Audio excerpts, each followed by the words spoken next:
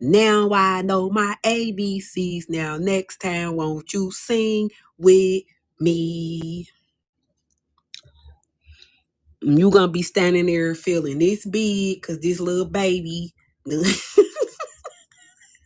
little baby done broke down some elementary to you. You know, the baby had to get straighten you out. You know, the baby saw you was asleep, you was in the land of Nod, and the baby had to enlighten you about some simple stuff. You know, and the Bible would say, "How long will you simple ones love simplicity?" You know, the baby gonna have you sitting up reading the Bible. Mm-hmm. The baby, the little bitty baby. Okay, so now we have the Council of Nicaea. And on the Council of Nicaea, they showed us this in the 300 movie. Y'all seen the 300 movie? Who seen the 300 movie? Can I have somebody throw a rose up on the screen? Did y'all see the 300 movie? Anybody here? 300. Remember Leonidas was the leader of Sparta? Gratitude, y'all, for the reciprocity. He said, "This is Sparta." Yeah, Leonidas, he was the leader of Sparta. Okay. So with Leonidas being the leader of Sparta, remember they had a council in Nicaea meeting because they was Greeks. Wasn't they Greeks? Wasn't they Greeks? Didn't I just teach you that Louisiana was Greece? You struggling with something? Are you struggling with anything? Anything? I just told you that Georgia and South Carolina was all connected. I told you that. Now, don't you got Spartanburg in South Carolina? Yes. And don't you got Spartanburg in Georgia? Yes. Yes. Yes, you do. Okay. So those are the Spartan Greek warriors, aren't they? Okay. And they was all women warriors, wasn't they? Uh-huh. Uh-huh. Because when you go study Tuscaloosa in the Battle of Mobile, which was in Alabama, because it's Mobile, Alabama, that was connected to Louisiana, right? Mm-hmm. Now, if they had a war down there, because that was Greece, because it got conquered by who? Because if this Cleopatra and them and they the Egyptians, who conquered the Egyptians? You said the Romans? Oh, this the same Romans that unalived Jesus, aka Marie Laveau, aka Cleopatra. Huh? I know it just got real, didn't it? It just got real, didn't it? Mm-hmm. Yeah, it just got real, didn't it? It just got real. Cats got 9 lives. Cats deal with the astro realm. Cats deal with. I'm just saying, didn't it just get real? Now tell me she ain't Cleopatra. You want to argue about this? Let me. Now I said I was getting off these people's laugh, but I'm gonna stay here for you because apparently you lack some knowledge. So I'm gonna get you some knowledge because you my cousin, and you can't be walking around here like these regular people that don't be knowing stuff. Like you what my cousin. I love you. You love me. You ain't gonna let me walk around looking goofy, so I ain't gonna let you walk around looking goofy, right? All right, so that ain't Cleopatra. That ain't Cleopatra down in the ninth ward where Marie Laveau from.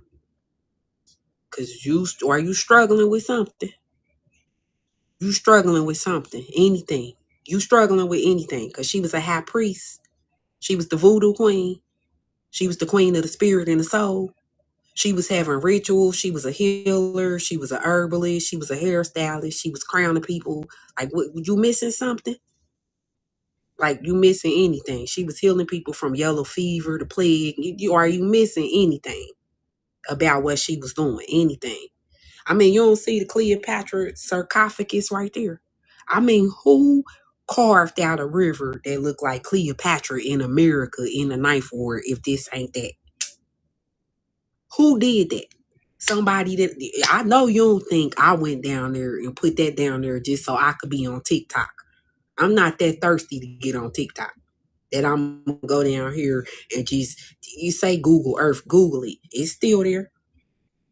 You made that picture. Who made a picture to get on TikTok? Y'all got to cut that out. People it's easier to just say I'm lying than just to just open your mind up and research. That's crazy, ain't it? People will swear you lying first before they go look something up. That's terrible. But that's the ninth ward. You said the ninth ward got hit in the Hurricane Katrina. You said Marie Laveau grandma named Katrina. So her grandma named Katrina.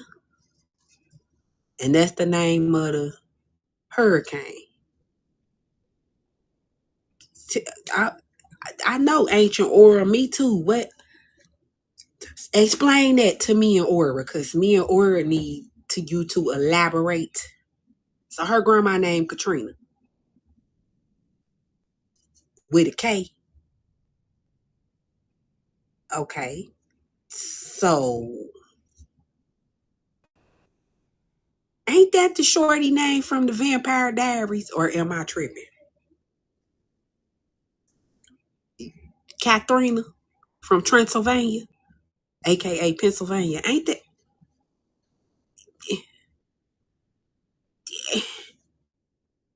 the vampire diaries? Because Abraham Lincoln kept a vampire diary because he gave it to his descendants so they could know how to slay the vampires. So what happened to the diaries that Abraham left his descendants? Because he was a vampire slayer and he had left the Bible in the will, the Bible as a will, because it was a journal on how to slay vampires. It wasn't a religious book. It was a book to slay vampires, bro. Like demonology that got took out of the book and a lot of the stuff that they did down at the council of Nicaea, you know what I'm talking about. They switched it up and lied and took the woman out and all that old kind of stuff. They was doing too much down there. Mm-hmm. Xerxes and them was down there doing too much. I watched that 300 movie. Yeah. Mm-hmm. Okay, so now we got Cleopatra. Everybody know this Cleopatra now. Can we move on to a different topic? I mean, not a different topic, but a different image. I have not. You said the Memory Keeper? What is that on? I'm gonna have to check that out. I ain't even never heard of the Memory Keeper. I have never even heard of that. I'm about to go watch it. I'm sure a few of us gonna go watch that. No, we don't play no games. Somebody put us up on some knowledge. We be on it. We don't waste no time. We be on it right away. For real. Like, we take this knowledge serious over here. We don't be playing no games. Let me get Marie up here again. Let me do this.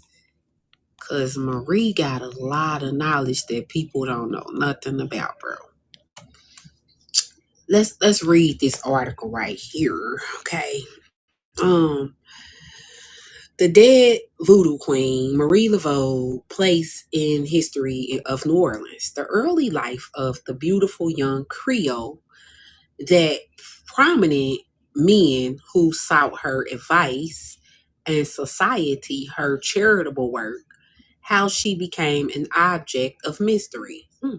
So she did charitable work, like going live on TikTok for free. That's charitable work. Yeah, because it's charity. You know what charity is? Charity mean love. It don't mean free, it mean love. So when people do things out of love, they receive love back. You know what I'm saying? So some people have no idea why people love me and why I got so much love in my life, because I give love, I produce love, I am love. You know what I'm saying? Okay, so I'm just being ancestral, doing what my ancestors did, Um, yes, greetings, Nisi, greetings. Yes, so New Orleans, June 21st. I think they got a lot to do with the Juneteenth crap that they playing on our head with, because ain't nobody free, so why we celebrating Juneteenth? And then we got folk walking around with dashikis that can't even describe what a dashiki is. We got people walking around with dashikis can't tell you nothing about Kunta Kinte, can't tell you nothing about Ghana, can't tell you nothing about DNA, can't tell you anything about nothing, but they're following a trend. They don't even know what Juneteenth represent. But anyway, you got this woman that perished in Juneteenth, which was the Pharaoh, which was the Pope, which was the ruler on the land. Okay? She was the queen. Stay woke. Chieftain. Chief. And she had a gold crown. Okay, so Marie Laveau, the Queen of Voodoo, died last Wednesday at the advanced age of 98 years old.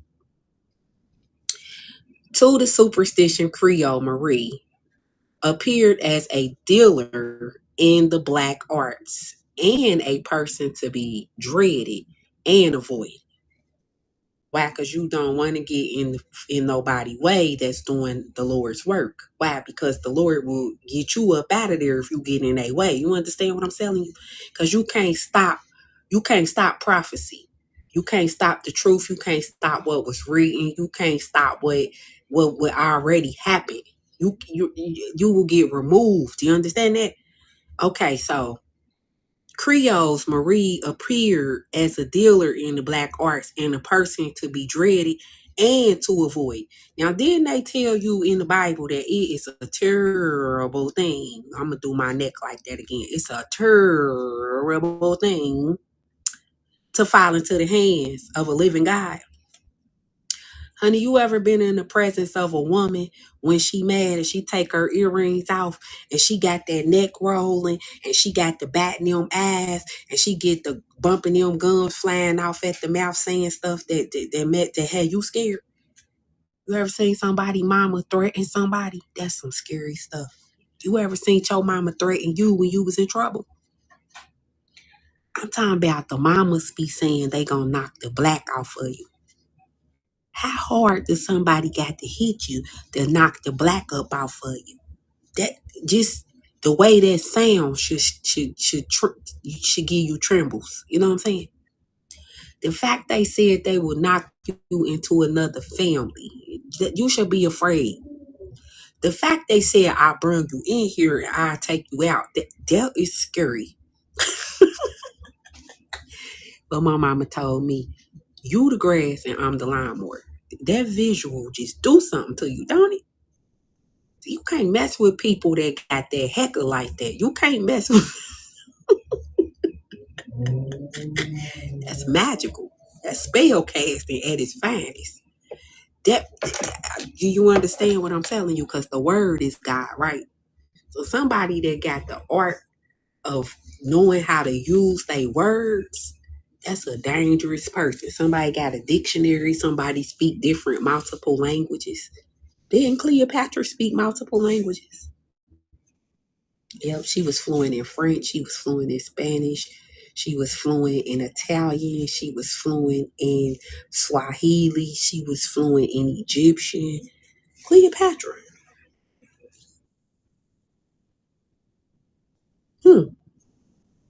Interesting.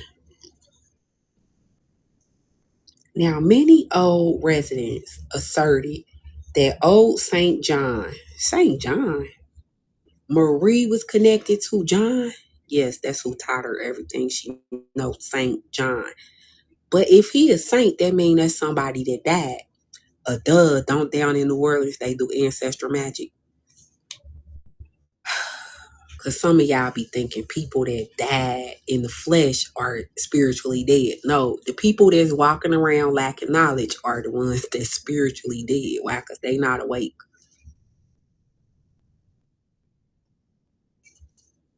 Did you hear me? Somebody throw a rose up on the screen. Did you hear me?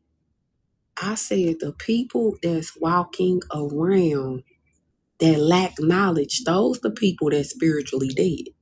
Because they're not aware, they not conscious. They living in the land of Nod, they still sleep. So people can still play on their top and they wouldn't know nobody playing on their top. People could walk by with the Django outfit on. They don't know that that's the Scotland flag. Folk could walk by with the red and gold. They don't know that's they family crest. If we talk about Ireland, they gonna be quiet because they ain't gonna know they the Irish. If we talk about Scotland, they're not gonna pay attention because they don't know they're the Scottish. If we talk about Jerusalem being in America, they're gonna be quiet because they're gonna say no, it's not. So these people live in the land of Nod. These people are asleep. They're sleepwalkers. They're zombies. They said it was gonna be apocalypse and a zombie attack. It's here. You see. So we fight in the spiritually, like we are awake and we fight in the spiritual dead. That's the war. That's always been the war in Egypt. Think about it. On the Pharaoh movies, they show you they be fighting the dead armies. That's us right now. It's the conscious against the unconscious, right? That's why we at war with families and all type of stuff. Everybody divided. You know, people be like, that's your belief. No, actually, I got about 15 books about it. No, that's your belief. All right.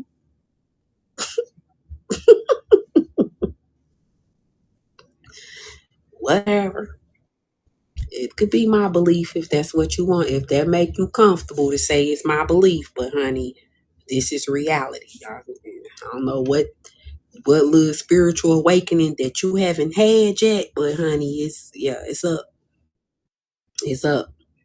Drop a one in the chat if you had a spiritual awakening. Y'all know what that is. I'm finna get off of these people's thing for real, but if you had a spiritual awakening, drop a one in the chat. What is a spiritual awakening? A spiritual awakening is when, how about that? Put me up there. So a spiritual, no, not necessarily an out of body experience. Let me tell you what a spiritual awakening is. A spiritual awakening is death of a parent. If any of y'all ever lost a parent, that's a spiritual awakening. Why? Because you awaken to the death process. You awaken to don't nobody love you like your parent. You awaken to who your family really is at the funeral when your parent died. You awaken to how your family treat you after the parent died. This is spiritual awakening. Okay. This, you can't make this stuff up. This is stuff that you don't got no book for. This is stuff they don't teach. This is stuff that you just get thrown into. It's spiritual awakening. Have you ever lost a child? That's a spiritual awakening. If you ever lost a sibling, that's a spiritual awakening. If you ever lost your lover, that's a spiritual awakening. If you have had anything that happened to you that didn't happen to other people, because people are sleep. People sleep. So you can be going through stuff, right? Let's say you go through some trials and tribulations in your life. And these trials and tribulations are traumatic. And you are suffering and you struggling. This is how you can have a whole family that don't even know you struggling. That's a spiritual awakening. Why? Because you looking at the world different. The world still look the same to them. You over here, you can't believe what you see. You telling your friends about it, your neighbors about it, you telling everybody you know about it. Whole time, everybody running around behind your back talking about you crazy. That's a spirit. If they ain't running around saying you crazy, you ain't went through no spiritual awakening. Why? Because you still see the world the way the sleep people see the world. When you wake up, you gonna see stuff that sleep people don't see. So you're not gonna be able to talk to the sleep people no more. So that's why you gonna feel all alone. You gonna feel like you the black sheep. You gonna feel like maybe somebody dropped you off in the wrong family or something. You gonna be looking around.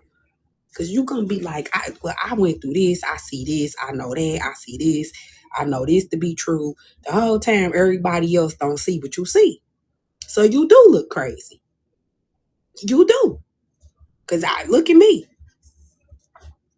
You know, I got family members won't even talk to me because they be running around saying I'm crazy. But I got platforms that say I ain't crazy, right? Because people are like, you telling the truth. People are like, I could relate to what you're saying. People are like, I could resonate to what you're saying. People are like, I feel you. So I can't be saying nothing crazy because how do, like, what y'all crazy too? But I'm just saying, it's a spiritual awakening.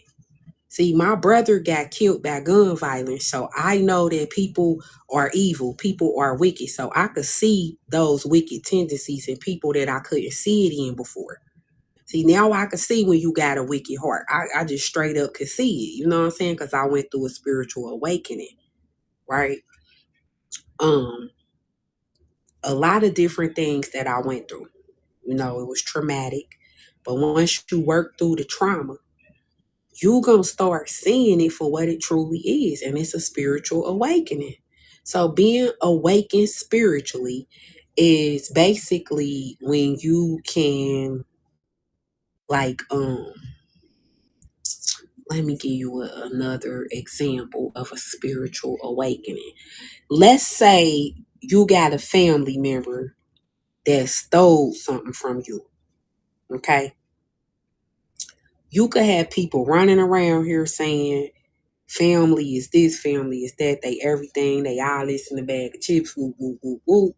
But you are over here like, bro, our kinfolk ain't skinfolk because my uncle done stole my car, my uncle done stole my house, my uncle done ran up my credit, my uncle done did this, he stole my identity, he did that. You got an actual testimony. You got scars and receipts on what somebody did to you. You went through something. That's a spiritual awakening. So now everybody running around like, oh nah, Unc this and Unc that. You can see Unc for who he is. You know Unc ain't right. But because you experienced that in your own uncle, when you meet my uncle, you gonna be like, he remind me of my uncle. So you gonna watch him. Why? Because they only had to steal from you one time. Now you gonna know from now here on out, you gonna know what that kind of thief look like, right? Because you had a spiritual awakening, right? Versus somebody who uncle ain't never stole from them, they purse still open in there. They still got their money sitting in their purse. The uncle ain't took them up top yet, so they ain't awoke. They ain't aware that uncle will do that to them. See, they got to go through them trials and tribulations to learn for themselves. Once they learn for themselves, you going to see them with their purse on their shoulder too. They going to be walking around with their purse too. Like, oh, he ain't get me again. Why? Because they went through a spiritual awakening. Is that a good way to explain that? I ain't mean to throw Unc under the bus, but hey, I'm just doing an example of what a spiritual awakening is. It's when you become aware. It normally happen through pain. The pain receptors in the nervous system. Once them pain receptors get activated in the nervous system, you are going to pay attention. Why? Because that pain gonna get your undivided attention. That pain, yes, pain. Pain get your attention. You gonna be like, wait, hold up. That's pain. Yes, pain is growth. Pain is development. Yes, pain. So anybody that ever experienced any pain, you may have went through a spiritual awakening. And when you go through these spiritual awakenings, you start seeing people different. You see the world different. You start moving different. You don't rock with people you used to rock with. You don't like all that is it's over with. Why? Because you could see stuff that you used to couldn't see. And people that probably be with you every day, they can't see it. And they be like, you tripping. Nah, I ain't tripping. Go stick your hand in the fire and see if it's hot. When you get burnt by fire, you come back and holler at me about how hot fire is. But until you stick your hand in there, you don't know what I'm talking about. You lack knowledge. So until you get some knowledge about what's hot, don't talk to me about what's hot. Because this is what people do. People be, it ain't that hot. You ain't never stuck your hand in no fire, though. You can't tell me about 400 degrees and you ain't got no thermometer. What's wrong with you? You're gonna have to have a thermometer or something. You're gonna talk to me about what's hot and what's not. Okay, so I am gonna get off these people laugh. I'm gonna take me a break. I definitely give gratitude to y'all for watching. Yes, because that's what it takes to get the knowledge out here to the people. So did you learn anything? Could I have somebody throw some lights, some grapes, some something, roses, corn, something up on the screen? Did you enjoy the content today? Yeah, I gotta go check my services. I got a lot of contacts. I gotta go check that out so I can return people's messages. Yes, I give gratitude, people. Rocking with your girl. I give gratitude for the reciprocity. I do. Gratitude, y'all. I appreciate y'all. So I will definitely, y'all know I'm more of a morning person. I'll probably pop out one more time tonight, but I really am a morning person for real. Gratitude family. So I definitely will gratitude. So I definitely will see you beautiful souls in the grand rising. And y'all know I am the red place spiritual situation. Hopefully you caught it. The YT. But yeah, so cause I put the color purple up there. I broke down the color purple last night. I got a Narnia Live up. I got a Narnia Peter Pan, Princess and the Frog. I got some fire up there. The link in the bio. But yeah, I'm gonna talk to y'all beautiful souls real soon. All right, y'all, peace. Gratitude, family, gratitude. Appreciate you.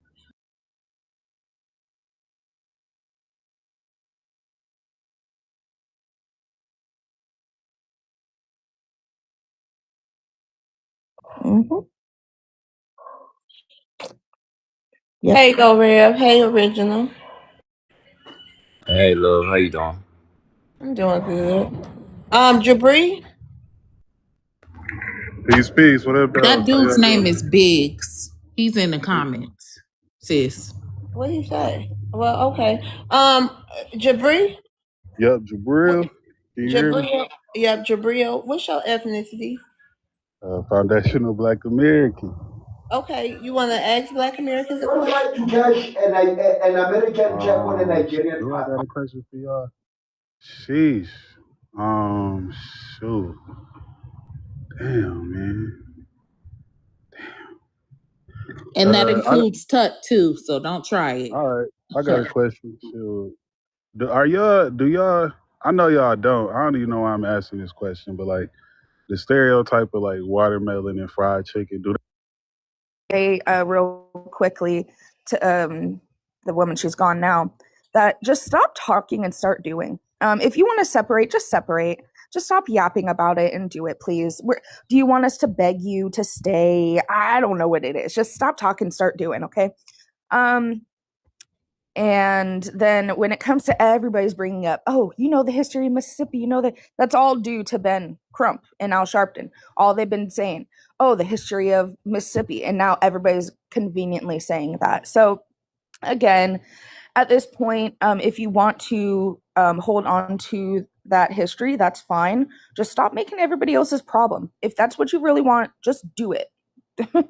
And this, autopsy really didn't do much different. People still, again, it wasn't the result they wanted, so they think it's wrong. And that's kind of the premise. We've noticed a pattern in this with a portion of the Black community, specifically with other cases where it's blind loyalty and believing. And if it's not matching their confirmation bias, then it's wrong or it doesn't exist. And so they're just going to have to keep coping, I guess. There's that. I land. So aside from he was fully clothed and the cell phone and the apparent neck tissue issues that people are clearly uninformed about. What else y'all got? Because I would like to know what else information you think is out there that would 100% tell you that there's something wrong and that they definitely did him in, and so on and so on and so on and so on. Y'all just recycling the same 3 points, and at least 2 of those points, we've debunked it. One of them, we can obviously say, like, something is off with this one. Maybe we should investigate this some more. But other than that, y'all ain't got nothing else to stand on. So it's like, how do you still feel the need to just focus on this? You have this incessant need of, it's gotta be that they did it to him. I know they did it to him. Now, at the end of the day, if it turns out they did it to him, what y'all gonna do about it? Nothing. Because this is something that apparently has been happening since way back when, and y'all still haven't done shit about it. All you want to do is bitch and moan about it all day, every day. You want to wake up and cry, the white man hurt me. You want to wake up and cry the next day, the white man hurt me. That's all y'all want to do all day. Let's actually focus on the shit that can actually help us understand what we're going through, rather than just crying about certain things. And that's all Ben Crump does. All he does is just feed into the emotional part that we have, to where we are feeling for all these crimes that are happening. Yet, and I'm going to say it again, I don't care how you feel about it, yet you never see Ben Crump, right? These civil rights, right? The rights to be able to live as a free, comfortable citizen. You never see him complain about the stuff that's going on in their own community that he's supposed to be fighting.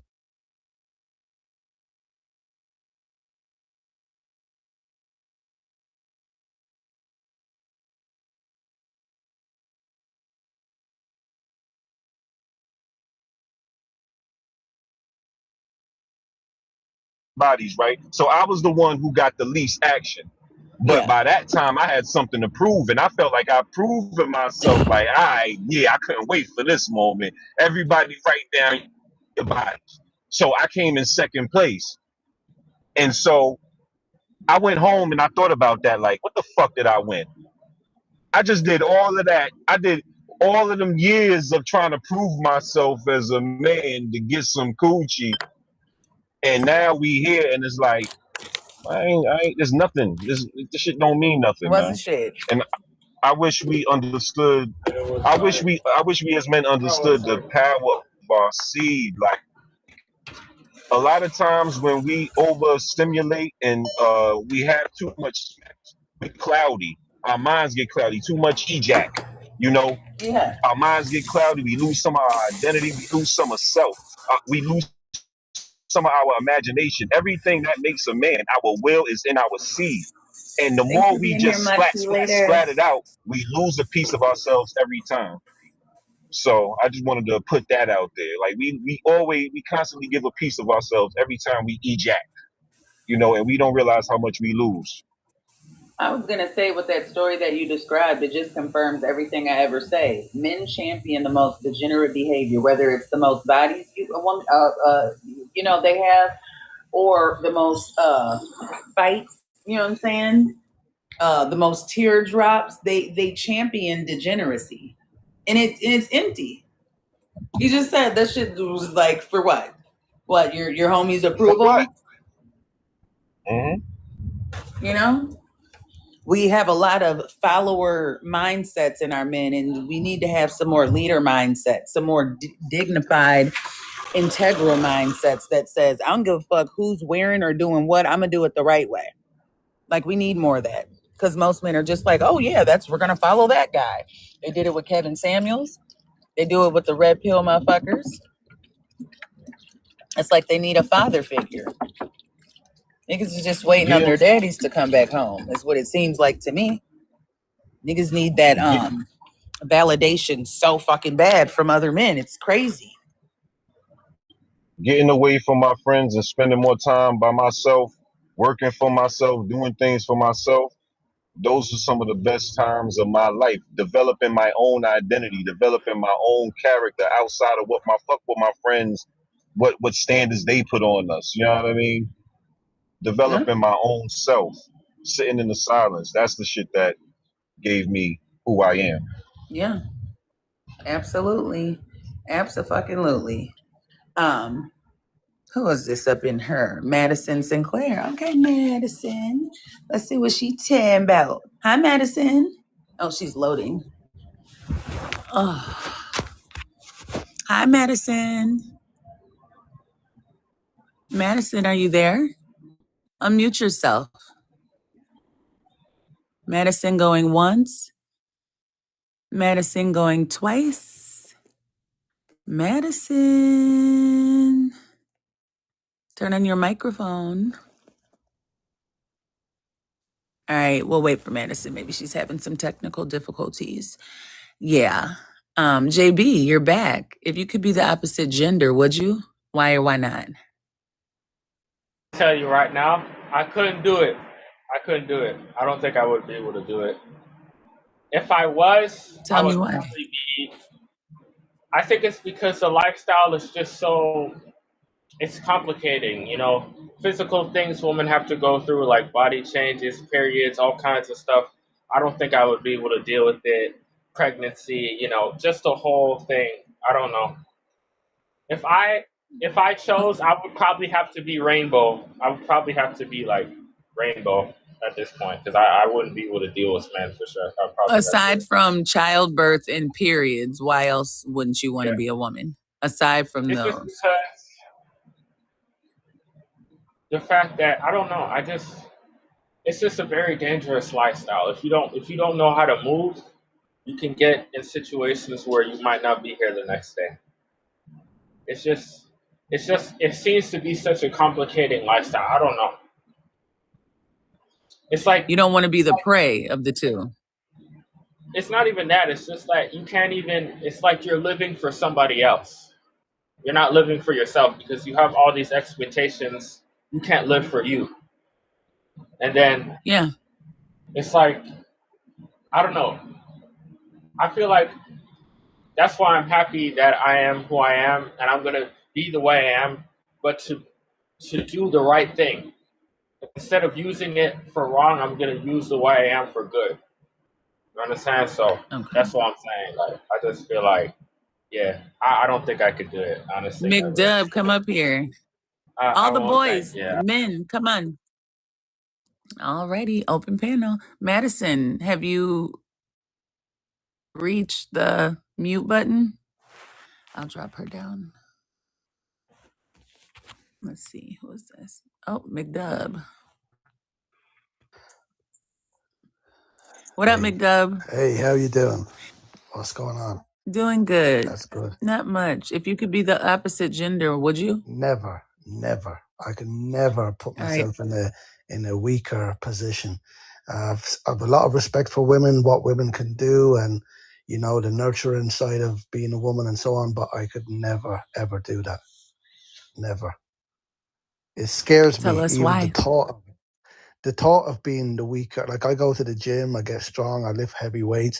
The thought of being weaker by choice to anyone else is just couldn't deal with it. I could not deal with that. Okay, so aside from being the weaker vessel physically, why else? If women were just as strong as men but face the same things we do, would you rather be a woman? No, what's the point? What's the point? Okay, tell me why not? No, the thought of having a man on top of me doing something to me, it just does not resonate with me. I could not handle it. Excuse the language, but I'd freak out. I couldn't handle it. But okay, open panel. That is so funny. He can't get past that one thing. I mean, the treatment of women. Let's say you were a woman that was a virgin for the rest of your life and you didn't have to think about the smex part. There's no benefit to me. There's no benefit for me to do that. You know, like for instance, if I want to get a job, there's more jobs open to me to get. You know, I can work on, there's certain jobs that is predominantly men. So it's more beneficial to be a man in this world. Yeah, it's beneficial. Okay. It's safer. In some ways, it's safer. In a lot of ways, it's safer. Yeah, but you know, if you've got a good man, you've got a man that's going to protect you, look after you, and so on. So then what do you think all of the men are crying about these days then, if you guys have it, so good? I agree with you. I'm not denying that. I absolutely agree with you. What do you think they're all crying about? I don't hear any crying. I haven't heard Oh, any crying. really? No. You don't hear the men crying and whining and sliding down the walls and punching the air about how hard it is to be men every day? No, I don't hear that. I do. I It's do. like it's like we accept it. It's tough, You like think it so? is tough being a man. Is this Because, your first time in this room? Yeah. Oh, okay. Yeah. You can tell, ain't it? Oh, why? What am I missing? Look, you can tell, isn't it? In it, mate. You can tell, Isn't isn't it, it? mate? The men is silent. They're suffering in silence, isn't it? Isn't it? No, I'm not English. Right. They're I'm not incels, English. isn't it? I'm Irish. I'm Irish. Oh, There's a difference. me lucky coins. Yes, no. No, but they are. They're talking about being incels. They're talking about being passport bros. They're complaining about everything women do. It's hard to be a man. You expect too much. Nobody likes us for who we are, just what we have. It's so much stress on a man. We have to be the protectors. You don't hear complaints about manhood? Because that's all I fucking hear. No, because if I want to be a woman, I can be a woman. I can go and Yeah, but you're missing the point. We're not talking about trans. We're saying if you can come back in this world as the female species, would you? And you said no, and then you just said there's no point. So what do you mean there's no point? Yeah, I'm not trying to disrespect women, by the way. No. We're not snapping. Yeah, because I was reared by a woman, but I just think that women are more, when it comes to, say, conversation and so on, when it comes to men having a conversation with a woman, it's very hard to overcome or to beat a woman in a conversation. You guys, women can beat us in conversation, hands down. But, obviously... When you guys can beat us with your hands. Is a physical strength. Yeah, that's just what it is. So, yeah, that's what it is for you. You're like, as long as I'm the most powerful one, that's all that matters. I hear you. Because I'm a protector, because I want to protect the woman. You know what I mean? I'm not here to beat the woman. I'm here to. No, I know, but it's a privilege of safety to be a man. It just is what it is. That's okay. All right. Yeah, the voice. Okay. Oh, hey, sorry. love, how you doing? I'm sorry. Hey, the voice.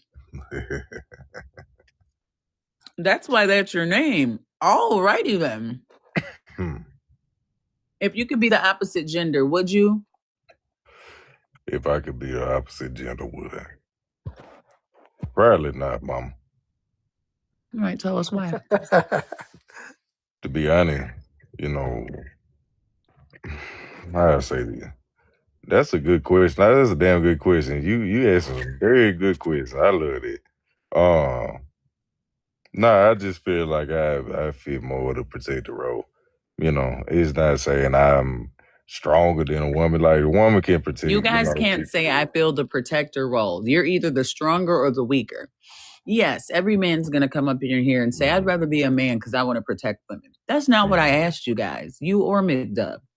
You know that being the woman. Please elaborate a little more so I can understand the question a little better. If you could come back in this very life, this very world, just like you are, knowing how most men and most women are, would you choose to be a woman in this world or stay a man? Yeah, stay a man. Yes, ma'am. Why? Your minute starts over. What is it about being a woman that you're like, absolutely not? Well, it's not that because I can see it going both ways. I could definitely do both. Y'all are up here bullshitting. Voice, give me a second. Courtney, what's happening? You hear Courtney? Because you're on mute. Courtney! Hey, Court. She's busy. Yeah. Yeah. The men can't keep coming up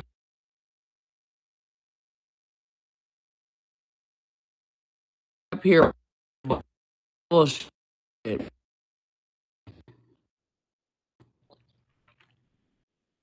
I'd rather be the protector. I'd rather defend women.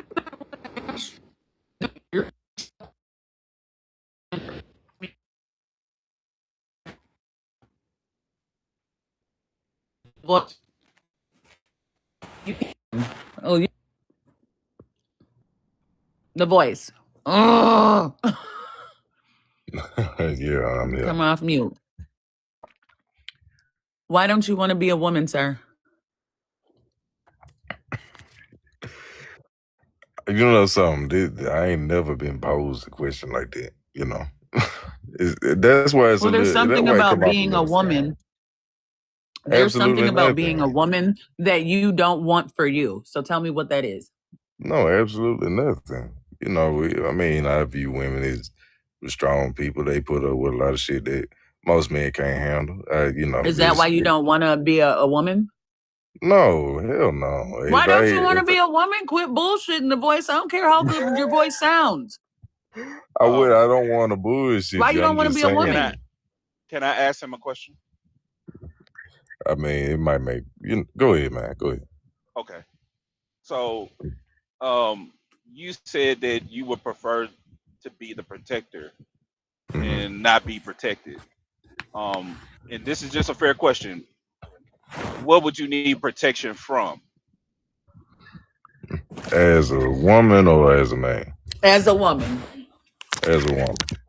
So, direct answer, please. The voice. Who do you need protecting from it as a woman? Particularly the other man.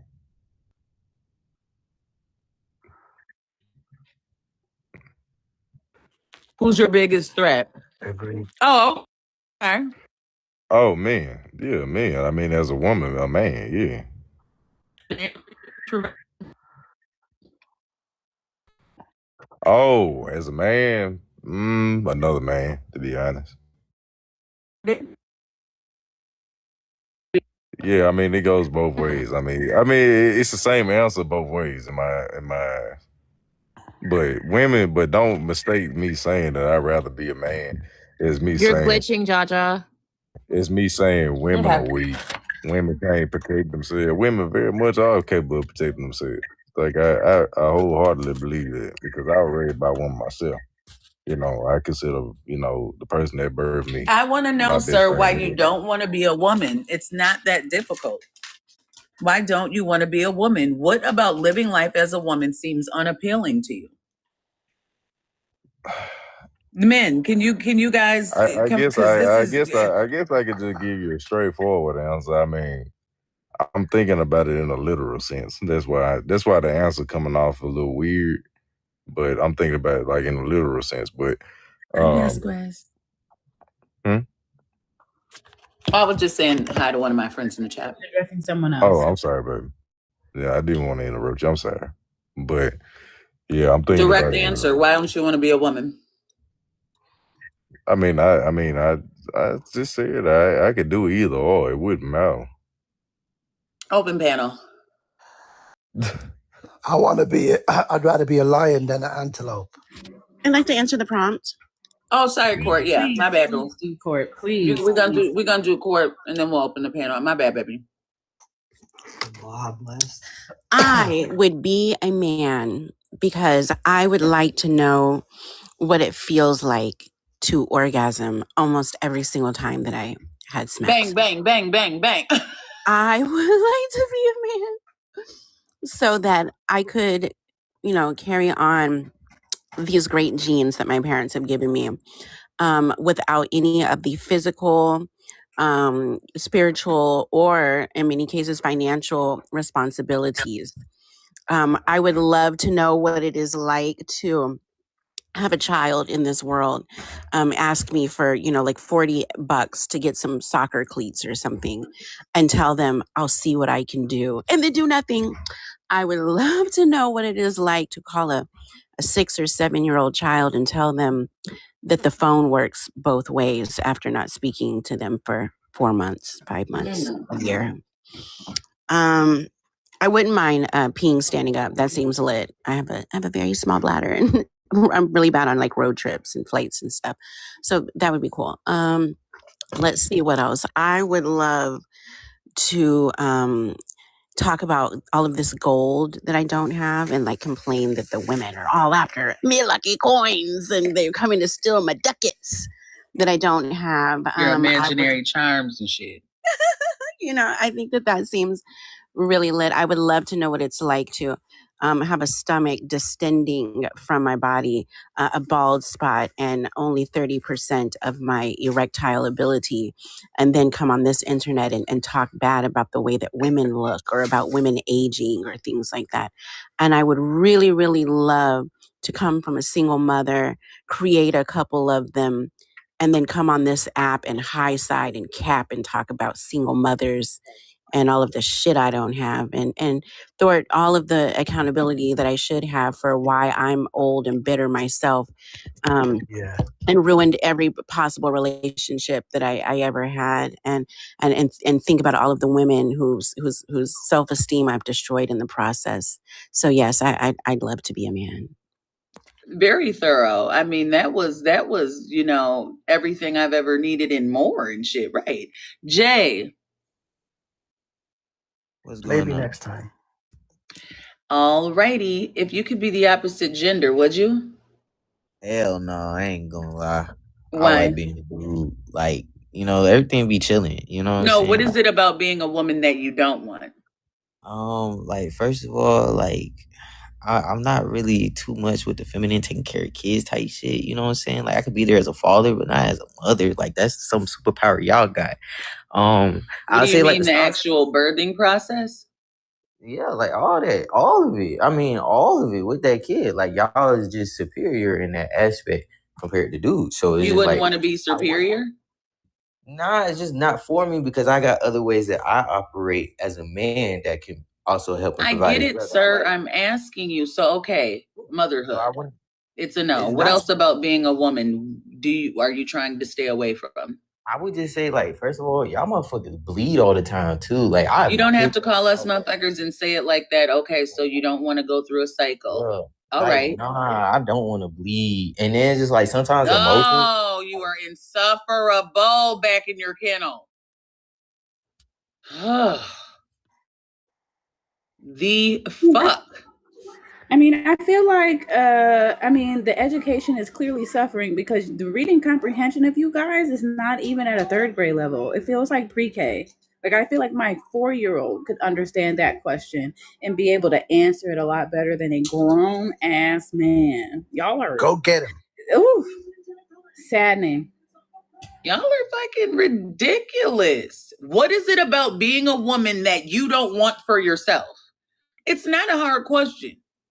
And it's much more than just having to carry a baby and that we get our period. Let's come the fuck on. Why are y'all up here fronting? Like, we can't have an honest conversation as to why you know good and goddamn well you would never want to be a woman in this world and on this fucking earth? Why do you guys act slow? It's an act. I don't think it's an act, Jaja. I'll be honest. I do. Them niggas know what they're doing and they're pissing me off. Them niggas know exactly what they're doing. Make no mistake, they're not just stumbling across stupidity. They've chosen it. They're not ignorant. They're being stupid, and that's two different We things. don't want it in the batty crease. What? We don't want it in the batty crease. I don't know what that means. The batty So you crease. said all that you said, because I'm Jamaican, so I can translate it for you. You said all of you said to say that he don't want to do the bending. Yeah, you said we want- all you said take away the sexual, the sexual and the physical and the birthing, and he still said, I don't want to do the bending. Like, I'm so confused. I called because there's a power dynamic Bent. involved. So you want to be the one bent, is what you're saying. You would rather There's a be power the one dynamic you involved. don't want to do the bending. Because as a woman, I've experienced both. I've been the bent and the bender. So what's your Well, you stay the heck away from I'll me, ram the baby. shit out of a man. I don't care what he's talking about. They be trying to act all tough up here and shit. That shit, I'm not impressed. Yeah. Look, I will rail you. Anyways, why do y'all act like? Let me get to Vasquez real quick. He and wants a then little O-ring blaster. That's what it is. That's what he wants. Batty boy, me not deal with. Vasquez. Hey, girl. Eh, what you doing? I'm good. So I don't know, because I wouldn't know how to go through the world without having to struggle as a man. You know what I'm saying? Because as women, when we're growing up, the whole experience that we have is completely different. I wouldn't know how to feel to be able to get up in a club or a bar and be like, hey, I'm going to the bathroom and nobody has to come with me. Or, you know, growing up as a kid, having different rules for my brother versus me, you know, I don't know what I would do with all that freedom and not have to worry about looking behind my back constantly and being, especially in the military, you know, being looked at and objectified and stuff like that, dealing with sexual harassment and worrying about sexual assault and everything like that. I don't know how I would handle that, to be honest. I mean, it's just such a huge change for us if I were to change my gender. But my life would definitely be easier for sure. Oh, yeah. I just don't know what I'd do with all the freedom, honestly. Shit. Not having to worry about nothing. I'd make more money like they do. Yeah. Yeah. Can I say something? Sure. I love that you asked for permission. Right. Okay. The previous lady mentioned something about making more money, right? Okay, we'll say, for argument's sake, if men make more money, women get an opportunity to take half of what a man makes anyway. So women Men have the same. Trying to say, family, because I don't know if anybody caught that. I know what he's trying to. Wait a minute, hold on. We gotta let him land. We gotta let people, you know, kind of. Come on, we gotta let him land. Go ahead and finish your question. You gotta get to the question though. Just ask the question.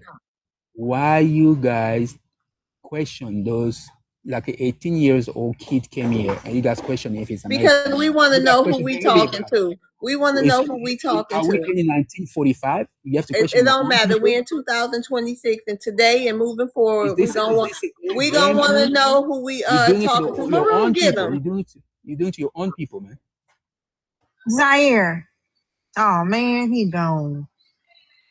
He got deported or something. I don't know what happened, but you come up here, disrespect our ancestors one more time like that, Zaire, and I will report you to the Foundational Federal Bureau of Investigations, and that's gonna be that. Goodness gracious, like you know what I mean? We come on now. I'm trying to be new beginnings and give y'all a chance. I be trying to, you know, stop the foot in y'all ass, and you just make me look stupid. I try not to just automatically off the bat just go off on y'all, and y'all have a reason. I don't know We who are that loving is. people. We are loving people until you rub us the wrong way. Yeah, come on now. Damn. See, my mods, they don't care. They want to put the foot immediately in your ass. I want to have a discussion. Hey, fly guy. Hello, everybody on the panel. Hey, what's your ethnicity? What's your ethnicity? Huh? I'm sorry. What's your sorry. ethnicity? Oh, What's I'm your talking What's about going on? Lord. He played too much. What's up with that picture, man? My bad, my headphones are like. What's up with that picture, man? No headphones.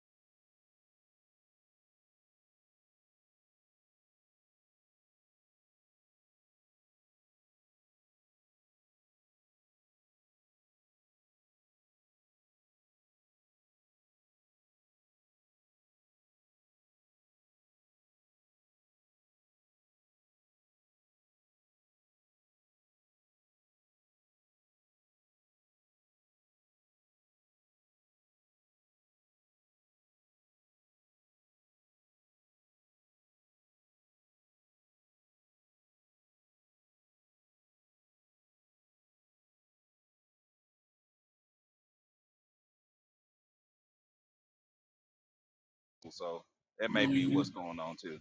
So I just sent them. men are. Yeah. So I don't think. I think that there's something that is socially taught to men, and men adhere biological marker that's Oh, you're going in and human out. man or otherwise. Like Because in your break.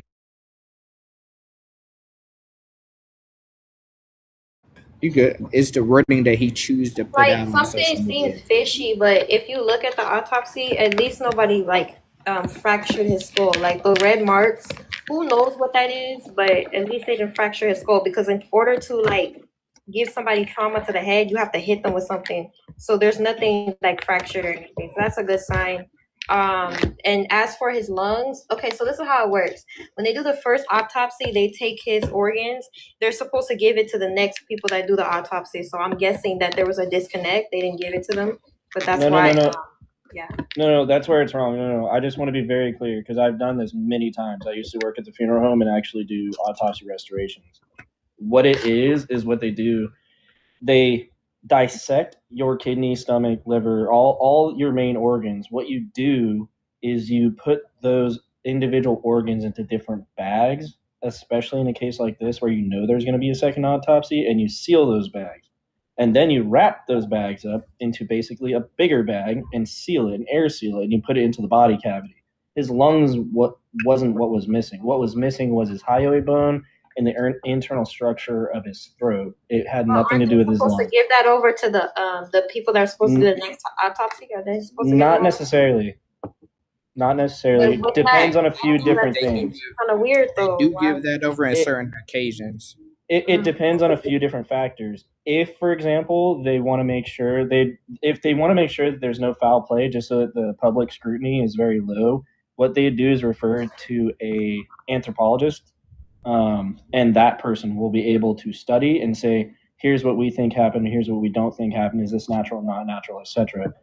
They can also, after they do that examination, because that internal structure would be held in formaldehyde, basically preserving its original state, they can also send that off to be examined separately as well. In this type of case, makes complete sense because of the national scrutiny that they're under. It would make complete sense. I know me, for one, as someone who was in the industry, I wouldn't want to be anywhere near this. Scar, welcome to the panel. I'm gonna go ahead and give you the 2 minutes to answer the prompt or address anything else that you've heard. I don't see a red flag with autopsy. I mean, that all makes sense to me.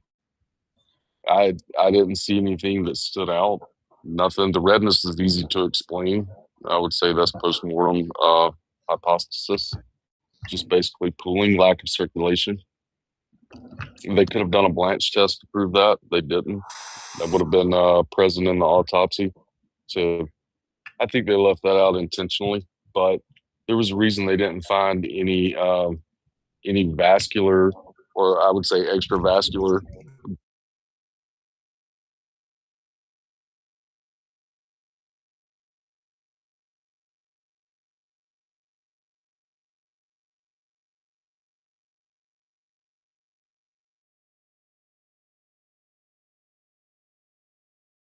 Today, when you're talking about like the difference between the first autopsy and the second autopsy. Drop some dubs for Scar. I don't know if all of y'all are familiar with Scar, but Scar is the kid I would have been cheating off of in school. Drop some dubs for Scar. Yeah, no. I know me and Scar have talked before. That's why I couldn't follow It's him. crazy. We already follow each other. It's really crazy. But like at the end of the day, like I'm gonna be honest with you, if you actually have a brain that functions as an adult brain should, the way we assume that it should, even if you didn't know this stuff before, because like I'm in tech, like I don't know shit about the medical field. I have worked in a hospital before, but that don't mean I've done any medical studies. But I still do the due diligence to make sure I look things up because I don't understand a lot of stuff. I want to make sure that I'm informed of what's going on. And so you look things up. You don't look at a Google AI overview. You don't look at just ChatGPT overview. You get sources. You get information from different places, and you pull together all this information to notice that, okay, the major consensus is saying this, or the most popular sources that people tend to gravitate to, that are that are verified, right? They tend to agree on these type of things. That's all it really is. That's why it baffles me when people want to try to focus on this autopsy about, oh, they took this and they this and that. And I get it. I blame Ben Crump, because why the hell would he word it the way he did? Oh yeah, they're missing. What do you mean they're missing? This morning, You could have even heard it hold like when. on really quick. Sorry, Friend, this morning, because I didn't read the autopsy this morning. I went on a panel and somebody said his organs are missing. So I crashed out. I was like, wait, that's crazy. What the fuck are they doing? This is looking suspicious. It was giving me like Kendrick Johnson vibes. I was like, what the fuck? Right. I read the actual autopsy and I was like, Friend, I what get word it. would you have liked And then them you to realize use? that that's not what he Yeah, was like what meant the to fuck? Someone in the I don't comments know. said, Oh my what did the God. autopsy say, Micah? I don't know if you want to read some of it to people that don't know. Unconclusive. Yeah, That's it. see, I told you got to read it out. I'm telling you. I'm not near my No, wait, hold iPad. on, Micah. I don't think you should read it, because I think people should read it for themselves, because they'll take what you say and then go perpetuate what they took from what you said and perpetuate it as lies. Oh, You, okay. you want me to It's tell sort you of the what you're same gonna thing that see? Ben Crump did this morning, right? He said as soon as you said the brain was Exactly. removed, there's probably like 12 people there, but you heard like screaming and a reaction. It's like that's Yeah. actually very standard. I was listening to it gasped. while I was driving and going and do something, and it's like, no, that's completely normal. You want I'm to not gonna check lie. that. That was embarrassing when I heard those people screaming in the background when he mentioned that. That was absolutely embarrassing. What you They were mean like, you're gasping? Just wait. Yeah, You're fixing your to hear a cranium whole lot more. is literally cut open so that your brain can be removed. Like, and Propel, you can you want speak that. on You the really want that. decomposition of his body as well, and how that might affect the autopsy and the results and everything? Because I don't think you've mentioned it once. Oh, the decomposition? Or wait, Exactly. decompensation? Which one do you want? Decomposition. Sorry, that was a bad joke. My bad. Anyone who Yeah, watched he it. kept saying Y'all didn't catch the joke? decompensation Ah, that's funny. on the thing Yeah, he instead of definitely did. decomposition. Hey, He, I'm Yo, just he he was sure hey, did. He struggling. messed Oh up a my few words. God. I felt like a child was reading that autopsy that kit. dude reads at an 8th grade level. Yeah, and he's Y'all insane. on the And he panel, That makes passed me the bar. really want to go. y'all on the panel, make that. sure y'all get your heart me. Make sure you guys are tapping the screen, please, and make sure you have your daily heart me. Yeah, I got my Especially if you're on the panel. Yeah, can no, we- on the can we not- decomposition. Sorry, go ahead. I mean, can we not all agree that you shouldn't really make an opinion or state a bona fide fact without having all the facts? Can we all agree on that? Yeah, I mean, if he was smart, he would have waited. Okay, let me rephrase this. If his true intention was to get the truth to people, he would have waited until the original autopsy was available. He would have compared the notes, contrasted, and let anyone who needed to know what the differences were, or if there were any conflicting notes, or if anything was left out. He didn't do that because it would have let this flame burn out, and he didn't want that. Exactly.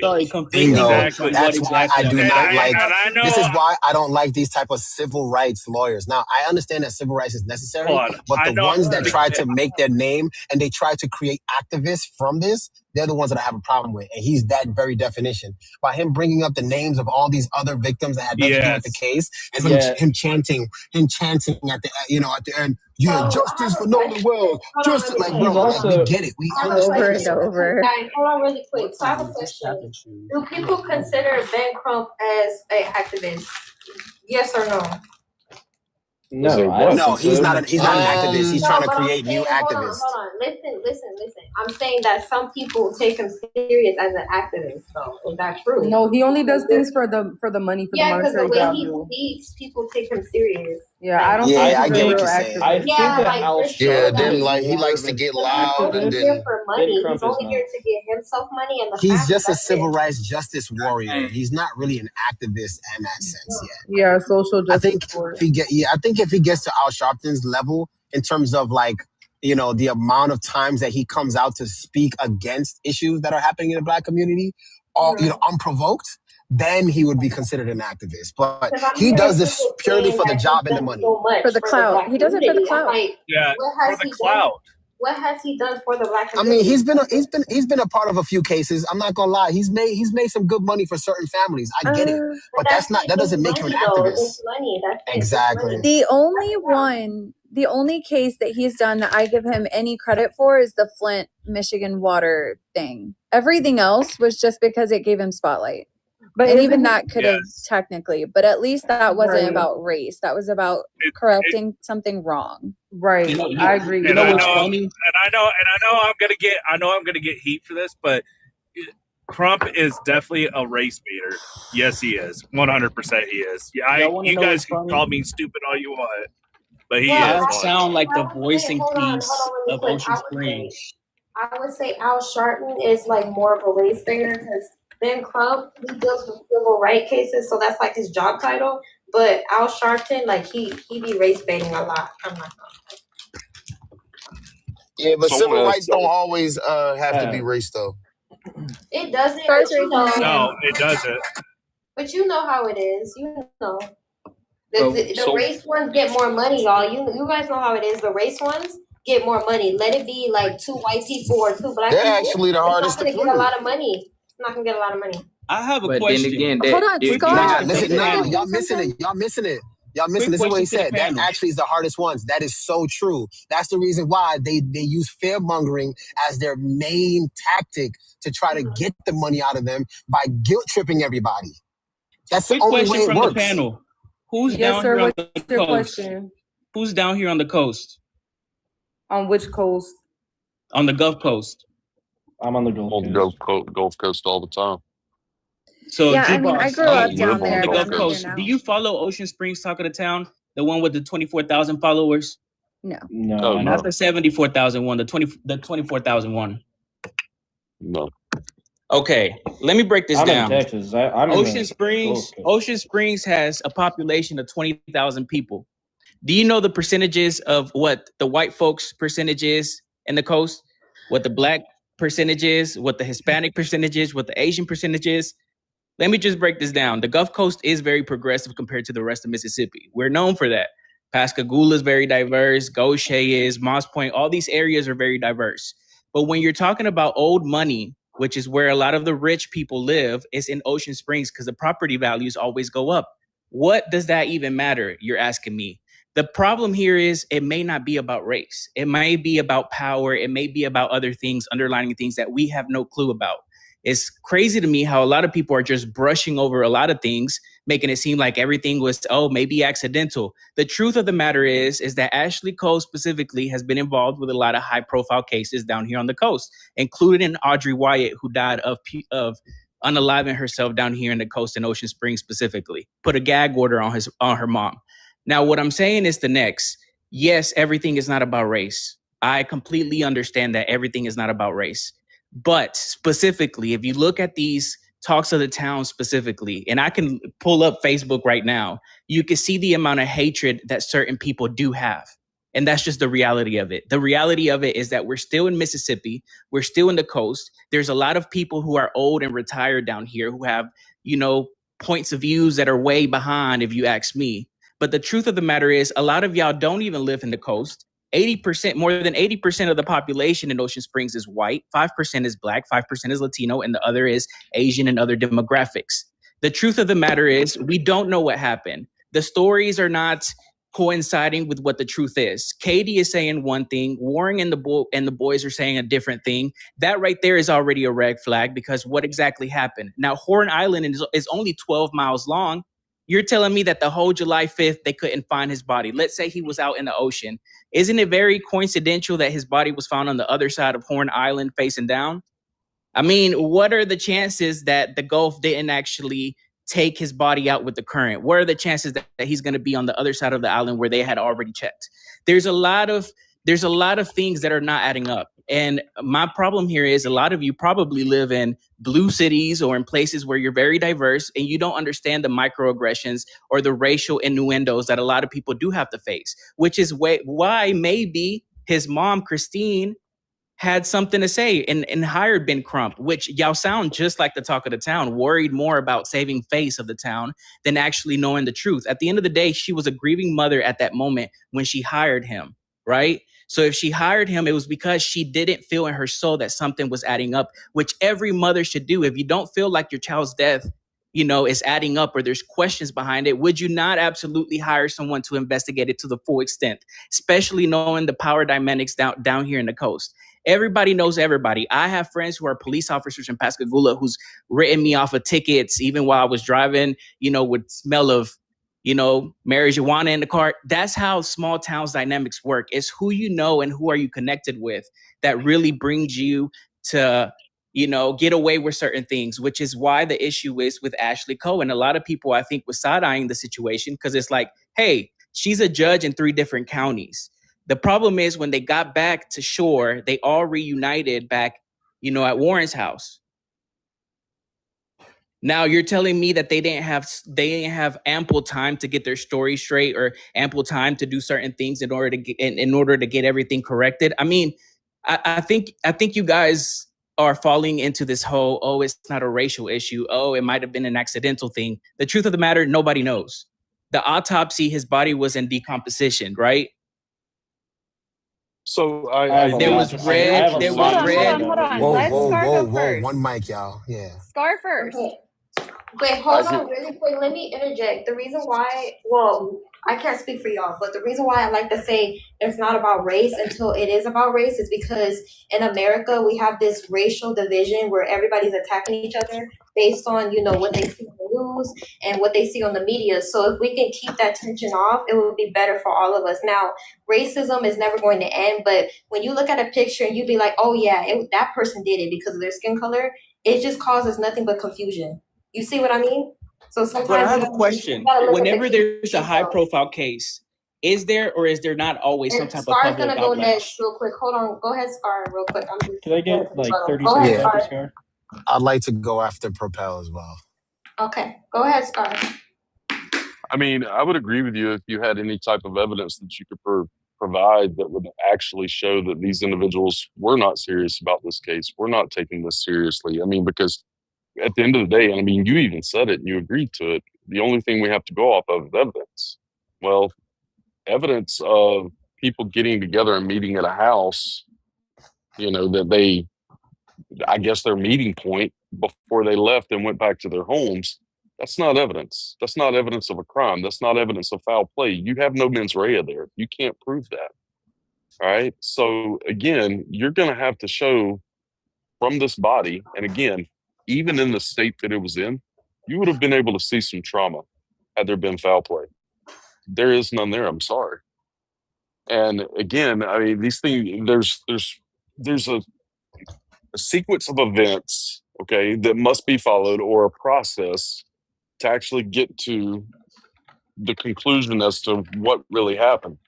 And everything that I see from these individuals, from the investigation, they're following the correct process. Now, let's just say, for instance, this came back, and even if there was something that proved, let's just say that there was a hematoma just below the inion on the occipital bone, okay, something like that, and we saw evidence of clotting within that tissue. Yeah, I would agree with you. Yeah, there's a problem. There's something there that should be investigated. However, I mean, what else do you have to go off of? You don't even have that, and people are still wanting to point the finger. People are still talking about, why haven't they gone after cell phones? You got to have probable cause for all that. You can't just automatically point the finger, and that's the issue. I agree with you. Grieving mother questions things, wants to be done right by the system. Okay, call in Ben Crump. That's fine. Ben Crump is an attorney. He knows better. All right, but Ben Crump is not an investigator. Claims to be, but he's not. He's not an investigator. And he was outside of his lane making some of the claims, and willfully, I would even say, the fraud that he committed last night. Because here's the thing: he got this preliminary report on the 19th, but yet he sits up there yesterday during a visitation and a celebration of life, and pushes this narrative something else is wrong. So we're offering a reward. We're expanding the cap on the GoFundMe. It's taking your money. He's pandering to you while picking your pocket. Okay. Who wanted to go fraud. after Scar? So the question I is, wanted to go. I want Propelled. to go after It was Scar. propelled, and then I'll Okay, go after. Propel, you could go ahead and go. And then Yeah, I Forward. mean, he said it in a very eloquent way. I'll say it a little more direct. Why? I guess a better question is, why are you continuing to do something when you don't need to do it? The secondary autopsy results you said would come back right after the funeral, and you did everything and released it based on what you said. The problem is, none of it came back with anything that anyone who's ever been in the industry, anyone who's even in healthcare, could read back and say, this doesn't look like foul play to me. The way that he worded a lot of the things today was just for, an audience. He was literally saying it to get your attention. He was getting he was getting the information and saying, here's how I'm going to reword it to make people react. So He was performing. yeah, he's basically doing performance art as if he's like in a high school play or something. He could have just simply said, we concur with the original investigation. However, there needs to be more investigation because here's what is missing. He could have just said that. It would have taken 30 seconds. Instead, he brought up the NBA several times, and several NBA players, which I thought was distasteful. He brought up other cases which have nothing to do with this case that we know of. Also disrespectful to those families. Think about it that way. To those families, as well as the Wells family. Also, I mean, kids going and meeting up at their designated meeting place at a house, and they all say, and they're hanging out, and they're like, hey, has anyone heard from Nolan? Because he was supposed to be here. Sorry, I'm falling back on what Sir said. Yeah, someone says, we haven't heard from Nolan. Let's contact his mother, which is what they did after they realized that no one had talked to him, which is why that whole train started. Also, Ben Crump posting the picture of a photo that was taken on June 27th, and saying, hey, has anyone else seen this, basically, was complete hogwash. Anyone who knows how to read metadata, that photo was taken on June 27th, I might be off by a day.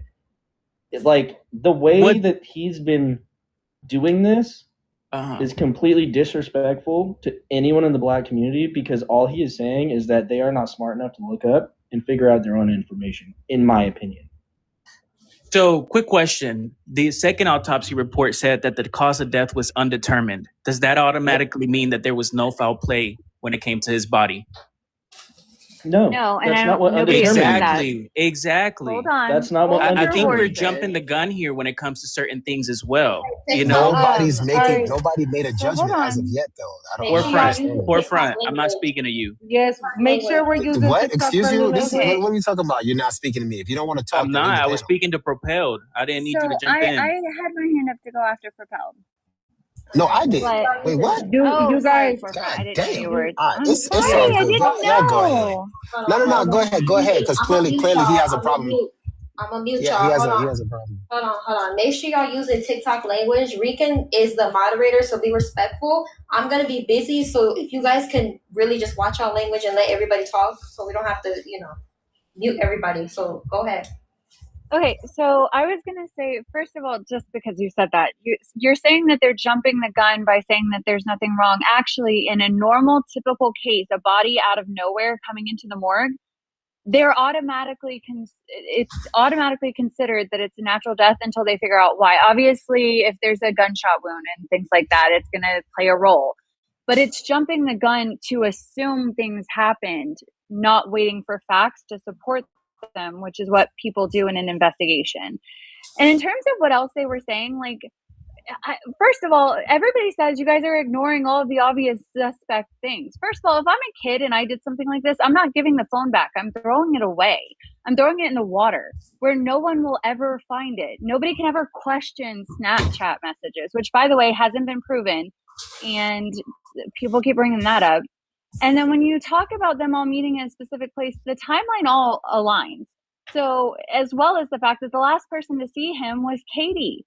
They couldn't have possibly done this. Katie didn't ever see him get back on the boat, and they left before he went over to her. So even if you're right and there was foul play, it wouldn't have been them. And then, like, the last thing I was going to say in terms of the autopsy, and I think that Propelled and Scar would agree, there is still a chance that something is going on. We won't know until they know about the lungs, because it'll tell them whether he was alive or not when he went into the water. And the toxicology will Or the say neck structure. whether or not he had drugs in his system, drugs that impacted his ability to swim or to function in water. It'll say whether or not he was over a certain level of inebriation, which could have played a role.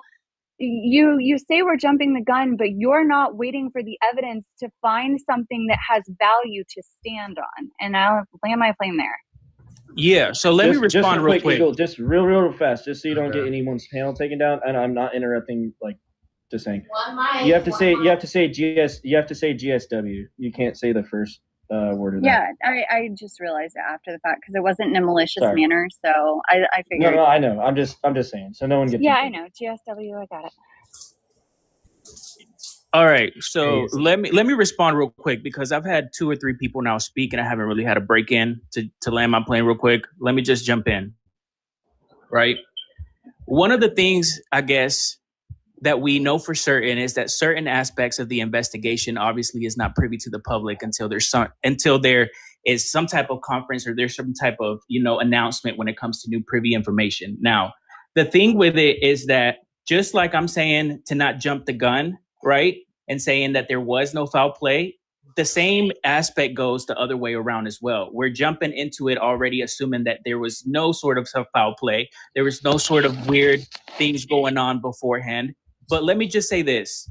I am 28, right? 10 years ago, I was 18. If I knew that I was going to stay behind on an island with a girl that I had just met that day, right? Have no form of communication with no one besides the girl that's on the island.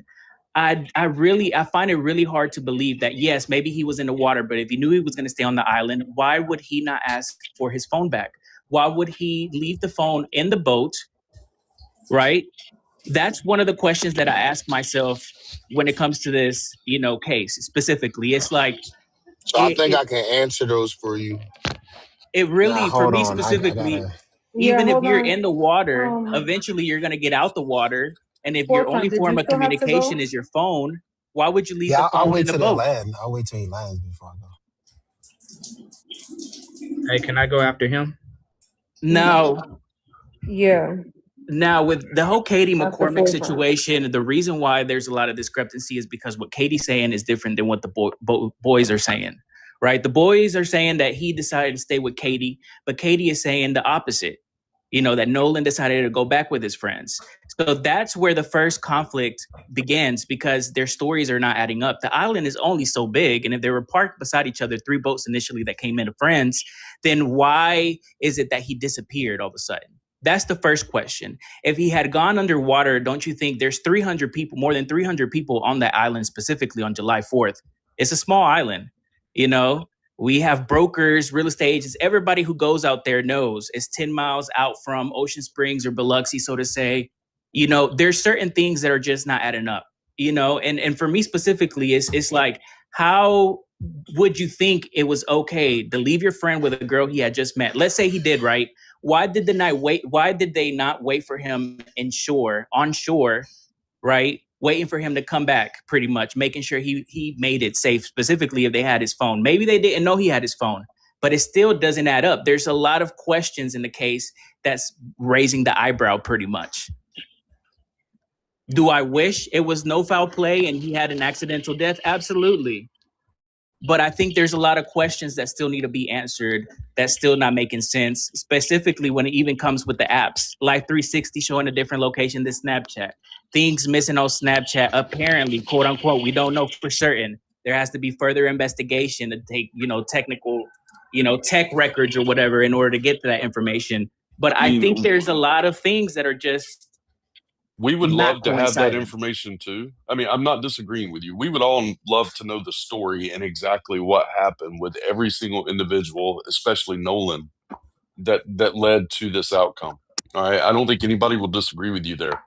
my question and what I want to know is what is it that you see from this preliminary report that still makes you question things and still makes you think that somebody else is involved some way?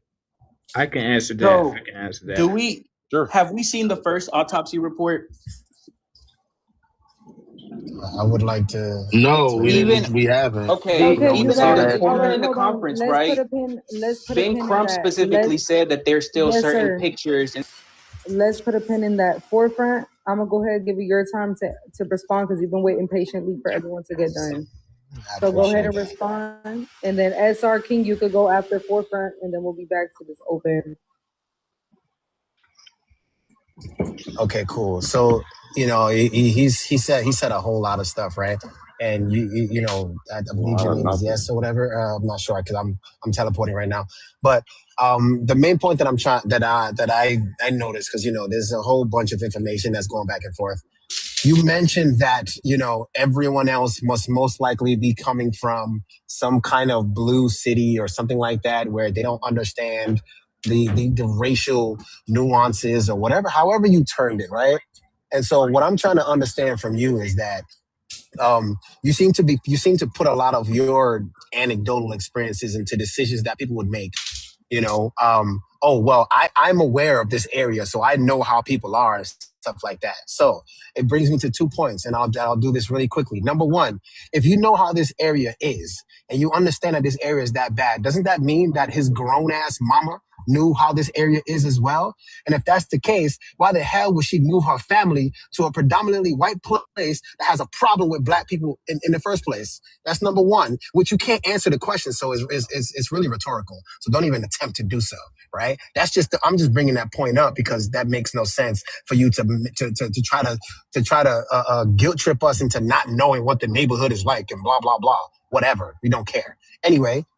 The second point is you brought up the fact that, if I was 18 and I had to do this and I had to do that, you know how many times my cousins and I ended up going to the club and I left by myself with a girl and they had no idea where I was till the morning? How many times my cousins have done that on their own? How many of my friends have done that over the years? I'm 34 years old. I've had a lot of experience of my friends, my family, blood, going on their own with the girl. We have not communicated with them until the morning because we're all intoxicated. This type of stuff happens and it's normal. So stop trying to make it seem as though this is abnormal. When you have 300 people, one person among that group is not going to be noticed because that one person is not special. Just because he's black does not make him special. You just said it yourself, 300 people plus. How is 300 people who are all partying, intoxicated, enjoying themselves, doing everything supposed to just be like, let me look out for the black guy in the crowd. Oh, where is he? I can't find him. Oh, shoot. There he is. Let me call. I can't see him. Oh, he's face down. Like, that's not how that works. When you're out having fun, you're out having fun. You're not looking for people, including those who you're with, because that's the reason why we have certain things. Like, for example, and I'll land with this. That's why we have that company that created the little buzzer, so that when you're at a rave or a club or a concert and you have your friends, in order to find your friends and make sure that they don't go missing and all those things like that, you press the little buzzer and they would know that their friends are looking for them. And the closer you get, the more, they have different functions and whatnot.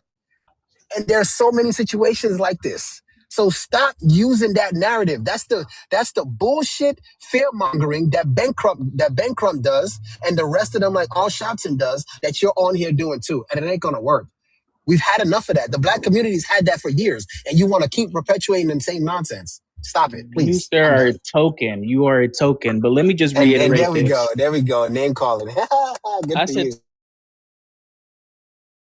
Like, I'm not the stupid. way you I'm think. I didn't mean it in any I'm way, not bro. stupid. I know what you're saying, bro. Let me just say Respond this. to Let me the just point. say this. Don't talk I about who I am specifically as a said person. that the coast is very progressive. Did I not? I am saying that certain communities in the coast has certain demographics more than others. Ocean Springs is very lively. It's very progressive, so to say, compared to the rest of Mississippi. Did I or did I not say that? I'm giving you an experience that I lived down here on the coast because I have lived down here for 25 years before Katrina, pretty much. Right? doesn't devalue my opinions because of the way that I look or view the city and certain aspects of it.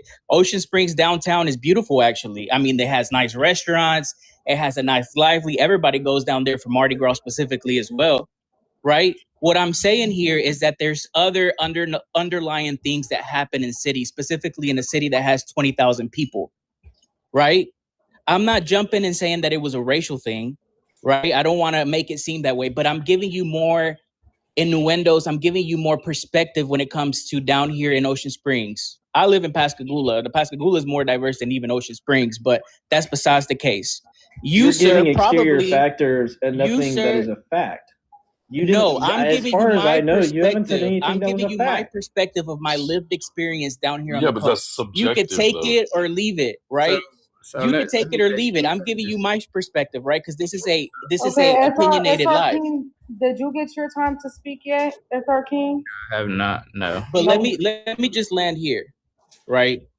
All right, go ahead and land in SR King. Forefront, I'm not sure Bro, how you old landed you and are. last our king I'm though. pretty sure if you went to the club and found a girl that was probably in the 90s, because you're probably 40 or 50, I don't know how you had a phone back then, maybe one of those brick phones. But let me just say this. In today's day and age, when majority of the young people, even me who's 28, have his phone in his hands at all times, why would I tell them, you know what, leave without me and take my phone?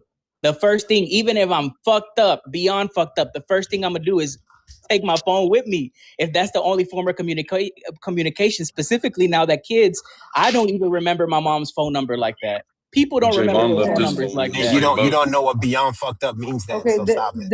this is speculation though. SR King, just go ahead. Go ahead. Okay, so what I would say is I agree on some points that yes sir is saying, but I also agree on the other side as well. I would say, and this is just from my opinion because everybody has their own opinion. This day and time, I'm 29 years old. And you know, kids this day and time, they all have their phone on them 24/7. Hold on. Everybody have their phone on them this day and time 24/7. So I can't foresee him just leaving his phone. That's the first question. I guess if anybody want to answer that question, they can answer it as far as do they see him just leaving his phone? Like, is that a thing? Like this Can I day and put time, my 40s, 50s. wait, he still has a minute, guys. He still has a minute. Let him finish Oh, I and thought then I was we can asking a question. Sorry. Yeah, no, you good. You could go ahead and answer it. That's fine. So No, my I was bad. gonna say the Yeah, only because you need time to that get, yeah, if you're gonna ask questions, do it when you're done saying whatever else you need to say, because then everyone's gonna want to interject, and we're gonna go in a whole circle, and then you're gonna be like, "Oh, my time is gone." Oh, So okay. I got you. yeah, so say whatever you need to say, and then ask the question, so then we could just lead into open panel. Okay. So yeah, so I guess that's what would be my first question whenever I get to that point. Like who can first like who this day and time who would actually leave their phone behind? That's the first thing. The second thing is regarding I think we are over like I said, jumping to the facts. We haven't really established a timeline yet either because we still don't know what's actually true versus what's not true. That's another point that I would like to tackle if anybody want to put the timeline together as well. But I'm done though. Okay, open panel. Just please let each other speak. So I was gonna say, the only time as an adult that I have left my phone away from me for an entire day was when I was going rafting. When I go rafting down the river, I never bring my phone with me. And then when I go to the mountains where there's not service, I leave my phone in the car. And both of those things apply. His phone could have fallen out of his pocket and been in the ocean. And there was no, according to what I've heard, there's no service out there. People have been saying that everywhere. If somebody wants to correct me on that, you're welcome to. And then as far as the timeline, I'm sure somebody else can give it to you, but it's all out there, so it can be followed pretty easily. Yeah, I I could answer that in a more can, acute and before you do that, because that's a Go bit ahead, more like a Forefront. technical thing. Yeah, but because I want you to get to that because I don't know too much about the timeline either, right? But I do want to say this because he mentioned something about like phones. Because two people have said it, like, oh, you know, this day and age, people with phones and blah blah blah. Jesus Lord. At what point do you think people started walking around with cell phones? You think that because you think that smartphones are like a new thing, you know, with y'all who think y'all young or whatever, and that y'all the only ones that walk around with your phones and y'all the only ones that use your phones and you're glued to your phones and blah, blah, blah. You know, we had a thing at one point, which even my generation wasn't too deep into it, but we used it. It's called MySpace, which means we were on our phones all the time too. We had all these different things where we were all. Cell phones have always been an evolving thing where every generation has been glued to it. So this idea that, it's not possible for him to have put his phone down and blah, blah, blah, blah, blah. Yes, it is. When you're going to a place where there's water, water that doesn't go well with electronic devices, smart asses. You know what I'm saying? Nobody. Yeah, you don't use cell saying the phones. contrary. What we're saying here is, if he knew he was going to stay on the island, would he not ask for his phone before they left? That's the question. Okay, but you're Not that asking questions. But maybe guess look. what, bro? I understand You're that asking boating is questions that you different. can never You leave have your answers phone in the for. boat. I understand that, right? You leave your phone in the boat. You're in the water. I get that. But if he knew that they were going to leave without him, would he not ask for his phone before they left? We is the don't know question. that. Stop asking questions Well, that we do not know. listen, That's That's the all. thing. We don't know saw- anything, Forefront. You're running to the Javon, conclusion that it I wasn't foul never play. made left his I phone. hold never on. specifically made a conclusion. You're the one saying that, I wouldn't leave my phone because Forefront, I know I always the have my way phone you're with me. talking around the No. topics Speak on the words that I makes said, it not seem the like way you it makes you completely feel. understand what you're saying and What? innuendo. No, speak on the words, not how it makes you feel of what I'm saying. Speak on exactly what I'm saying. I never said that, it doesn't make sense that he didn't have his phone. What I said was, we do not know that, and therefore, we cannot assume. So therefore, it's possible that he might not have needed his phone in the moment. We don't know that. Forefront, what I was doing was giving questions, right, that are very plausible that people are wondering. Right? Not everybody thinks the way And that who's you going to do, answer them? Forefront. Let me just Who's say going to this. answer Not them? everybody thinks the way that Eagle does, that Propel does. We all have different opinions. One I of the agree. opinions that I have is that it's odd to me that an 18-year-old, knowing that he was going to stay on the island, did not ask for his phone before they left. Right?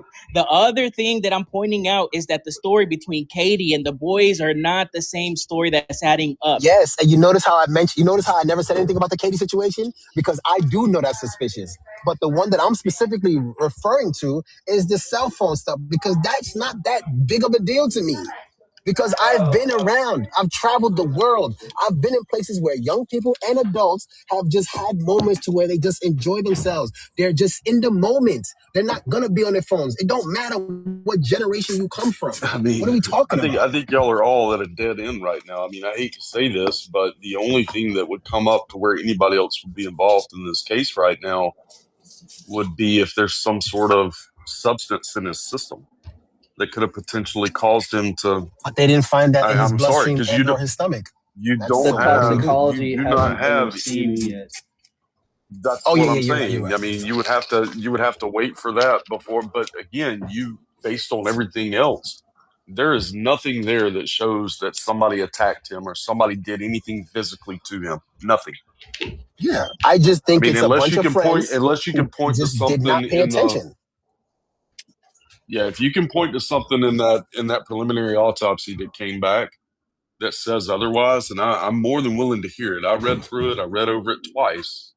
And if there's something there that stands out to you, I mean, please, by all means, let me know. Let's not forget that the autopsy And was also- undetermined, right? And that the throat structure is missing and other aspects that they still need to investigate. It's missing. Yes, so let which me is ask you. normal. I don't want to Which is rule out that there normal was for an absolutely autopsy. nothing going on. That Let is me ask normal you for about an the. Hold on. autopsy. Hold on, but But let me what ask I'm you saying, this. Forefront, is that they still have to dissect it. They I still have got to you. look at it from the second autopsy, Forefront. But I'm not what- saying that it's not Yes, but if they're abnormal. not, It is normal in a regular first one- autopsy. Time Right. To even yes. take the But if organs first out. one is I not, heard propelled and I heard real Eagles. quick. But if the first No, one is I didn't not say done, it was but if the normal. first That's not what I if the first said. autopsy is not done, then the second one cannot get it yet. That's the point. It takes time for them to finish these things. Therefore, What do they you rushed it, and that's why they missed out on the second autopsy by having the full components of the body. What But I what said, would if the you want to throat be very structure tell specific you? about what Forefront. I said, was that his throat structure will be held in formaldehyde during the time of testing, which would be given to an anthropologist, not a pathologist, which are two different things because those are two different types of study. And they want to make sure, especially in this type of circumstance with a case with a bunch of national attention, you want to make sure that you get it right, is what I said, actually. So don't misquote me. That's not what I said. But the throat structure is not going to tell you anything as far as somebody else doing something to him. What Well, would that's what the I'm throat saying. structure tell you? It's a lot of people in here. Jesus Christ. If his Make highway sure you guys are bone, for tapping the example, screen, okay? And make sure you guys let everybody speak. I mean, for there was example, there was no his highway petechial bone, hemorrhage, no subconjunctive hemorrhage. I mean, so that closes out any indication of choking or somebody that's what I'm choking him. saying. I wasn't talking to you when I said don't misquote me. He misquoted me. I'm just saying. I'm Be trying to very aware. I know what I say. What are we saying? Well, Like, and what are we saying? What's the let Scar finish what he was saying, because one of the things that I do want to hear someone get up here and point out is all the things that Crump left out weren't there. Because I brought up there was no bruising, there were no contusions, there was nothing. Degrees Fahrenheit and a low of 80 degrees. Oh, I'm sorry. I was on my other. Anyway, My other a lot mic of people don't understand the absence of things is more important almost than the things that they said were there, because what's there just shows inconclusiveness. Yeah, but the point is they point that out because they say, okay, well, somebody choked him, so therefore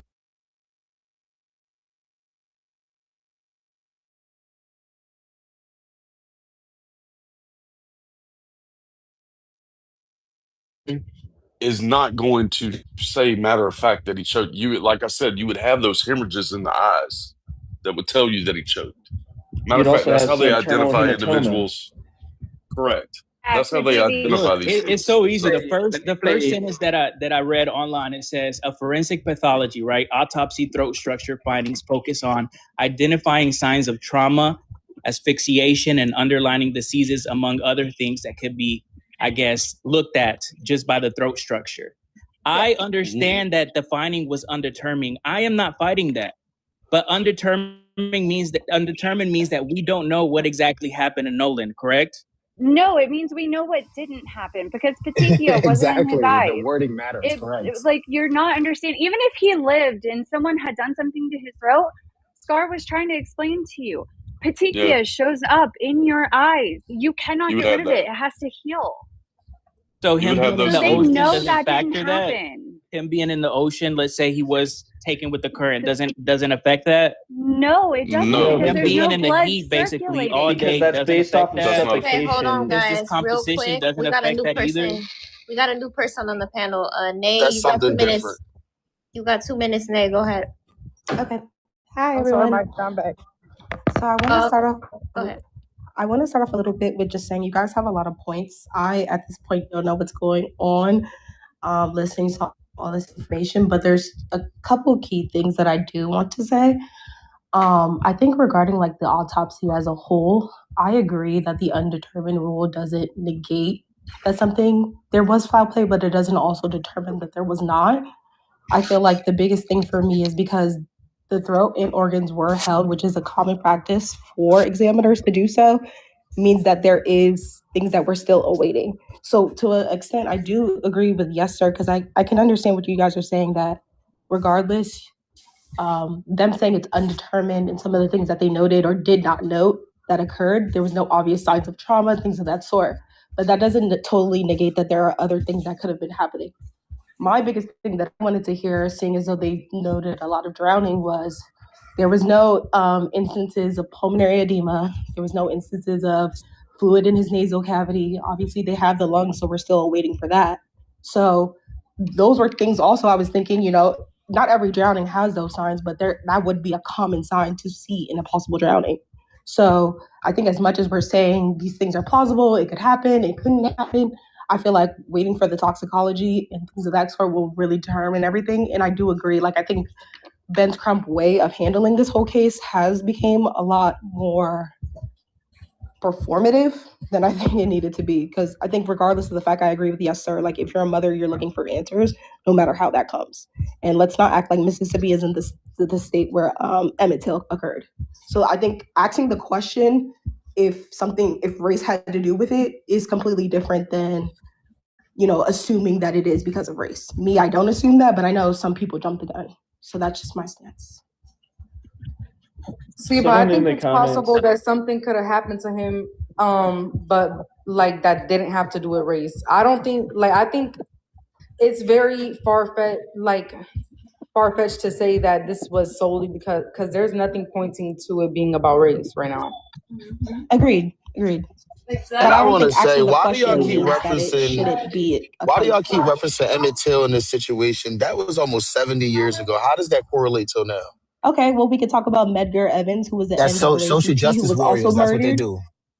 Okay, we can also talk about Medgar Evans, They who was an victimize NAACP every situation that got activist. nothing to do with the new cases, Wait, You just mind to if I appeal just? to emotion. Here come D-Dash and here come Forefront. All right.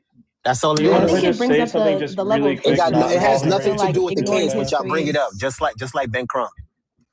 Y'all But bring up old Forefront, you're the same cases. one bringing up MySpace being a distraction for individuals who were in their 20s 10 years ago, but you couldn't even have that on your digital phone. More than 10 years ago. That's how I know y'all didn't listen. What I said was we've had smartphones and we've been glued to our phones for way longer than y'all trying to assume. Because the conversation at that point, the context was, oh, people in this day and age, they're always on their phone. So my point was we've had things that kept us on our phone even back then.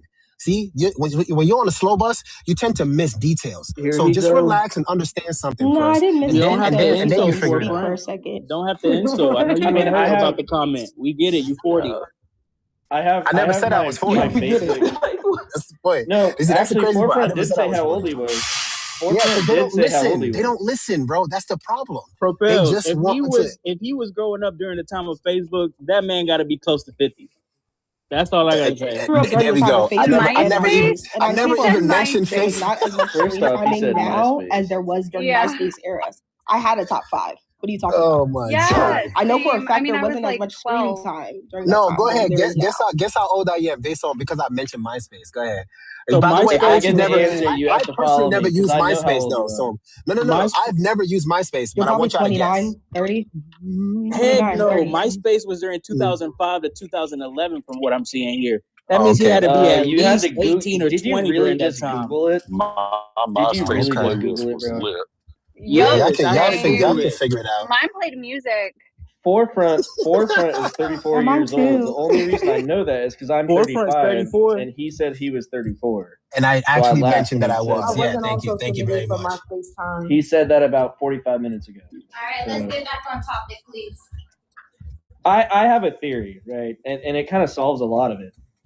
They all went out on the boat together. They all went to go hang out, have fun. They were partying on a boat, blah, blah, blah. They all were on Horn Island. Everyone was drinking, regardless of if you want to say, oh, he was a D1 athlete, he wouldn't drink. Oh, okay. Sorry, that being said, they were all drinking. They were all out having a good time. They were all partying. It's July 4th. It's our 250th anniversary of being America. So you're going to go a little hard.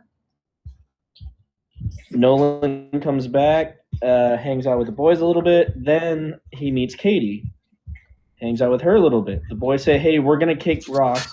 Our boat right now is having a problem with the bilge pump. You can stay if you want, or you can come with us. Now, here's the big thing about the phone. Anyone who's ever been on a boat, anyone who's ever been to Disneyland, anyone who's ever been on a ride that has water involved, you have a water pouch to protect anything. Nah, you know certain groups don't swim, so they don't know nothing about that. Oops. Dude, don't do that, bro. I do. Anyone who's been on a ride for water at an amusement park, you have a water pouch. Anyone who goes on a boat, you have a water pouch. You just leave your phone, you leave your wallet there because you don't want to have to replace it. That being said, if I'm out there chopping it up with a girl, hanging out with my boys, other boys, because they came in 3 different boats, and I'm hanging out with my friends, I'm like, y'all take off. I'm not going to, my primary thought isn't my phone. It's what's between Katie's legs. And I'm saying it in a very nice way. It has nothing to do with, like, nefarious reasons, right? And so later on, something that is very easily explained, take the boat home. Yes, there was the GPS data and all that, which there's no like weird things about that. They're cleaning the boat and they say, hey, we have Nolan's phone. Has anyone talked to him? Oh, no, we haven't talked to him. We haven't heard from him, XYZ. Let's hit up his mom, Christine or Christina, depending on how you say her name, and say, hey, let's make sure he's okay. Oh, no one's heard from him? Well, now let's go take these next steps. Like, and that's the part that you're trying to sit there is like nefarious. Sounds like a typical friend group that many people It sounds like a who friend, actually like, goes out actually deals with. Yeah, What are we I've talking been out there in those types of situations. I travel the nation with the team that I play on. We travel the nation. We go to 7 different locations a year. I'm pretty close with my boys, but if I'm going to go hook up with I'm married now. But as of 2 years ago, when I used to go do that type of stuff, it is what it is. That's a pretty Propel, normal you gotta situation. understand. You gotta understand. This is a bunch of introverts trying to tell people who are extroverts who actually went outside and actually smelled, touch grass. They're trying to tell us how it is outside. This is what you gotta understand. That's what's going on. I'm sure. I'm sure. Bro, This is Forefront, so you weird. need some actual friends in your life, not internet buddies that Literally. you're trying to make. So let me just say the Says the next. introvert. Okay, got it. Yeah. Let me just say the next. Right. I mean, we're on a Gracie semi-pro team. McCormick's- We make money doing what we do. So, Katie McCormick's story did not change whatsoever, right? Because she went to authorities before the boys did and specifically mentioned what happened, right? Bro, Katie's we don't story know didn't exactly change, when right? the boys went to authorities. Whose story it was- changed? Just tell us They whose called story the mom and the changed. Coast Guard around 11. It what was the about timeline 11. Yeah, I was says. going to say. Yeah. Unless I'm wrong, I thought it was Yeah. about 11. So that we do know that. And we also know that they were cleaning the boat at what time? But I mean, from the quote unquote neighbor who said, "Oh, they're cleaning their boat. Why are they cleaning their boat so late?" What time did she say they were cleaning their boat? Between 9:30 and 11. So since y'all know So a if you lot, happen what to did- find your friend's phone on your boat and say, "Hey, what's going on? Has anyone seen him? Is this your phone? Is this your phone? Is this your phone? Oh no, that's Nolan's phone because he was on the boat." It would make sense. Use your common sense. Can I just And say I something also really saw quick though? proof that Oh, go ahead, Nathan. Nolan's phone was dead that morning. Early about 10 something, someone came on and showed us, that's his friend on Snapchat, what the phone was doing that morning around 10 a.m. It was damn near dead. And then later on that same night, when his mom got the phone, you can see that it was being charged up and it was still damn near dead from, just being charged back up. So I think that would be a reason why his phone wasn't an urgency as well, because it was dead. Yeah, it was low battery. Who cares? I mean, and also, I would just like to point out, with all due respect, I don't know a single guy that can even get away with being unfaithful, let alone unaliving someone and getting rid of their body when multiple people know about it. Yeah, Y'all are dudes giving talk them way way That's too too much much. credit. That's subjective because we have serial killers in this world. I mean, so that I is don't- that is Not so just weird. dudes. Right. Yeah, but serial Hold on. killers normally work alone. Hey, you Oh, guys, yeah, hold you can't on. use that TikTok, word, y'all. TikTok friendly language, please. And Nay I'm wanted to. sorry. Yeah, you can't No, say no, you're good. You're good. Just please remember to use TikTok friendly language. Please say unalivers or jabbers, whatever else. But Nay, you could go ahead and say what you wanted to say because I know you wanted to speak. Oh, I was gonna ask a question for everybody though, because my only thing is like I get it. I can agree to some points that everybody makes because I guess the whole thing that we're playing now is like a what if game, right? Like they could have done this, we could have done that. We can make up a story about anything, right? At this point. But I guess my point is like even if, say, for instance, whatever, he got some play, he's an extrovert, he left his phone, it wasn't being charged, so he wasn't even concerned about it. Would you not at that point also tell your friends like, hey, can you just make sure I have some sort of a communication? Because regardless how good this goes with this girl, you're still on an island away from home. You would automatically so you would have to get automatically home think you would automatically think you have a way home because it's not like there's a road, and even if so But again how would you think that? it's a again, that's what I'm saying, it's a hearsay type statement. I'm not going to make a factual based statement because there's nothing to go along with that. But as a guy who's gone and done some dumb stuff in my life, I don't care. I'm scored. I just don't think that we can apply what you've done to your life to every boy to say like, oh, because you've made some mistakes or you in Forefront, like will hook up with a girl and leave your boys means that every boy in this country is gonna hook up. Well, I mean, and even forget about their Yes Sir, friends who and- doesn't agree with what I was saying, said he would do the same thing, but he said he would take his phone with him. But the difference is hold you're on. on an island. You're on an island with your phone in a water pouch that's almost dead. Why, like, your phone at that Yeah, point but the doesn't water matter. pouch wasn't in the story. We don't know that for sure. We know that the phone was in the boat. Well, I'm we know the saying phone was in anyone the boat, who's but ever if that's been a, on if a that's boat knows that. if that's a point of contention with you, why haven't you asked? Why aren't people asking Javon why he left his phone on the boat also?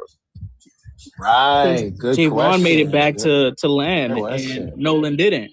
Yeah, they but didn't still, know he that left was his gonna phone on the happen. boat. He didn't have his phone with him on the way back to the island. He left his phone on the same boat as Nolan. He stated that. His mother confirmed that. Well, and I wanted to say, like, Scar is bringing up a good point. It's easy for people to say what you would do when you know how it ends. And I think it might have even been Micah who brought this up earlier. It's not like they knew that this was a life or death situation. And for people who think it is suspect, I like to remind people about James Gacy, the one who went over to Spain. His friends left him at the club. He went missing. Nobody could find him. They even arrested a guy who had his wallet. They were convinced that that guy unalived him. He was looking at getting tried, found guilty because he had the guy's wallet. And then they got a video showing that the guy actually got drunk and fell off of a dock.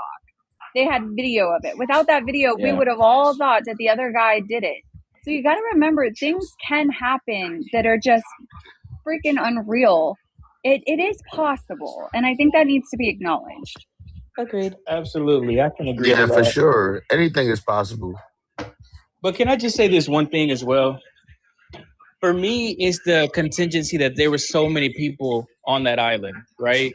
My question is the next. Did they see him walk to Katie? Did Katie see, Nolan walk back to his friends?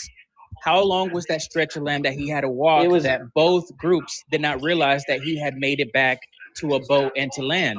That's my question. It was Katie during her interview that said that she last saw him between shit. I don't want to misquote, but she was the last known person to see him alive with a verified time. I believe it was about 3:45 to 4 o'clock. No. And I just want to give an example real fast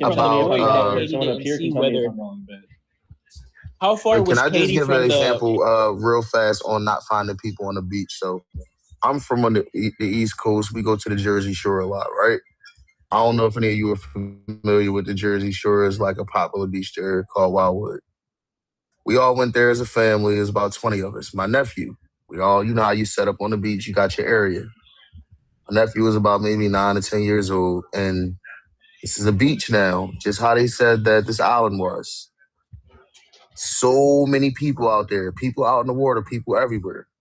A few of us go down to get in the water. We start at one point. We're out there for a while. When we look up, we're like way down the shore. And we couldn't even figure out where to get back to. And my nephew had gotten completely lost and no one saw him. We had camera phones. This was 2017. We had his picture on the phone. And we went all up and down this beach asking, have we seen my nephew? Luckily, there was a guy there selling like ice pops and ice cream and things like that. And that's where my nephew was, over there begging strangers to buy him some ice cream, being a greedy kid. But that somebody would have saved his life. Yeah, anyone who's been in the ocean. I mean, like down here in the Gulf, I just went on my honeymoon down to Corpus Christi. Quick, very fast personal story. I've never been able to park on a beach except for when I went to Corpus Christi. Backed my car up. We were having our good time. But my car was my focal point because I had my wedding ring in there. We had our wedding hall and all that stuff in there.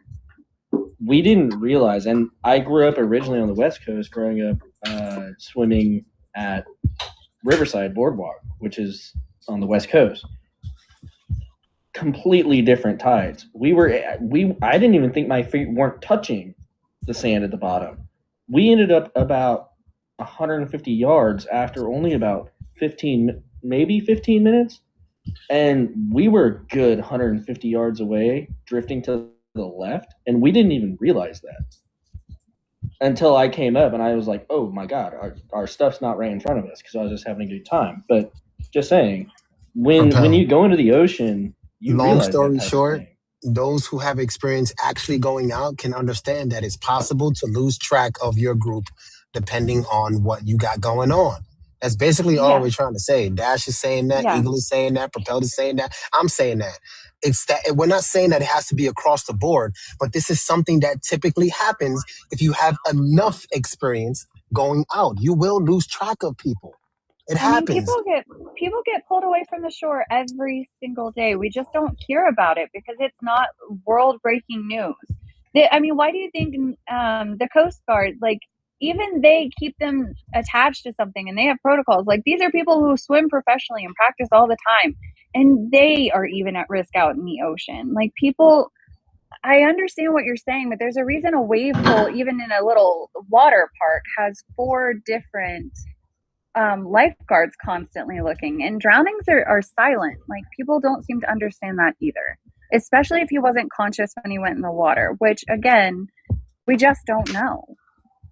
I have a question. Yeah, and back to what I was saying before, sorry to cut you off, about my nephew. That was our biggest fear. Like, hope and pray that he did not go in the water and now we can't find him. Because as I said, we went all up and down this beach with his picture and no one saw him. And we was thinking the same thing, and it's just me speaking from experience. How all these people out here didn't see this one kid, but it's so easy because no one's paying this one kid any attention. Everybody's doing them and enjoying themselves. So I had a wanderer in our friend group who used to always wander in the club, used to always leave. One thing we always knew at the end of the night is that if he was not with us, we were going to be asking where he was at in order to find him. You get what I'm saying? Now, I can concede to y'all's, innuendos, y'all stories that maybe the current took him, or maybe, he drowned. I can concede to that. But what I can't concede is to the actions afterwards as well. If the boys knew that their friend was missing that same night, you best believe I'm going to get on my boat and make sure my friend is back, or make sure he's not on the island, or make sure I'm doing my due diligence to make sure everything is, up to standards to how I view friendship, because I view friendship kind of like family. I don't let people into my circle who's just, anybody pretty much. Now, if these boys knew Nolan since childhood, apparently that's what Warren was saying in that interview, then why that same night did they not go out there and search for him? If they had a boat, why did they not go out there and offer their services to go back to the island and search for him? Because what I'm it would have saying? I been think there's very, different very codes, dangerous for different them to go out things. there and do that Yeah, time of night. yeah, that wouldn't make sense. It's I pitch think for black. any day though. They don't have the proper equipment. They don't have the proper tools to even know where to start. So you want them to go out there on a boat at night, not knowing if they're gonna hit the reef or not, and go out and look for their friend. Get off at a After specific drinking all point day. and start walking through the Forefront, whole you island. act Come like on, bro. boating at night is something that's far-fetched. People go After do fishing, drinking. night Yeah, fishing. but But on the to look type of for boat that they Yeah, had night and the fishing, waters they they were don't going go in, to the. Oh my yeah. god, this is how I know those you don't. waters You don't have. there is a East different Coast, ball game. East Coast waters probably different than the Gulf Coast waters. People definitely do go night But fishing out in no, their what I'm boats. speaking of, I'm speaking about the Gulf Coast waters, and right there where those barrier islands are in particular, you basically have quote unquote 2 coastlines that close in proximity, pushing up on each other and affecting the way the water is. That whole area right there, the water is super dangerous. It's super dangerous, and it's not smart to go out Yeah, there on a it's boat really in the not. middle of the Yeah, night. not at night And they especially. still called because at the end of the day, right? The Coast Guard was called. Not only that, but by the time even the mother got word of this, what happened? She made sure that she called and said, "Hey, my son is missing." And you know, when it comes to missing Thanks, persons, Tay. what do? You wait 24 hours, and That's literally not within the second always day, they true. Well, in found. Mississippi, not Well, anymore. They have to get on it Yeah, right that's away. not always true. I don't mean to interrupt you, but that's not always true. Yeah. And people do think it is true. It's not true. They don't wait 24 hours. I've had people call in when they were missing somebody for 30 minutes. It depends on the age. Not always. I mean, it But you also see, depends on you're saying call not volume. always. That means that there but are that's my contributing point. It could have been factors. possible that they just waited 24 hours either way, because that's the usual procedure. No, Usual. There's it's contributing not. factor. It depends on Yeah. it depends on a lot of different things. It's You not just If, the age. like, the only time you'll see them say maybe wait 24 hours if it's a grown adult that's been out. Like, I had people call after a football game and be like, my girl didn't make it home. She's 30 years old, nothing suspicious except for she's not home right now. We're not going to rush out Right. there. We'll send somebody when we're done with all of the rest of our calls. It's not like So you're a wait 24 dispatcher. And you hours. think that they would have taken teenagers on the night of 4th of July who are partying? You I'll think that be they would have honest, actually been probably like, you know not. what? That's why I said that they waited, because they No, but found them on July 6th. But wait, can first I of all, ask a there's a question few. to yes sir's point though? Like my question is really like, I get that he's saying I don't agree with the whole taking them at night, the same night, but any other help that they would have gave to like the father, I know he only went out with the coach because he was offered his boat, so that was why he couldn't go out on the 4th. And I do feel like some of the actions, I feel like people say that it's smart, but I do want to get you guys' intake of like them lawyering up, some of their like hesitation to speak to police officers and things of that sort. Like, do you feel like that doesn't play any type of factor into this case? I don't. We I kind of personally touched on it don't earlier, think so. but I'll let Purple No. go first. I thank personally you. don't think so. Anyone who's actually like, so I don't know if you know who she is, but Siri, we were on a different panel together, and I asked a couple of different questions because I was curious. And she's a criminal defense attorney. If you feel at any time that you're going to be questioned by a police officer, let alone an investigator, always get an attorney. Because if you say the wrong thing, if you say I sneezed in the wrong direction, then they'll start looking at you as a culprit instead of a witness. Propel, don't say that. That sounds like because Yeah. why would you But get what a I'm lawyer saying, for your what I'm friend? saying, That's what it Because does. anything you say can and will be held against you in the court of law. That's why you have the right to exactly. I don't remain even know why you're And silent. it saying that doesn't because even I matter actually if you agree were with just him. I'm saying people do say that. I'm saying that's what people are gonna say to him. Yeah. Hold on, and- Micah. I know we have quite a few people in the queue. Do you want to do send a gift to hold their spot on the panel? Or do you want to rotate the panel? I'm not sure what you want to do. Set a timer for 5 minutes, and whoever sends.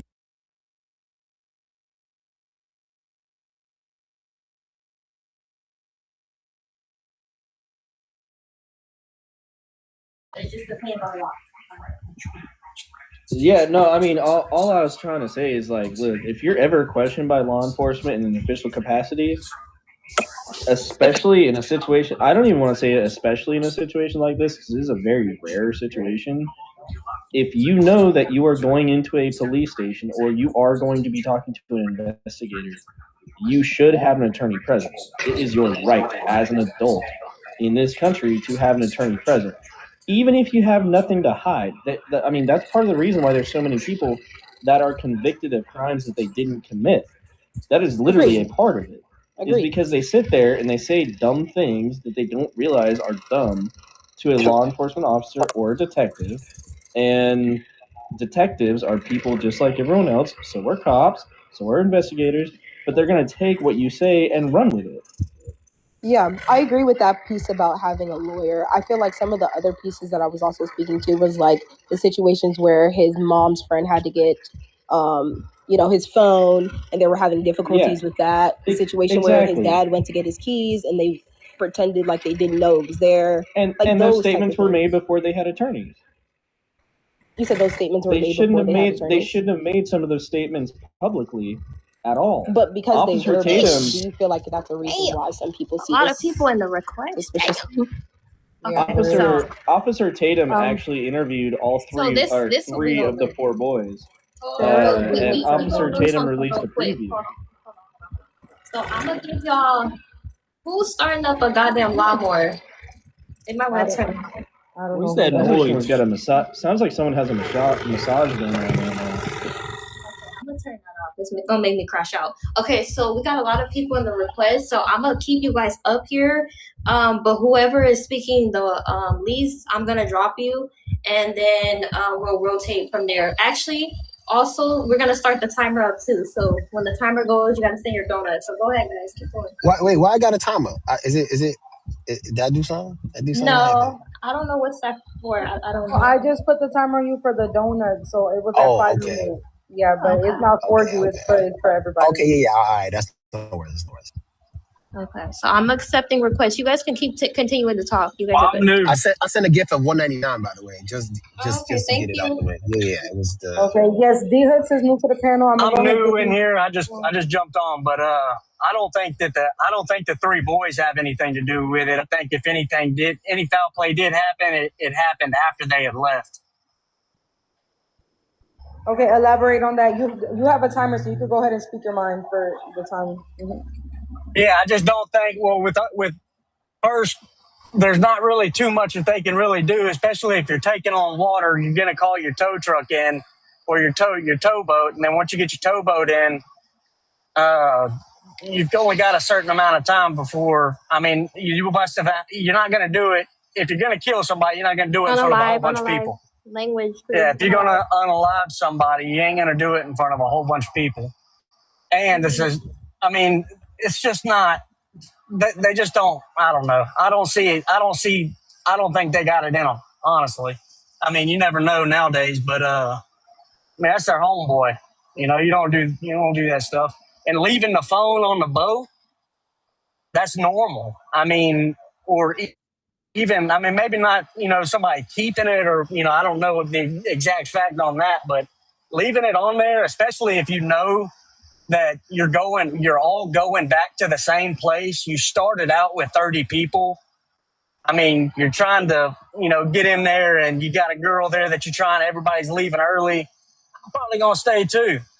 And then once you stay, it's like you got 2 other boats that you could hit back because there was 3 boats. I mean, you ain't got service in the first place. I'm sure they didn't have service out there. 20 miles. I mean, you ain't gonna get service.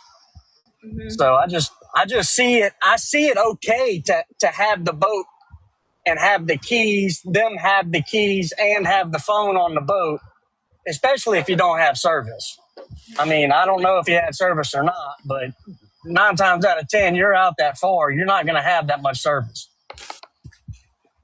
But I mean, that's where I'm at with it. Thank you. Quick commercial break. Let's make sure we're tapping the screen. Thank you everybody for coming in here. I was busy, but I'm back. Make sure you guys are tapping or reposting so more people can come up. We love to hear your opinions. If you are claiming something is true and it's actually not true, please provide your source or don't make the claim. Please make sure you're tapping the screen, reposting, and sending your daily heartbeats. We're gonna go to, is it Toy? Yeah, that's right. Okay, go ahead. Okay, so first off, the tow was never happened. They were told the services weren't needed anymore. So that's the only thing I think about. If the services weren't needed anymore, who came to help them? And in crisis, why aren't you thinking about who you... This point, if I'm on a boat and I know I came with my friends and we have a crisis going on with our transportation, why is no one thinking of who all belonged on this boat? The tow never happened, for one. For two, yes, leaving your phone on a boat is normal. You don't want anything to happen to your phone. You don't want it to get wet. You don't want any damage, et cetera, et cetera.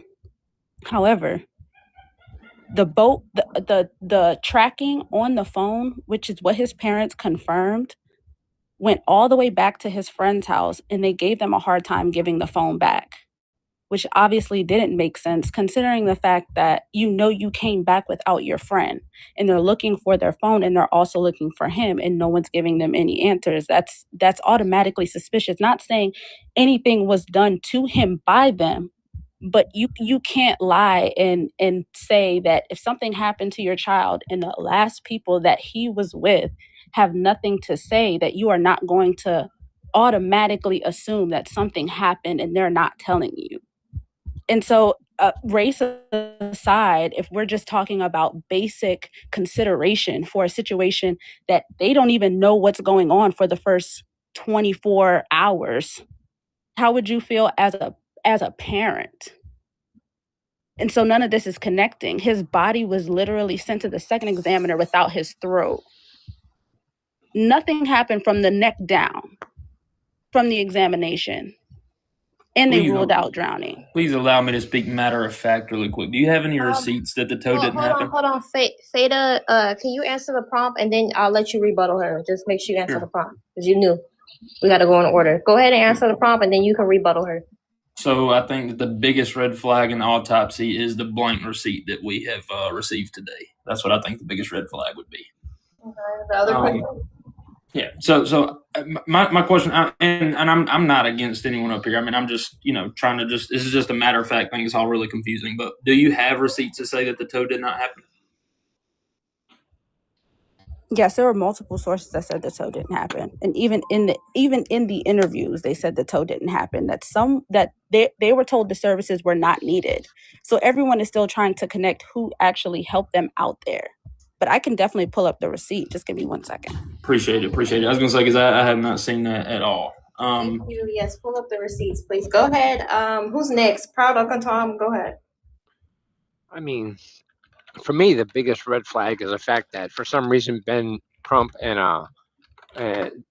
the other Colin Kaepernick, the red zone interception quarterback, somehow have the authority to claim they have an independent autopsy. Nobody investigates, well, who's doing that autopsy? A simple Google AI search says their own guy said he could not rule out foul play, but he found no evidence of that, or something along those lines. But for some reason, even though when their chosen medical examiner said he found something like no evidence of foul play, but he couldn't rule it out, somehow it was the butler in the lobby with the candelabra. Even when you point out 4,000 people would drown in America on any given year, for some reason in this case, it's got to be nefarious, and that's because of Medgar Evers. It's just the lengths people will go to justify their nonsense is never ending. Okay, so it is open panel, and then we're waiting on Toy to give her source. Okay, did Tay that already get go, or did he just reply to somebody? Sorry, I responded to the prompt and I asked the question. But I had a quick question, real quick, because I reread the autopsy. Something that I was really curious about. I know Scar left. It was more towards him because he's smart. Why on page 2? Actually, it's on page 1 of the autopsy. Why during the secondary autopsy was toxology not performed? They're still waiting on that. I don't know why. No. Not performed. Not results, not in. It was not performed. I can answer that for you. Wait, hold on. You're saying on the autopsy it says it was not performed? Yes. I can answer that. Okay. Section 5, toxicology not performed. Yep. So on a secondary autopsy, they have the ability. The state has to include it in the autopsy. For a secondary autopsy, they can include to have this done secondarily, or they can include it with the actual secondary autopsy. So they can completely separate the two if they choose to do so. Yes, I also worked for the coroner's office for 7 years. I'm asking why, because usually you see that a secondary autopsy, the toxicology is performed in this type of case. Why wouldn't they do that? Because they don't want to know that. They don't want to know that they're. I mean, he may not have been hammered. The blood is. They still don't in the want it. body. They don't even want it to. They don't even want him to know that he was drinking at all. I mean, they don't even want that on the sheet of paper. I don't even know how I missed that on the first time when we actually had people up here who worked in the industry or like had any type of experience. I just caught it just now when I was rereading it for the second time. It doesn't make sense. Why would you not perform a second set of toxicology? Because everyone was waiting for Ben Are you guys Crumb. implying? Hold on. Are you guys implying that somebody's hiding something? His stomach was there's so that's many an It's application not really that we can hiding. I assume. mean, No, all you have to do is it's not simple really blood test. hiding. All you have to You're do is a there. simple blood test. His body wasn't embalmed because during an autopsy you cannot do an autopsy on a body that has already been embalmed because formaldehyde actually really destroys anything that has to do with an autopsy. If you have a second autopsy ordered, you wouldn't touch anything to do with blood. You could do a tissue sample. You could do a whole bunch of different things to reveal toxicology, depending on what organ you pulled the toxicology off of. Typically, you would do it off of blood, but, I mean, there are other ways to do toxicology after the fact. I just realized that when I read it. Toxicology was not performed during the second autopsy. Smart man. That's probably one of the reasons work- why it was so easy for them to come out so quickly with all the information, which happened to be nothing. So you Because used they to didn't work actually in the take the time. industry, correct? Yes, for 7 Oh, years. okay. I was a deputy coroner. And as soon as I read that, I saw it. I'm sure I saw it the first time, but I didn't even think about it until just now when I happened to. I was about to drop, and then I literally saw that. They didn't perform a toxicology, nor did at any point Ben Crump say during the thing today that they performed a second toxicology. So this is just a general question, but isn't the delay of information sort of kind of misleading and it's trying to fit a narrative? Wouldn't everybody agree to that? Like lying by omission, basically, like just not mentioning. With withholding certain evidence to I just realized that I'm gonna hammer on that for the next few panels I go on because here's the thing. Here's the thing. Toxicology is always pulled during an autopsy. Always. Doesn't matter what the cause of death was or suspected cause of death or whatever. You still have to say after the results get back, you have to find it in your results. It literally says in black and white right here on the first page, the toxicology was not performed. Why would you not do that? It doesn't make sense to me. I've seen thousands of I got a question autopsies. for you. Do you have any idea how much it costs to actually get the toxicology done? It's like $3,000 if you want to do it the cheap way. It's more like $15,000 if you want to. Damn, $15,000. Okay. If you want to expedite maybe it, yes. maybe that could be one of the reasons they didn't want to spend that money because they wanted to keep it for themselves. Oops. I know Colin Kilpatrick said that he was sponsoring it though. They can use that money. They've raised a lot of money. So Terrell Owens, Colin Kilpatrick, Ben Crump. I mean, you have many people that are pretty prominent, I'm pretty sure. And also Colin Kilpatrick said that he specifically would pay for the second autopsy, The which he would know the GoFundMe's over cost. $1 million, so I think that they Yeah, could so probably. I'm a little confused now. Now that I just saw that, I'm about to take this in a whole different direction. Bro, really, you shouldn't even look at it that Wow. way, because a simple Google search, which is why I keep going back, a simple Google search will give you the correct answer. Pretty much is giving you exactly why that second toxicology report wasn't done. It says a second autopsy might lack a toxicology report because the necessary biological specimens, such as blood, urine, eye fluid, were already consumed, altered, or not preserved during the first examination. Not only is not that, it how it also works. goes into You really just use Google AI? Yeah, absolutely. Really? That's what he did. Well, wasn't the You first really just toxicology tried to- report already done in the first autopsy? Aren't they You're waiting for arguing the with a results? deputy coroner, brother. I'm just Bro. saying. Yeah, Just saying. What I'm you're not guessing a small understanding, town what you're not deputy understanding is you could still coroner. take toxicology results off of urine, which is in the bladder, which even if the bladder was even inspected, which I'm sure it was, you still have urine in the bladder. You still have toxins in the body. You still have blood that can be withdrawn. If you think something was wrong, you would want to take toxicology. So one of the things, actually Papo, that you didn't shows a mention lot of about things. one of the things I've heard you for a while now, speak on, the autopsy and things of that sort. One of the things you haven't zoned in on is the decomposition, because I've asked you this twice and you haven't really elaborated when it comes to that. Now you're the deputy I was coroner in interrupted this and it went in a live. completely different direction. So I Okay, would but love let to me just answer say this right now. Okay, let me just answer this. Let me just ask you this question. The decomposition on his body, right? Did the autopsy not specify that the skin cannot be evaluated for the bruising because of decomposition? Subdermal bruising, subdermal bruising would actually show it just as well. Skin doesn't actually show bruising as well as you would think. And they also said during the autopsy that they literally cut open the muscles, which I thought was rude, in my opinion, in the way of preserving his body as being him. And a lot of y'all might not want to hear this, including the comments. They literally cut open the muscles in his pelvis, in his groin, in his neck, in his arms, in his rib cage, they literally took a scalpel, not to be too graphic, but you had to cut it open to see if there was bruising or not.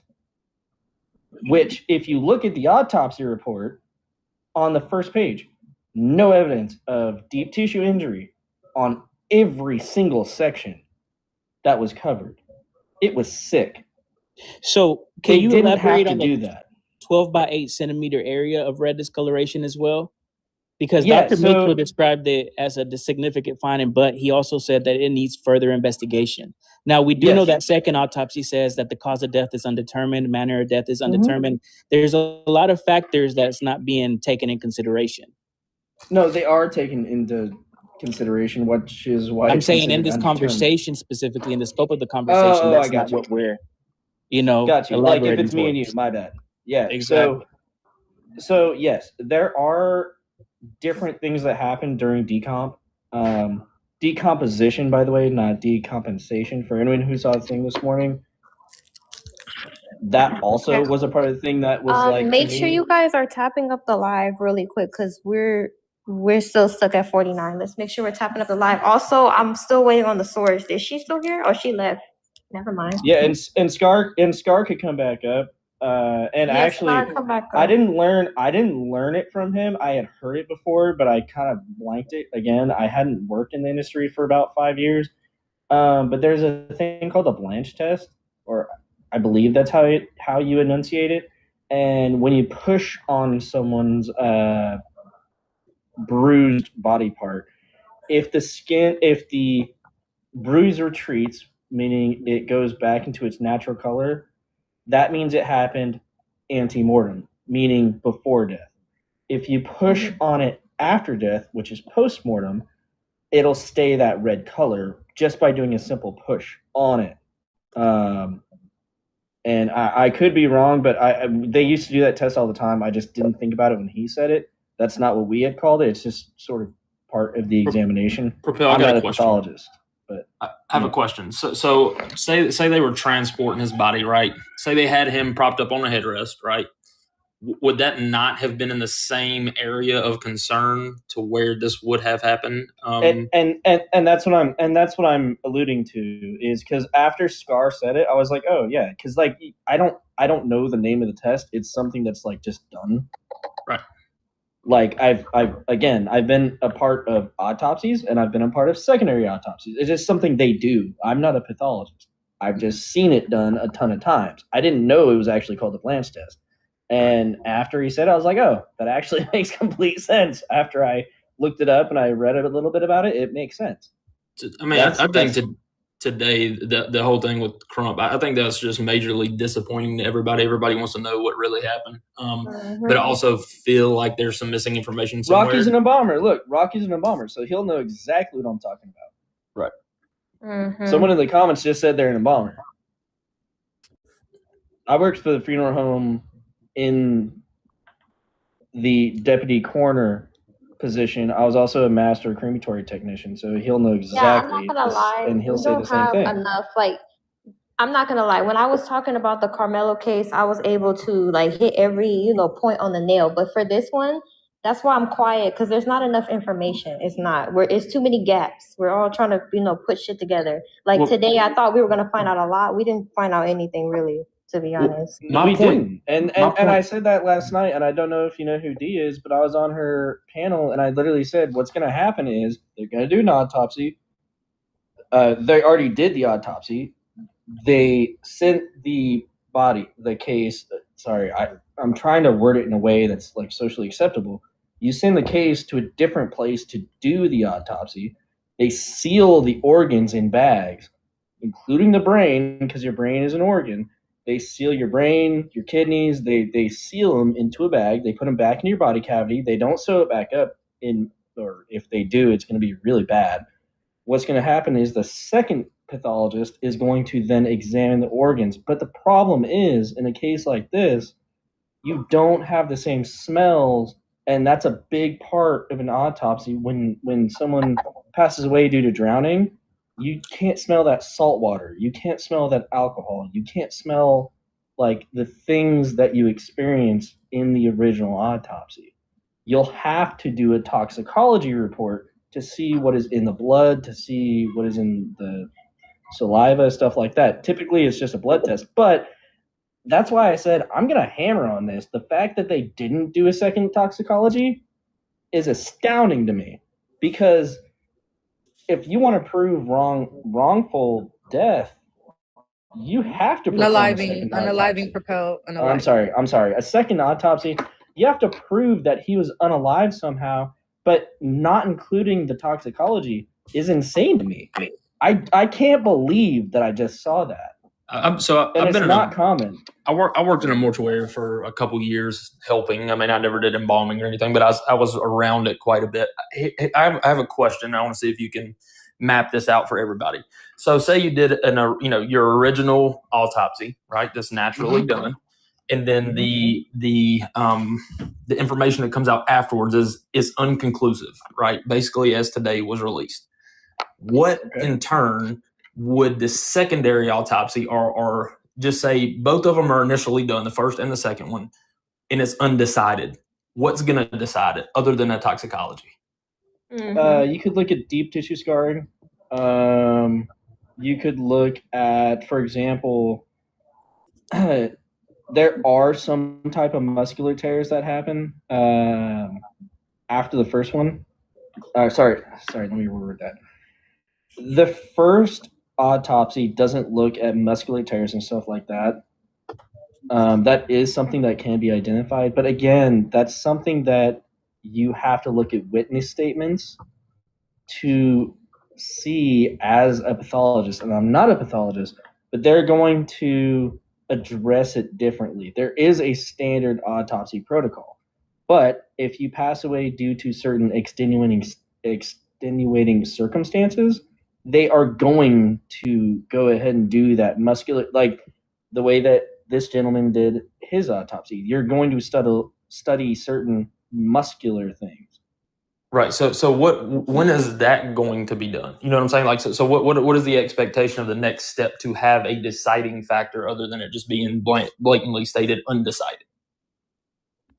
You have to wait for the toxicology to come back. So that's what I was asking. So other than the toxicology, that's the biggest thing, because your blood is actually really thin if you're drinking and stuff, and so certain bruising can happen because you've been drinking and your blood's a little bit thinner, and so you'll have certain exterior bruising that can happen only because you're drunk. Well, here's my question. I mean, this is a very obvious but unspoken thing. So if both autopsies have been done, right, and all we're missing is toxicology, and they have undecided, so that obviously means, in my opinion, that obviously means there were not circumstances that obviously showed that there was anything other than a drowning or some. It almost definitely rules out foul play to me. Okay, guys. So there's no. Let's put a pin in that because we do have 3 new people on the panel. Alabama, have you answered the prompt yet? Have you had the chance to answer the prompt? I have not. Yes, Thank you for having me up. What's the biggest red flag you see after the autopsy? Why was Nolan Wells' throat withheld from the independent autopsy? Well, let's start with the first one. The biggest red flag I see after the autopsy is I feel like the second one was performative, and we have to admit that the second autopsy has not been released. It's done, but it hasn't been released. What they released today was the preliminary COD, right? The preliminary COD was also released by the state ME an hour after they found him. It was given to the sheriff. It was given to the mom or the family. And then that's where this thing went off the rails. So the biggest red flag I see after this autopsy released today is there is nothing here. Nothing shows anything. The mark on the back of his neck, guys, I went and pulled it up. The autopsy table headrest is almost identical to the size. Not the size that Ben Crump said, which is 8 inches by 12 inches. But 8 centimeters by 12 centimeters, according to the ME, it's almost identical. And then why was Nolan Wells? It's a head block. There's actually 2 different ones. So there's a head block, but then there's also one that is adjustable, and the adjustable one is a lot thinner. I can actually shoot you that in DM. Yeah, I can shoot you that in DM. And then yeah, for sure. Nolan Wells' throat was actually not withheld from the independent autopsy. What was withheld was the thyroid and the hyoid bone. The reason for that is if toxicology shows rugs, then they're going to use that to match with what could be an OD. Okay. Thank you. All right. Thank you. Mary, I'm going to give you your timer next so you can give your opinion. Thank you for having me up. What's the biggest red flag you see after the autopsy? The biggest red flag that I see after listening is not having everything with Nolan, and having an explanation from the pathologist who actually did the initial autopsy, and not having that report along with him and stating what is still left behind and why. I think that you guys some people are just, speculating their thoughts and all these different things. But if you're doing more investigation into why you need those particular body parts, then that should be specified. Transparency should go on both ends. And typically when there's a second autopsy, those people are working hand in hand. So I don't understand why Mississippi is not working hand in hand with the pathologist that is in Washington. So yeah, my biggest red flag is, why are all these things not with Nolan and it's his body? It should have been going with him unless there is more investigation that needs to happen. And also too, I heard Propelled say that there is that they didn't do a second toxicology report. I would like to know where that where you found that, because when I listened to Ben Crump, I just listened to it again because I recorded it because I was with patients today. I just listened to him again, and he didn't specify whether they did a second one. That he just said that they were waiting for the toxicology report. So, For if sure. you have I'd like to a cite if that you have a because you asked if me you have a site. specifically. Yeah, if you have Yeah. a site, can you just let me know so I Ben can look Crump. that Okay, up? hold on real quick, on, guys. BenCrump.com, Let her just real finish fast, her because timer real quick. she asked me for my source. It's on the Ben Crump Okay, website. I'm just making sure. Okay. Yeah, no, it's the Ben Crump website. It's the official autopsy report. You can look it up. Just type in Ben Crump Nolan Wells on Google, or go to bencrump.com/press/preliminary And it says report that of he death of didn't. Nolan And it says Wells. that he didn't order one. Is that what you're saying? Section 5. Okay, thank you. Toxicology not performed. Yes. Thank you. Mm-hmm. That's my source. Okay, I guess we're back to open panel. The other person left. So can I say something really quick? Like the thing that I worry about with this toxicology report is everyone is going to be hanging on this with bated breath. And unfortunately, if it does show anything in there, like, he liked to use drugs recreationally, it's going to spin this case even further out of control. Obviously, if it's something nefarious like, fent or something crazy that most people would not ingest on their own. But if it's just like recreational stuff and, he liked to play around with it a little bit, like, I think the majority of society is going to say, oh, well, there you go. And I feel like that's doing a disservice to this young man. I actually completely agree with what you just said. Welcome Yeah, back. I agree with that. Fourth. I know. I keep on getting kicked off. Oh, is there anything you want to say based on what you've heard?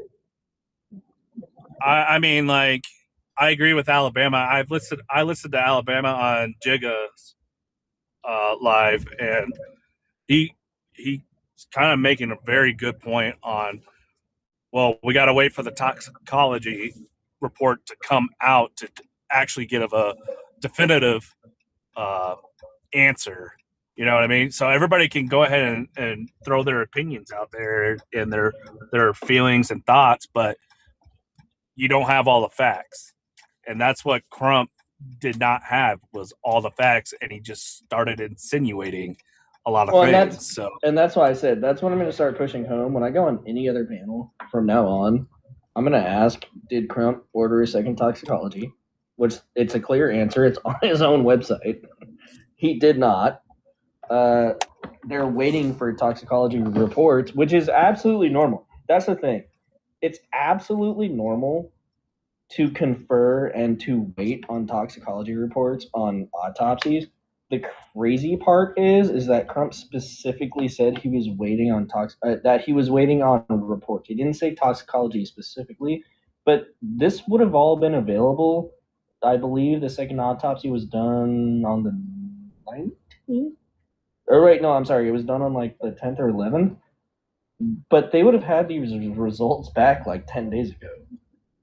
And I don't mean Propel, to didn't you say you work in this industry before? I think you and I were on a different panel a few days ago, I believe, and you stated that you work in this industry. So is it uncommon to so you say you're going to have that question, but my question to you, is it uncommon to not collaborate with your fellow partners when you're doing a second autopsy? Isn't that pretty standard? No one said there was no collaboration. Yeah, there's no collaboration. That's why they're asking for. That's why if you go back and listen to the press I listened to conference the this whole morning, thing. I well, listened to yeah, the they're whole not they're not collaborating in that the Dr. Mitchell would like to have that the pathologist actually let her see the pictures and all those things in order for them to him to give his findings. That's why you can't give. It's hard to give a second autopsy definitives whenever you didn't have the body initially. Well, the So- autopsy is not done yet. The toxicology report hasn't come back yet, and so the doctor. But those are two the different original people performing pathologist, those, had correct? not- Let me finish my sentence, because you just said what you had to say, and I'm debunking what you just had to say. The original autopsy isn't done yet. You still have to wait for toxicology to come back before you can complete your autopsy. Okay, Which I'm is not why sure- you I'm have not sure what's what you called, debunked, which is why you have what's called preliminary results.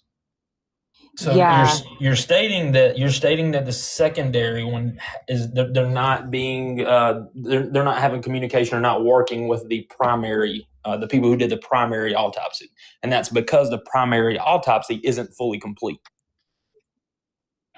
Yes. And also, I'm sure photos were provided, especially in this type of case. Again, photos were provided during almost every autopsy. assuming.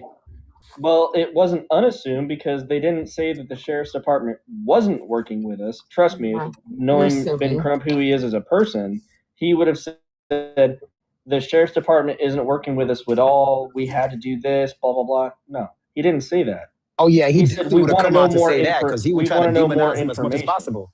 I agree. Exactly, that's what I'm saying. All right, hold on, guys. We got a new person. Botanica, you could go ahead and answer the prompt. Hi, good afternoon, host and the panel.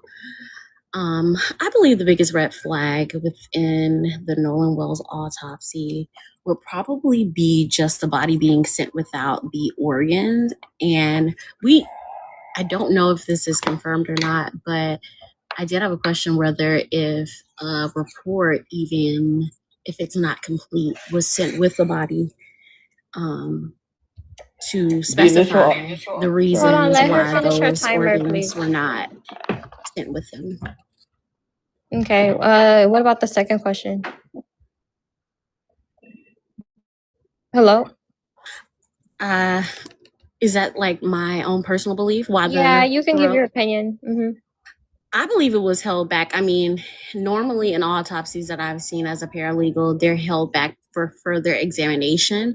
However, when an autopsy is done, when the organs are initially removed from the body, every picture is taken of that before they're even dissected or anything. So with me having seen an autopsy through and through, I would think the throat would be removed or withheld for further examination. So, from me just listening to these panels and reading the autopsy, do they keep the organs because they need to do further testings? Because the first, I forget the name. They're called something. They do the autopsy first, and then they do the second round. Are they keeping it because they need to finish the further testing? Am I correct? In some cases, yes. Okay, I'm just making sure because I'm not really sure about the autopsy thing. I'm just learning about it. So they need to do further testing, and that's why they're keeping it. So And I let her and I don't think it's any suspicious, like they're covering up something. So yeah, okay. Am I allowed to respond to that? Just Yeah, real go fast. ahead. The organs aren't missing. The organs are shipped always with the body. The hyoid bone and the internal structure of your throat is not an organ.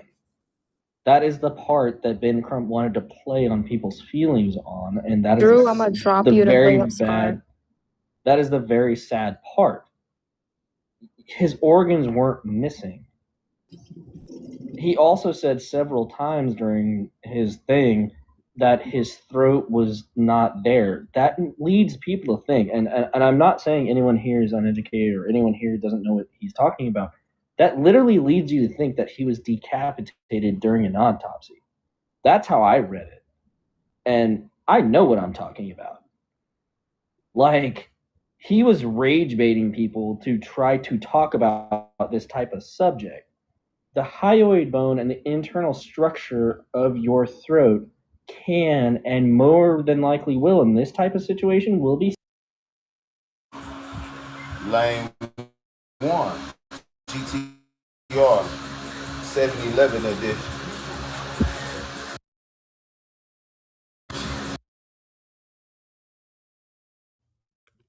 Got some glasses. Appreciate you, Mark. Appreciate you. But like they're saying in the comments, everyone is like come to a consensus to say like, nah, we're over there for the Stargate. But I just can't come out blatantly and say, hey guys, that's why we're over there. If you get my drift. Yeah, I got it. Yeah, thank you so much, Doc. That was just it. Of course. And real quick, Mr. You are. Would you have any questions about the Stargates and different? You can just call we've me been Jack. Claiming Jack for any places we've been subsequently saying that it was for one purpose, but ultimately taking other things out of that country for another purpose or intent. Do you have any questions or discussion points on that? You guys were talking about the tablets, and it made me think about the tablet where they were talking about like what happens when you pass away, and like the choice between like going into the light or not, and what happened. But one of those tablets, like they were gathering them and stuff like that, and probably during the time you were saying, and one of them was in Turkey. Like they had the location of another one, but the Turkish government wasn't letting anyone excavate. They forbade everyone to excavate. So I wonder what was in there that they didn't want. Like, how would they know if there would be anything in there that would be informational? You know what I mean? Mm-hmm. Anyway, that's it. I'm trying to think of what country or continent it was found on, but the video I watched, it did say tablets. I will say that, but the picture it showed was like almost like a scroll, but it was like stone. Like when I think of tablets, I think of like, a tablet made of stone and it just has writing on it. But the picture it showed was like scrolls almost is what it looked like. But they were saying that the tablets showed just that, like it showed directions basically for the afterlife. Basically is what they were saying. And then they had the other tablets they had. It was like this one shows how to make portals to go in any time and place. I believe is how they configured the wording. And basically subsequently saying, hey, this is the Stargate. And then there was one more third tablet that but I think that was definitely the tablets we're mentioning right now. Are you referring to Egypt? Say one more time. Was that in like Egypt maybe? Or I'm wanting to say so because I'm pretty sure that's where they found oh no, Egypt didn't have like tablets. They had like writing on walls. I'll have to go back and watch.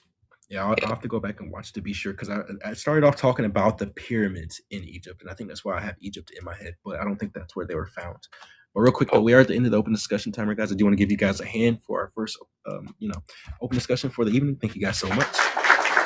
Thank you. Hope you have an awesome weekend. If not, hope it gets better. Of course, and you can stick around and be a part of the other open discussions as well as an open panel for every conspiracy that we do have presented up here, guys. I do want to remind everybody that, and at this time, I do want to say thank everybody for being here for this episode of Conspiracy Nights and tapping us up to 8.6K guys on the day. Thank you guys so much, and here's a cheer for you guys. I also want to say thank you to Gen Z, Sky Chaser, and Red for coming in and sending you guys this night's honors and being nice at this round table. Appreciate you guys so much, and here is your night's honors for this evening. All right, guys. And up next, we do have, you said to call you what again? I'm so sorry. Jack. We have Jack up next, guys. We're going to get 3 minutes on the clock for you to get your best conspiracy theory. And after that, the 5-minute open discussion to see why you think and feel the way that you do. Now, this time, Jack, 3 minutes on the clock. What is your best conspiracy theory? All right. So I used to work in the food industry. Like I was like kind of like a chef. I was working at this this local celebrity chef's restaurant in Nashville.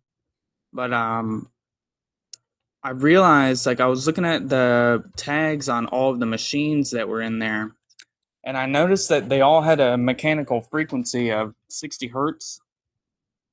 And then I looked at the water fountain, you know, where you get all the soda.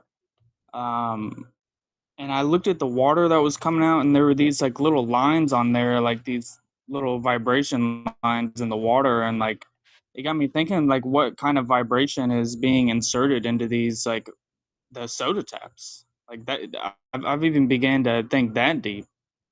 But like, imagine like how long you would have to be in that environment for it to affect you. Like, is this something that we can, like, you know, get out there, but like, you know, it'll all come out eventually, right? But like it makes sense because a lot of the people that I was working with were like very angry, and like they didn't really like their lives and stuff like that, and that's why I stopped working in that industry and like kind of became like an herbalist kind of thing. But yeah. Gotcha. That being said, I do want to give you a hand for coming up and sharing with us your best conspiracy theory. I do appreciate you so much, and here's a hand for you. Thank you. Thank you. Of course. I'd like to thank And at this the time, Academy. we're gonna get the 5 minutes on the clock, so people going here on the panel can ask you some questions to see why you think and feel the way that you do. Wicked. Thank you so much for those DJ spins. Now this time, 5 minutes on the clock, guys. Let's get into it. Please feel free to unmute and ask some questions. Yo, did you say 60 hertz? Yeah, I looked it up. I mean, it's not like, it's not like a good thing, I don't think. Seems very low vibrational. I've never thought about it for like different like beverages besides water, but for the water thing, I've always heard like, you know, you should be using like, what do they call it, like copper. I think that's what they say, copper, like lines and stuff like that. That's what I've been told. You know, I could be wrong. Copper could cause other health problems that I'm not aware of. Just want to put that out there as well. But I've been told that you're supposed to use copper in like settings like that, to where people like are actually serious about the vibrations of the water and the frequencies that are put into like the drinks and stuff like that. But as you said, it was like a local celebrity restaurant. So I've never really, yeah, like it was a any local celebrity chef that had like fine dining restaurants that also had like a fast casual burger restaurant. That was like a lot of the recipes were made like handmade. A lot of it was made from scratch, stuff like that. Like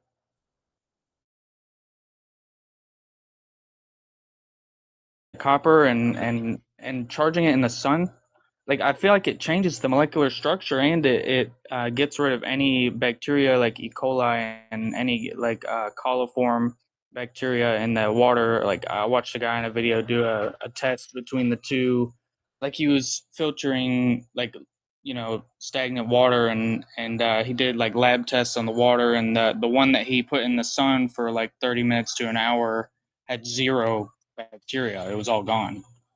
I believe copper has like distilling factors, and what I mean by saying that is it has properties contained within it that filter out like microbiome.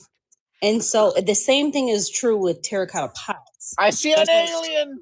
They're in Home Depot. Someone call ICE. Is he okay? Probably not, but it's okay. Keep going. Terracotta pots are often used for the same mechanism. In fact, they used to put a bowl inside of the terracotta pot and fill water at the bottom, like the cup underneath, and precipitation would bring it back up colder, because that's how it works.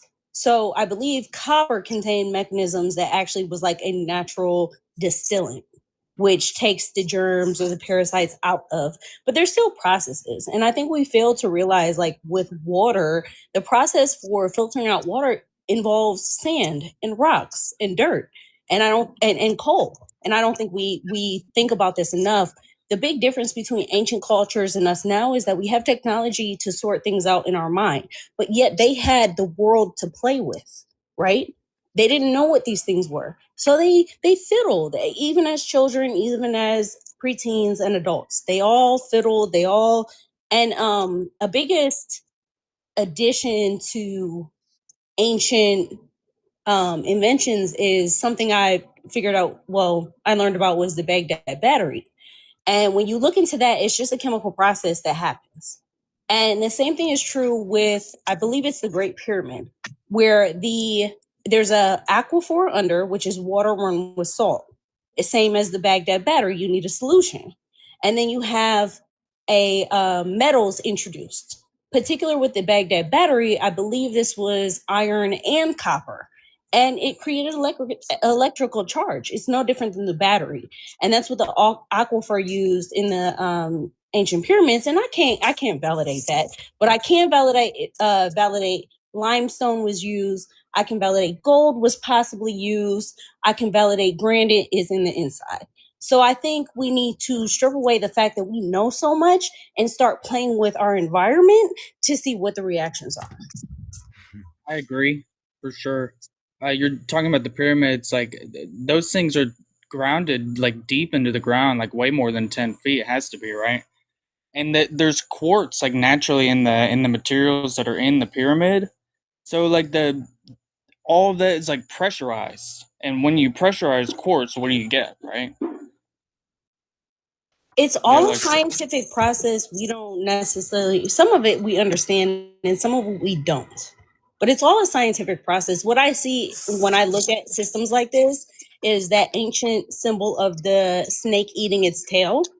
And so in my mind, I've had a good discussion with this before. People are like, oh, we have archaeology from this area. And I'm like, you don't understand that like tectonic plates get pushed up to move mountains. That mountain compresses systems that are beneath it. And these things create new things. And this is an ever-evolving Earth system. This never stops. So where we might have a fundamental resource in Africa or Russia, 10,000, 5,000 years later, we'll have it in America. Guess what? Because the internal ground has shifted. The whole mechanism of magnetic frequency in the Earth runs off of the lava inside of the Earth. The way that the direction moves creates our magnetic, what's it called? Help me. Magnetic, you know how you look at a magnet and you see those circles? Field? Yes, magnetic field. So the flow of the lava creates a magnetic field, and that is constantly moving and changing, which affects our rotation and axis around the Earth. Yes, sir. How you gonna raise your hand in your own live? Hey, look, I try to let people finish. That way, everybody feels. I'm sorry. respected Okay, that way. yeah, no problem. No, you're good. You're good. So at this time, I do want to say thank you guys so much for being a part of this open discussion. I appreciate you guys so much. And let me give you a hand. Thank you, bro. Thank you. Of course. And this time I do. Yo, I'm just gonna head out real quick. Thank you so much. Of course, I appreciate you coming through. And at this time, I want to say Thank you. thank you so much to Will I Am for being a part of this Knights at the Round Table and sending the nice honors this evening, along with Flo Linder. Thank you guys so much, and here's your nice honors for this evening. All right, guys, and up next we do have Nix 216. Nix 216. I'm gonna get 3 minutes on the clock for you as well to get your best conspiracy theory, and after that, the 5-minute open discussion to see why you think and feel the way that you do. And at this time, 3 minutes on the clock. What is your best conspiracy theory?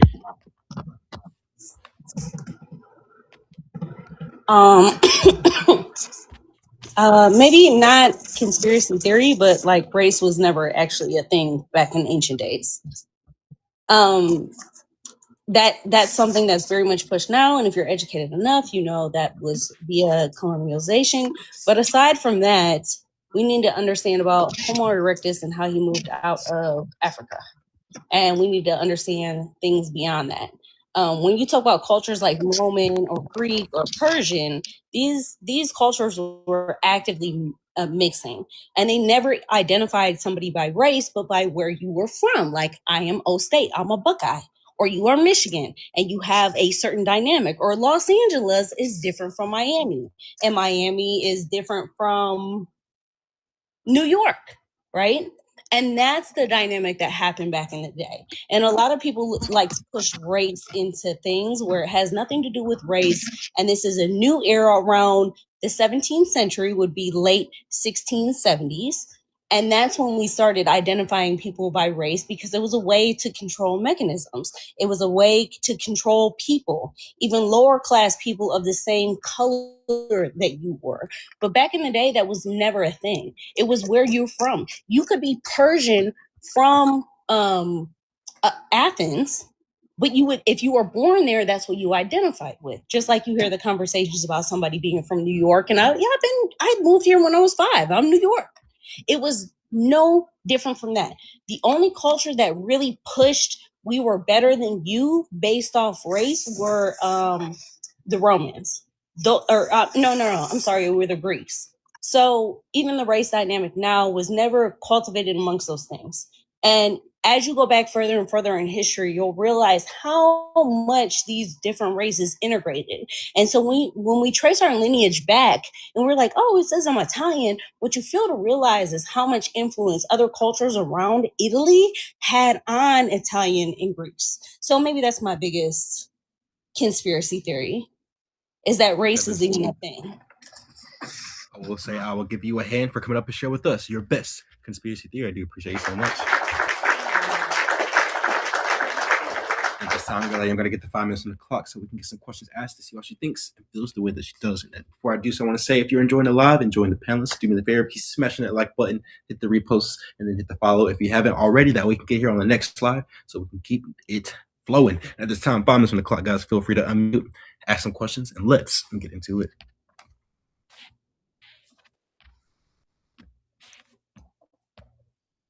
Hi guys. Just wanted to mention, just not a question, but just I agree with what the lady said before about race being not a real thing, more of a social construct.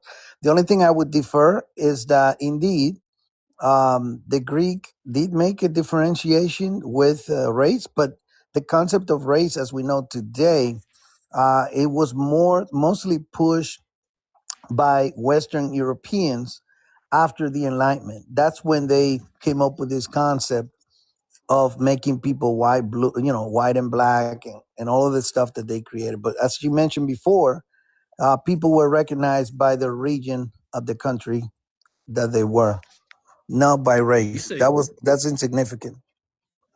People used to be at it wasn't even like, because like before there was regions, people were identified by like tribes. I say tribes, I don't even think they called them that. There was just like, if you were with that group of people, we identified you by like those are the white feathers, or those are clans, the long necks, like you said, clans. Thank you. Clans, there you go. clans. I cannot think of that word for anything. They identified you by your clan or wherever, like what you wore or how you like.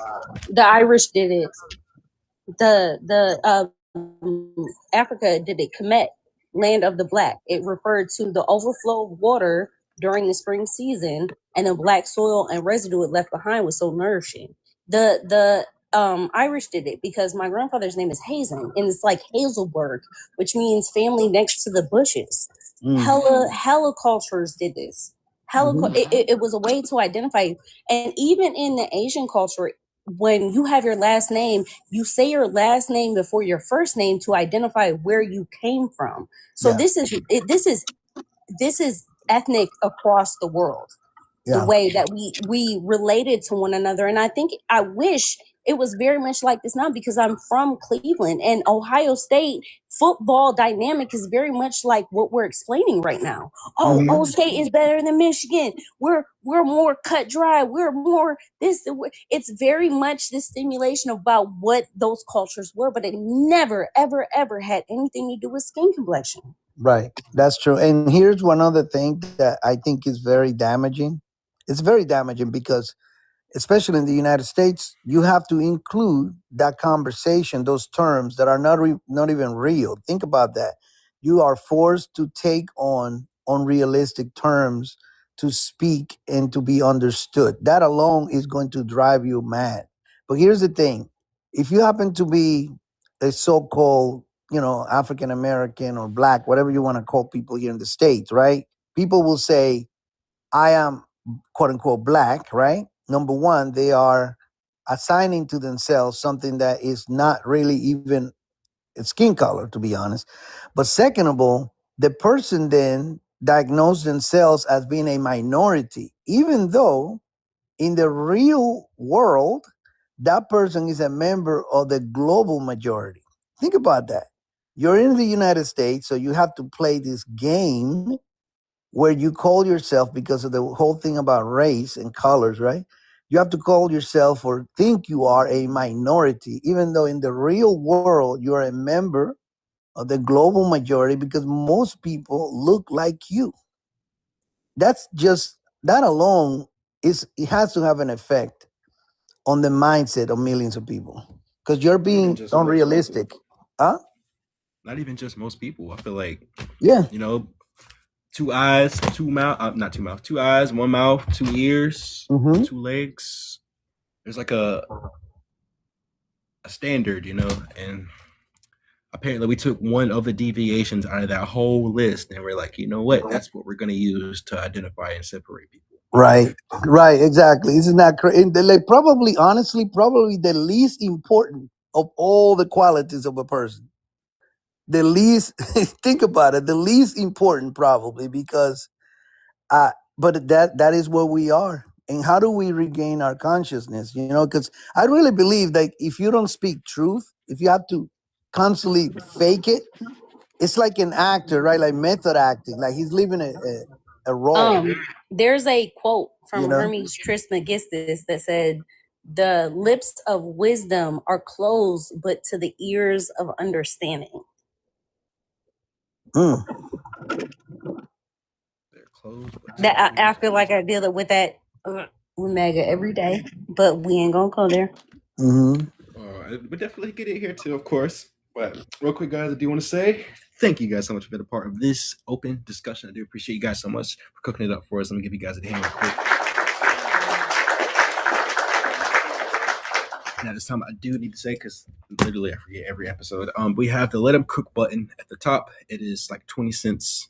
You can send that if you are enjoying a conversation to the point where you want to get another 5 minutes on the clock, and we'll get back to that open discussion, of course, with the Let 'em Cook music. And at this time, thank you so much, Nix. We want to say, let's get our next panelist up and thank everybody for being here, of course, and tapping that button for us. We are already at 14K likes on the day. Thank you guys so much for tapping that button for us. Let me give you guys a cheer up quick. And we do have a Let 'em Cook session sponsored. Actually, while I said that, we're going to get 5 more minutes on the clock, of course, and this session will be sponsored by Amanda Asherman. Let me get the button pulled up.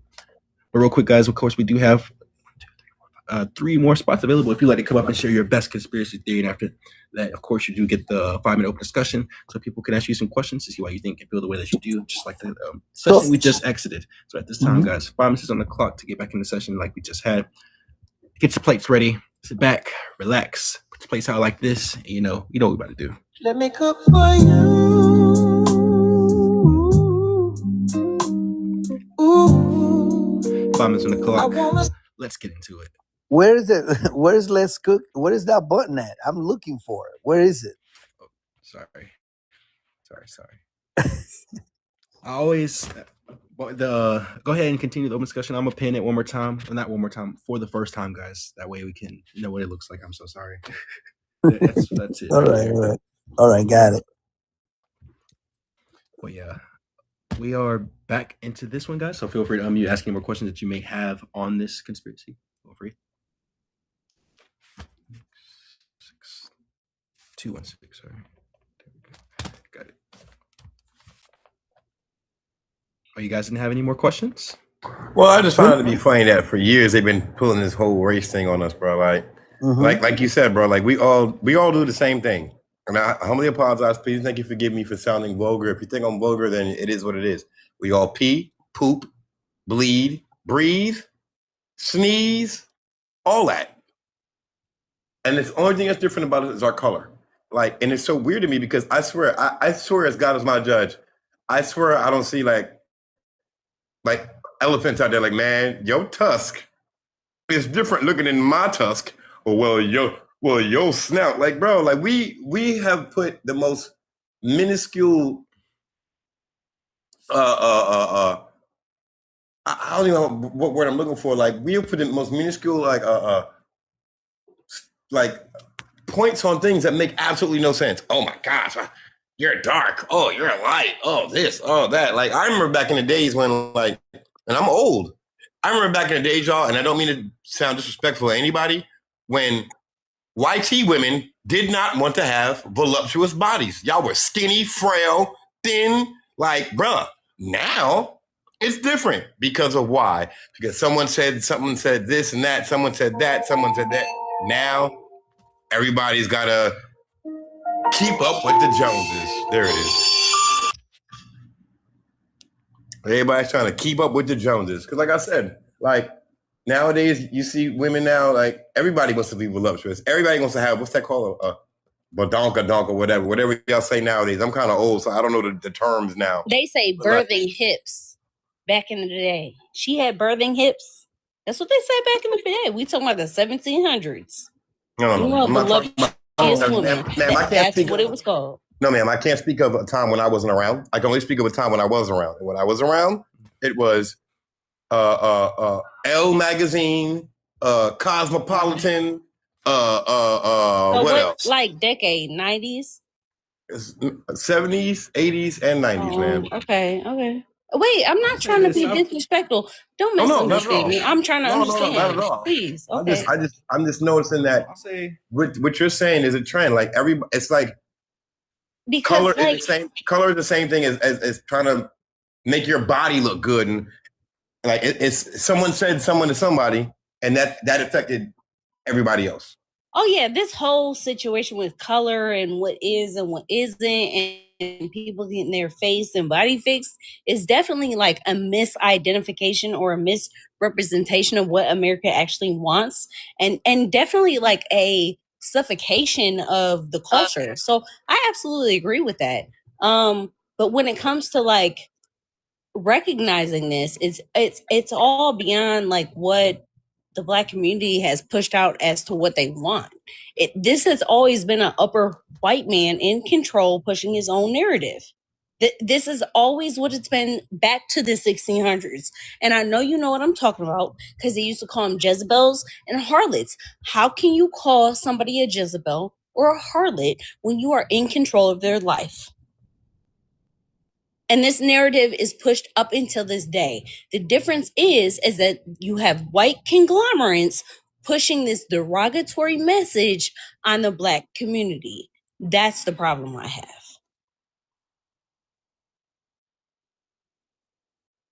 Real quick, guys, we got about 30 seconds left if anybody wants to add in some more open discussion.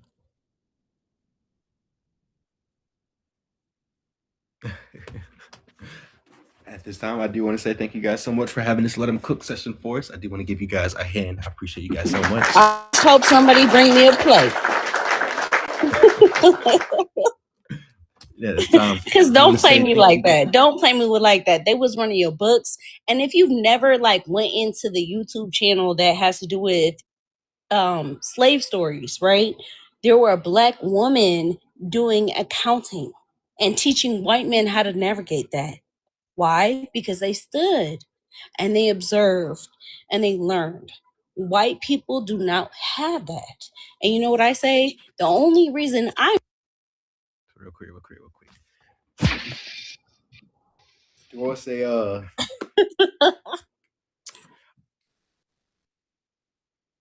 how do I say it? I don't know. Be nice now. Be nice. Be nice. No. I'm saying like I don't know. I feel like I had a way to say this before. I haven't had to say it in a while.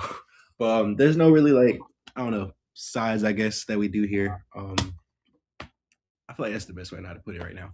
But real quick, yes, I agree with that. Okay. I do want to say thank you so much to Peace Upon Us, Boilermaker, and of course Nix 216 as well for coming in and thank you.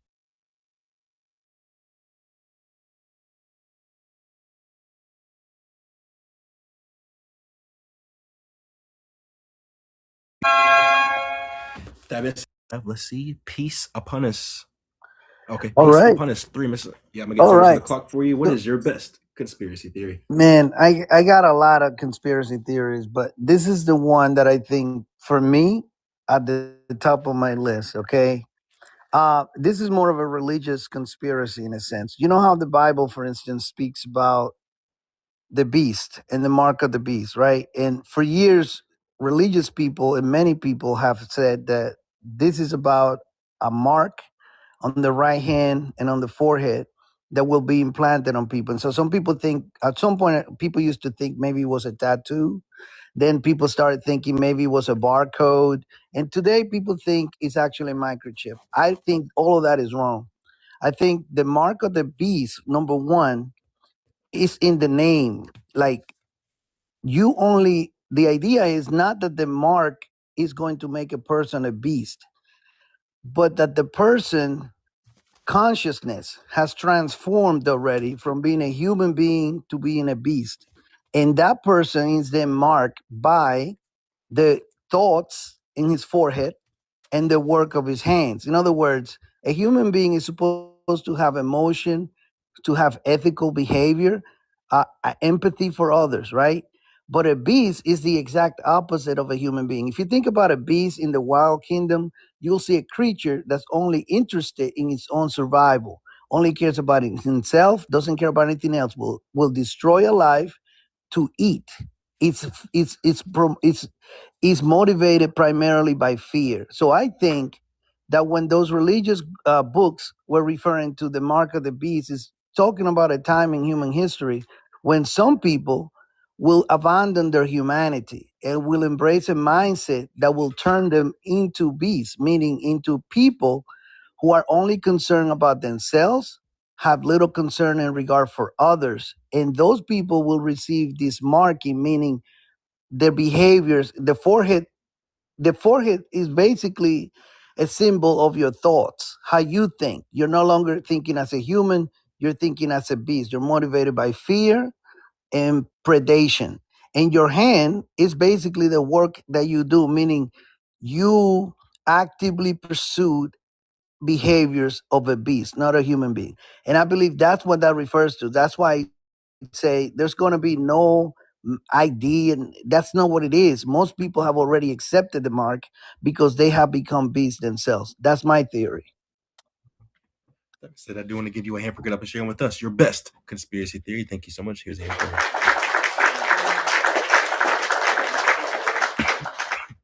As well as before I get this 5 minutes on the clock, guys, for some questions to see why he thinks and feels the way he does. I do want to say thank everyone for being here, a part of this episode of Conspiracy Nights. Do want to remind everyone this is a garden-friendly live, so if you haven't rolled up already, feel free to do so. At this time, we're going to get the 5 minutes on the clock. Let's get into it. I like your perspective. I do. I thought about that before when I first dabbled into it. I've kind of progressed a little bit more to a little bit more of a literal stance. X marks the spot. So in my personal opinion, I kind of feel like it's social media, the merging of technology, monetary, because I don't know if you saw X now is like, Cash App where you can send people gifts and stuff and tip them. And I personally feel like it's X marks the spot. It's telling you in plain time your freedoms are being taken over there. They're collecting data, which are being funded into some of these things that we're not allowed to say, centers. And I kind of think of it's a movement. And once you get to that threshold, you can't come back. X marks the spot. You're selling your soul. You're giving up your digital freedom for this digital ID. You have to give your ID up to get verified, get that blue check, and then you're paying for that. The whole time they're infringing on your freedom, and you're allowing it just for the ability to speak on a platform.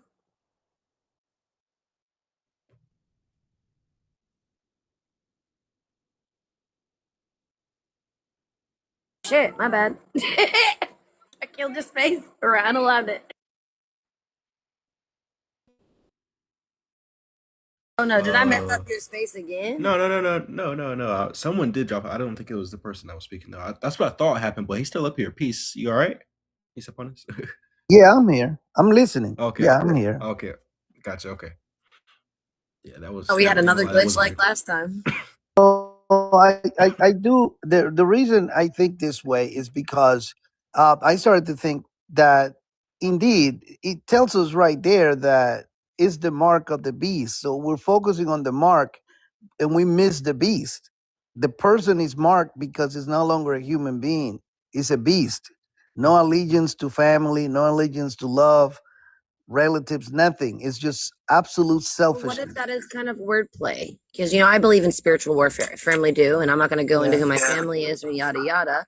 But theoretically speaking, what if it's saying the Xbox and Spock? These are demonically possessed people that are, you know what I mean? That's energy. You know what I mean? So like, that's not saying that they're not redeemable, but they sold themselves out. Yeah, You should be able to identify them by their, in my opinion, their mark, social media.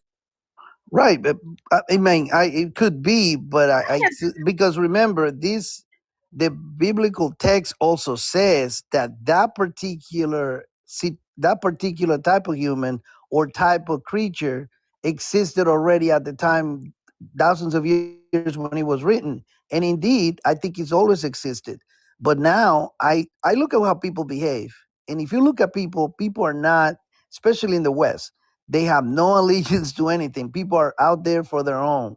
And that's not a human behavior. Well, that's self-preservation. That's Well, that's not human behavior. That's not human behavior. No, that's gluttony. That's greed. Those are sins. Right, but what I'm saying is the behavior of people. People don't think like human beings. We're just low vibrating at the moment. That Right. doesn't mean you have to think of everything as energy, and energy can't be destroyed, but it can be transmuted. But you have I'll say people who this. already bestialized, right? In my But theory, listen, there are listen. people. Go ahead. I need you guys to know this. The mark of the beast is a mark of devotion to Satan himself, if you subscribe to that. So for anyone that does, it is a mark of devotion. And for anyone that subsequently doesn't know what the word devotion means, you have to devote, whether it be your life, something very, very, very valuable, such as your soul, and things of that nature to even think about bearing this mark. So another thing I wanted to say about that, this isn't just something that's gonna pop out at you and be like, oh shit, all of a sudden I have the word 666, or I have a pentagram on my hand or my forehead, either one. It's not either of those two types of concepts. When it comes to this is something you have to actively, what's the word? Look into, you gotta be into this type of stuff. Like, You gotta Is it my turn? digest Because it I want like to a say daily. something about his theory. I haven't got a chance yet. You Yeah, just sure. have to Go eat this ahead. shit every day. If you don't, you don't know what we talking about. Consume it every day or don't. So there was a pastor that he preached on the pulpit, and I thought it was really neat that what he said because he has a PhD in the Revelations, and so he had said, which was really new, like 10 years ago, that there's theologians that believe the beast is us, because 666 is the number of man, and that it is us looking in the mirror, and we're the beast that we have to take out. And that yes. So and the Antichrist had already been here. It was Hitler, maybe. So that's one of the theories that is out there. It's not like, and so I just wanted to let him know that for him to have gone there, that's not something that has not been studied by theologians, and they also agree that the 666 mark could be man, and that might be the son of Satan when they go all the way back. That had politically to do with that error. I believe it was Nero or Caligula. When he wrote those letters, he was being entrapped. So he was talking against, like, what we would say, liberalist against Trump. It was no different. He was held in exile. When you're quoting something. Real quick, guys. Do say we are at the end of the open discussion timer. Let me give you guys a hand real quick for this open discussion. Do appreciate you guys so much.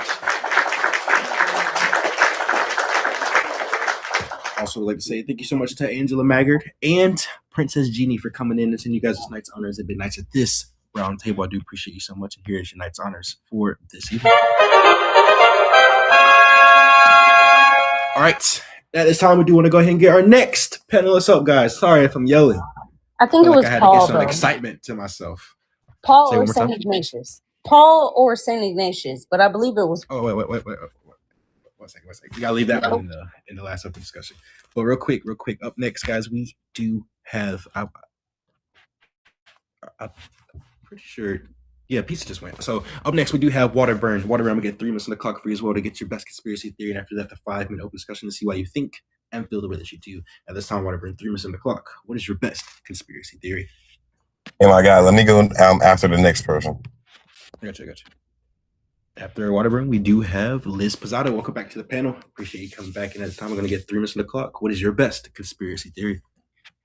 My conspiracy theory is that when Drake dropped his 3 albums and called out Jay-Z, Jay-Z went and cut off his dreads, and he did some stuff with them dreads, because in some of those songs that Drake is saying, he's talking about him cutting off his dreads. How would he even know? I think he forced Jay-Z to have to cut his dreads.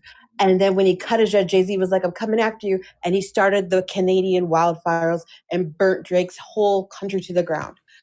That's my theory. Said, you want to give you a hand for coming up and share with us your best conspiracy theory? That's the first Lord one. have First time I heard that mercy. one. Let me give you a hand right quick. Thank you. That's I was way out there, but it's fun, right? So this time I'm gonna get the 5 minutes on the clock so people can ask you some questions to see why you think and feel the way that you do. And this time, 5 minutes on the clock, guys. Feel free to unmute and ask some questions, and let's. Oh, I will, because you know what? I love your brain. I absolutely love the creativity. I love the thought process. It's a little woo-woo and witchy, but it's not really outside of the realm of the scope of possibilities, especially when you look into the government in Hollywood, you know what I mean, or Hollywood, or whatever you want to call it. So maybe, but I think it's bigger. But maybe that could be like one puzzle piece of a big giant puzzle of, utter chaos. Who knows? But I like your style. I looked it up and they were like, I was like, did these wildfires were caused naturally? And they're like, no, there's like 7 cases lasers. near Yeah. New York that were started like by arson. And I was like, if I was Jay-Z and I wanted to cut after Drake and he kept talking about the 6, I'd burn it down too. You know what I'm saying? That's just a gangster move. I thought that was more like a land grab, if I'm going to be honest. Especially with the. Oh, that's a good idea.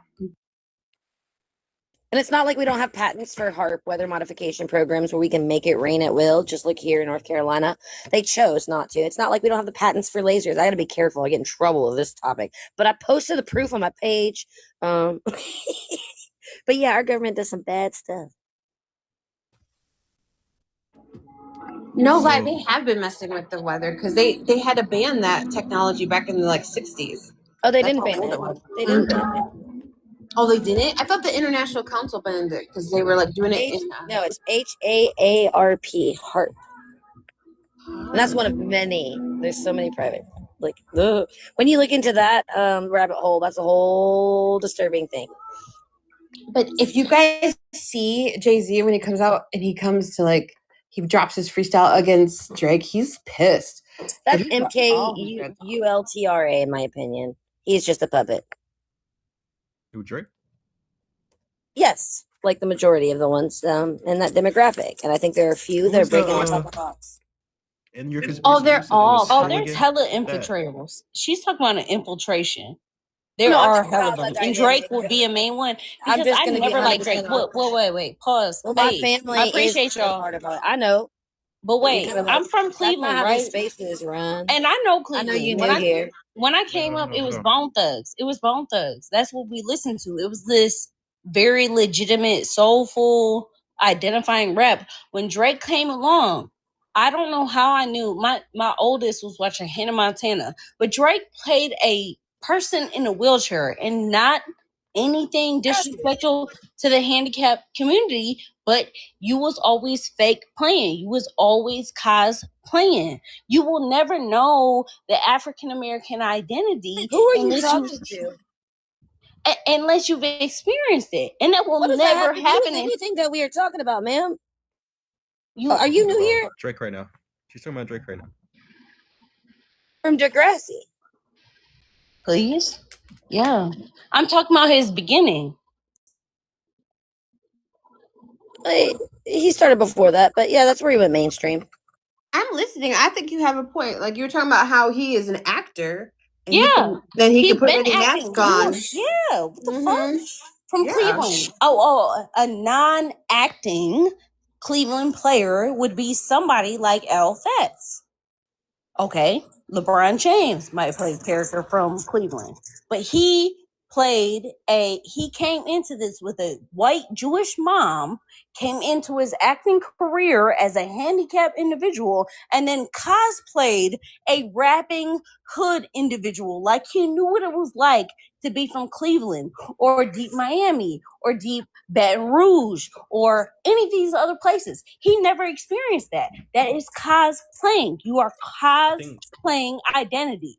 I think Lil Wayne was like trying to say How hard that is that to too. understand? No, I understand that because Lil Wayne, I like, hope you do. Lil Wayne said that he was like, Look, we're looking at the demographic of this type of. but I'm also programming. thinking that 21 Savage might or have not. turned I'll Drake let you. a little gangster.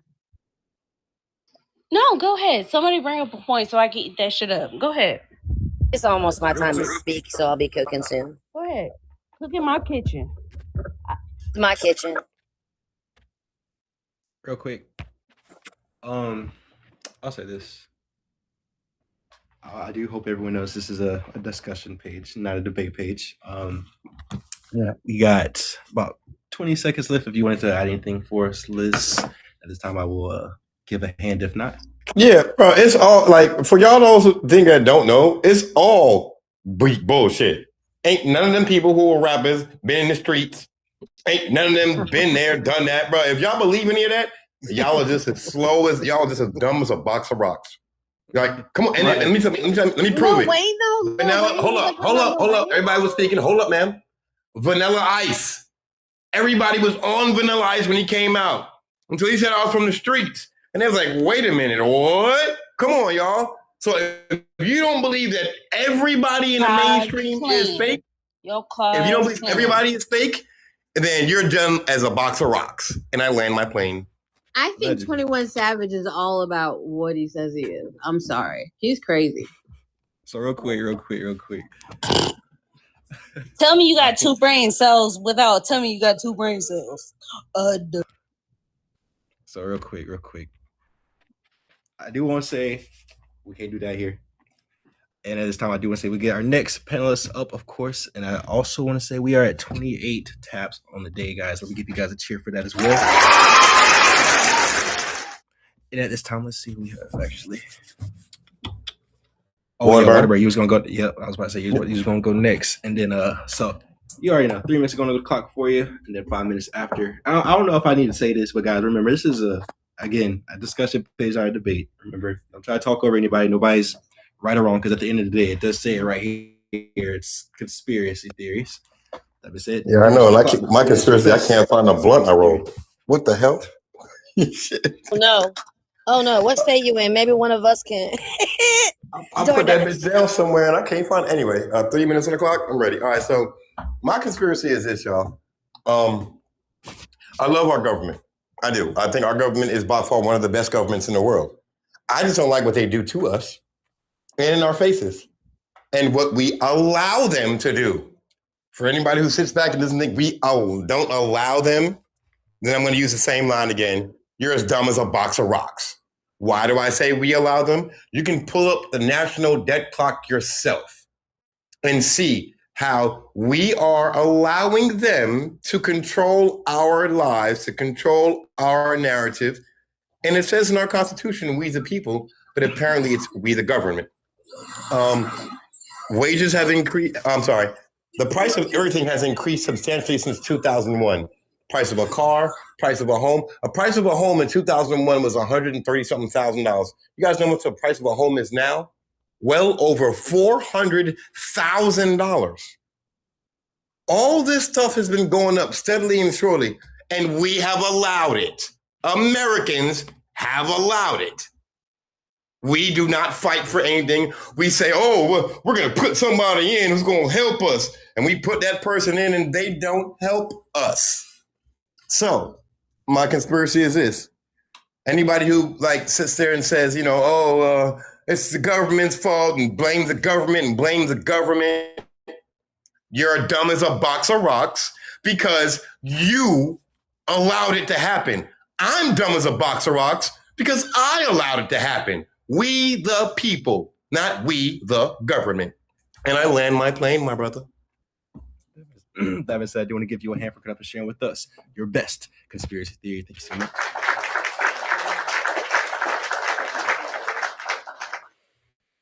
Thank you so much for those roses. I appreciate it. They are greatly needed right now. Starting to get a little stressed out. No, I'm just joking. Thank you so much for those roses. I appreciate you. And this time we're going to get 5 minutes on the clock so people can ask some questions and see why you think and feel the way you do, whatever. And this time, let's get into it.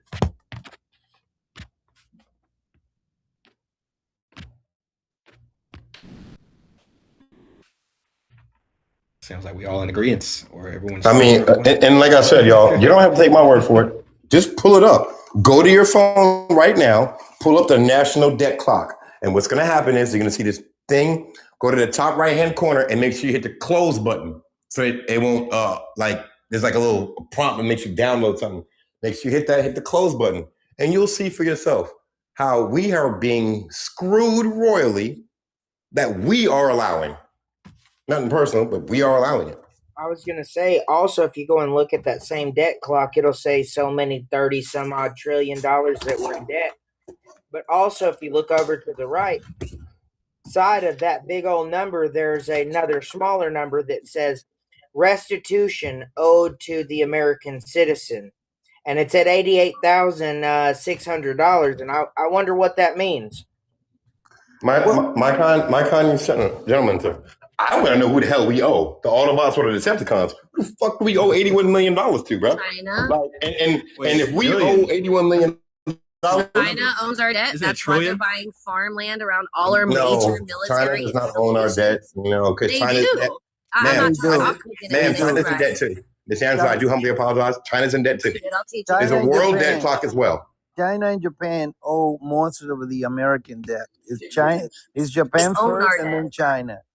The United States. Now you're saying that we the people have allowed this to happen.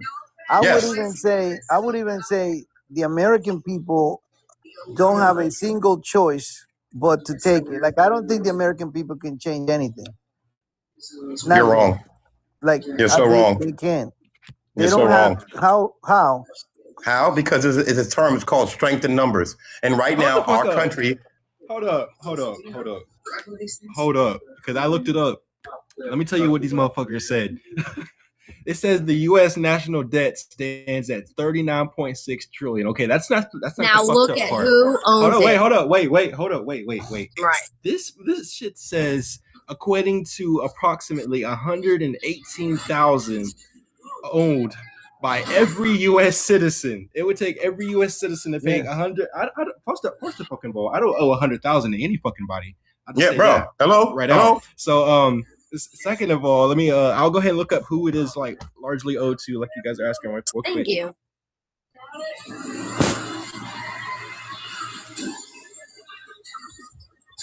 I'm watching a good movie apparently. My question is how in the world is it that you owe this fake currency that doesn't mean anything to somebody? That's the thing. Americans cannot do anything. There's nothing to do. I just can't do it. I mean, it's like having a car and saying, I got to get out of here. But when you get in the car, they already disable your car. They remove the battery, took the gas away. Where are you going? Did you look it up? No, what I'm saying ma'am. is It's only owned by 24 to 30%. 24 to 30%. Wait, who? So this it gave me an even more bullshit answer. So it says America owes 36 trillion in debt to a mix of domestic and foreign investors, as well as it owes the U.S. government. How the fuck do we owe ourselves? Bro, my guy, yo, listen to me. It happened back in World War II, bro. Not World War II, World War I. World War I. Did you know that? Do you know who funded World War I? Do you know who funded World War I? The old child. Yes. The old child Don't say their names, and Mr. Porgan. The old child's in Porgan. Yeah, I didn't know that one. You didn't know that? But like, yeah. But I'm saying like, maybe how do we owe America ourselves? That's crazy. I see what you're saying. Well, I thought they were saying like no, like the actual government itself owes itself. Like at that point, bro. If I owe myself, yeah, my God, that's what I was saying, bro. And Miss Angela was slightly correct, but she's like all the debt's owned by it's a small fraction. A small fraction is owned by Great Britain. I'm sorry, by the UK, Japan, and China. but that's only 25 to 30%. We still got a China whole has a whole bunch 70%. though. No, they have a lot more than that there. That's China why has they're a whole You can bunch. look it up. It's farmland no. all around our major military installations. It's What? Man, get out of here. no, seriously. When the government sells bonds, okay, you could look it up. It's not a conspiracy. That's public record.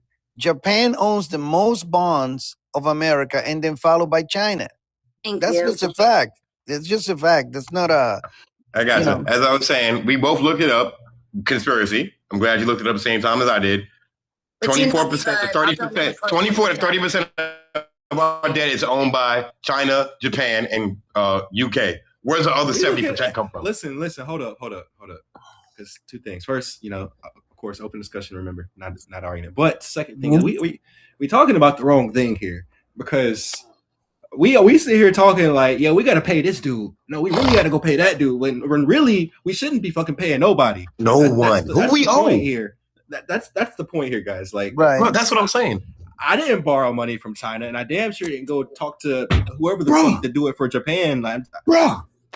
But that's Taxation without representation. And there I was love you. I never a love you. I time love that you. any I of love you, us conspiracy, ever because said we I wanted always our thought that jobs to myself, go. bro. I'm sorry. Oh, Go ahead, man. I was gonna say there was never a time that any of us ever said that we wanted any of our jobs to go overseas, that we wanted to start to continue to purchase cheaper, non-productive products from overseas. Nobody More ever said we outsourcing than wanted that. insourcing. Absolutely. I'll tell you what, I'll do you guys a favor. If you guys so voted for that, please put a 1 in the comments. Please do so. A 1? I'll be happy to. A 1? Put a 1 in the Conspiracy. comments. Tell them why they did this. Tell them why Hey, they please did let this. us know. Please tell them why they did this. I'm so irritated right the fuck So now. real quick. Bitch. So hold up. 1 second. So actually, Sure. we have 1. 2 1s. A lot of Okay. 1s. Put a But 1. hold on. I'm gonna get the because we gotta let them cook session, so that's what it's gonna be for. Obviously. Ooh. With that being said, first we're gonna get the 5 Bro, minutes on the me? clock real quick to get the 11 cook session. So real quick, 5 minutes on the clock, guys. Sit back, relax. Somebody put 1.5. 1 to the second. All right. So real quick, 5 minutes on the clock. Let's get the. Let me cook for you.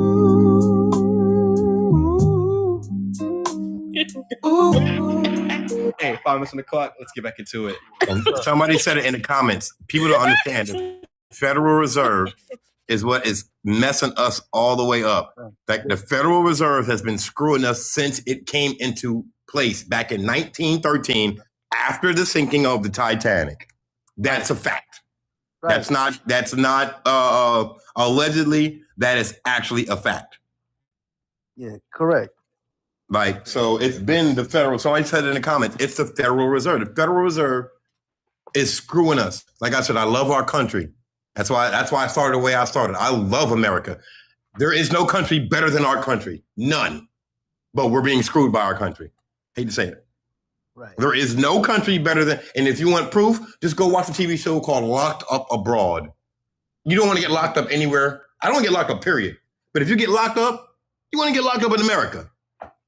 You don't want to get locked up nowhere else. If you want to get locked up, become a government official first. I want to get locked up. The I didn't thing say is that.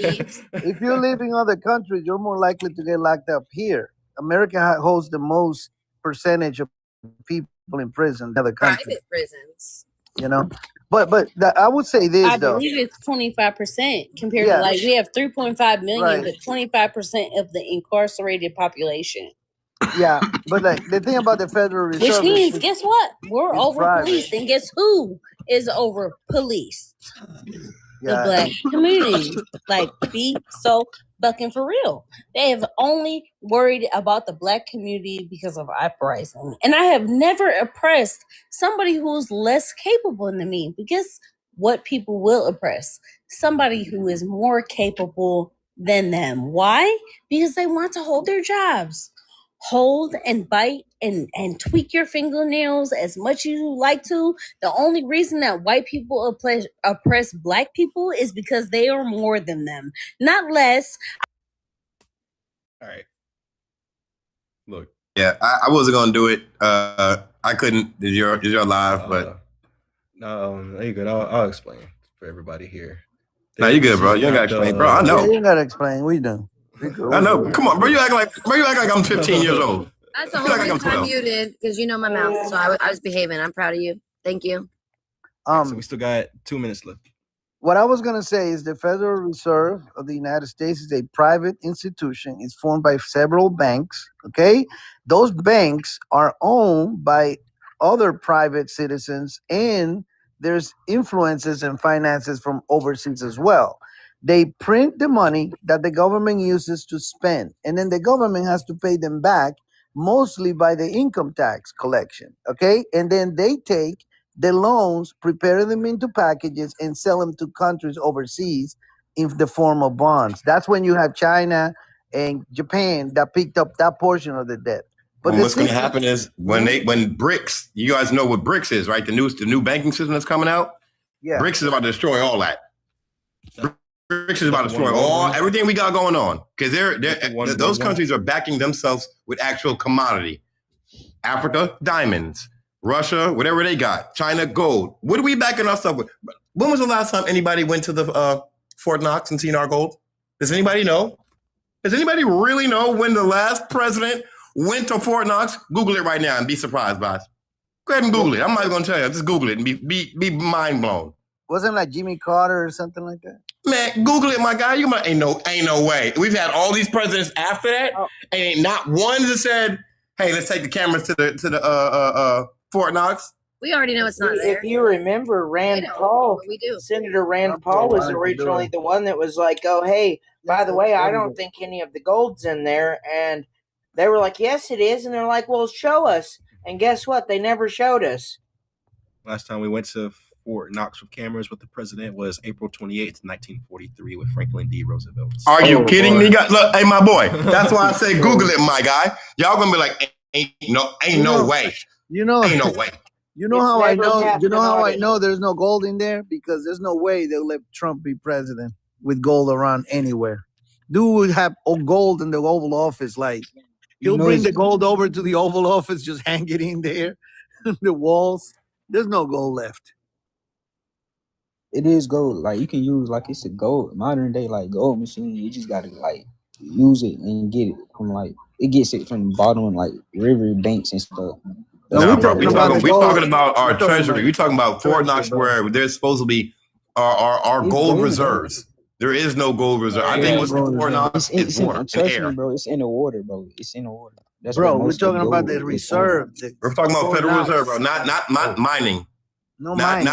We're not talking about the California gold rush, my guy. We're talking about the Federal Reserve. So real quick, guys. Real quick. Go ahead. You want to say we are at the end of the Let Him Cook session? I do appreciate everybody being a part. Let me give you guys a hand right quick. Also, I do appreciate you sponsoring that Let Him Cook session. Wait, that's not a person name. That says Tartarian Empire. I appreciate whoever sponsored that Let Him Cook session. Thank you so much. Let me give you a hand as well, actually. As well. I almost called somebody Tartarian Empire. I'll be writing stuff down that Do you mind pinning the let it cook thing again? Because I can't find it anywhere. I think I clicked it on the eggs by mistake. I'm sorry. I'm gonna do it in this. I'm gonna start doing it every discussion. I keep forgetting that's on me. I'm so sorry. But real quick, first, let me say Lee Man Lee, as well as Paradigm ICS, as well as Sky Boo, as well as Terry Webb, as well as Bryson B. Thank you so much for coming in and seeing you guys' nice honors and nights at this round table. I do appreciate you guys so much. And here is your nice honors for this evening. And at this time, we are going to get our next panelist up, and I should be ready to present after two more panelists. So up next, we do have Angela. I'm going to get 3 minutes on the clock for you as well to get your best conspiracy theory, and after that, the 5 in open discussion to see why you think and feel the way that you do. And at this time, Angela, 3 minutes is on the clock. What is your best conspiracy theory? Well, I'm a whistleblower, so I'm just going to tell my story because that's just what I do. I dox myself. This is my government name. I'm exposing Fort Bragg, North Carolina, and Wright-Patterson Air Force Base for war crimes against humanity involving adolescents. My father, Master Sergeant Stephen Eugene Maggard, he was handed a baby October 27th, 1987 at Fort Bragg, the day he became a Green Beret. He was unalived on Father's Day in 2007 after exposing his unit, 3rd Special Forces Group of the 82nd Airborne Division, for human and illegal substance movement. I dealt with severe... Okay, I'll go back in time. So in 1991, he tried to go AWOL and take me out of the country, and that's how he lost his rights away to me. And I was moved up to Wright-Patterson Air Force Base with my adopted mother, Kathleen Marie Griffith, who's still alive and well and works for the government to this day. I say that because it's cheaper if she sues me long term for motion to discover, blah, blah, blah. Anyways, I'm exposing Wright-Patterson Air Force Base for kidnapping adolescents, illegally adopting them into government agency families, and orcharding them like guinea pigs for research purposes. My grandmother, Anne Elizabeth Jutman, DJUPMAN. If you look up her NDAs or just Google her, you'll see it pop up on cagency.gov. She's still alive. She lives in Texas. The number on Google is correct. She was a part of the Stargate Project. She was a psychic remote viewer. That's where my grandparents met. My grandfather, Sanders Eugene Maggard, but his alias is Gene Sanders. He was a part of Operation Jedi Warrior, also known as the 1st Earth Battalion here at Fort Bragg in the 80s. They made a movie about it called The Men That Stare at Goats. That was a precursor for psychic super soldier programs and other esoteric conversations. My grandmother was the first analyst on that project. She worked for originally INSCOM, and then it was with the C agency and then the D agency, and it went Grill Flame, Sunstreak, Center Lane, Gondola's Wish. Star Flame is still classified, but when you look that up, there's 2 projects with that name. One's an advanced weaponry system out of Wright-Pat from Wright Laboratories, and the other one is telepathic hypnosis and ways to weaponize it on the masses. Let me hurry before they get me. Johnson County Regional Airport in North Carolina is a C agency black site that is retrofitted aircraft for human orchard, and that shell company is Aero Contractors LLC. It's AERO. The proper term is rendition flights, but if you go down that rabbit hole, it ties directly to the 911 date, Guantanamo Bay. Anyways, my dad's job was to orchard people for the government. They weaponized him and used him because he had daughters. He couldn't have kids, hence why he was handed me, blah, blah, blah, blah, blah. They unalived him. There's so much more, but I'm running out of time. Wait, I'm sorry. One second. Go ahead. Oh, I have 14 seconds left. So yeah, there's a lot of other whistleblowers on here. We have Megan Walsh. We have Juliette Bryant. She's an E-Island survivor. Jason Sands. He worked for the DOD. They're trying to take us out. I dox myself because come at me with your whole chest and don't miss. My contingency plans are ironclad. Oh, I found my birth mom and they unalived her on my birthday in 2018. So that's the whole reason I'm doing this. So real quick, I do want to give you a hand for share with us your experience / conspiracy theory. Thank you so much. I'm going to give you a hand right quick.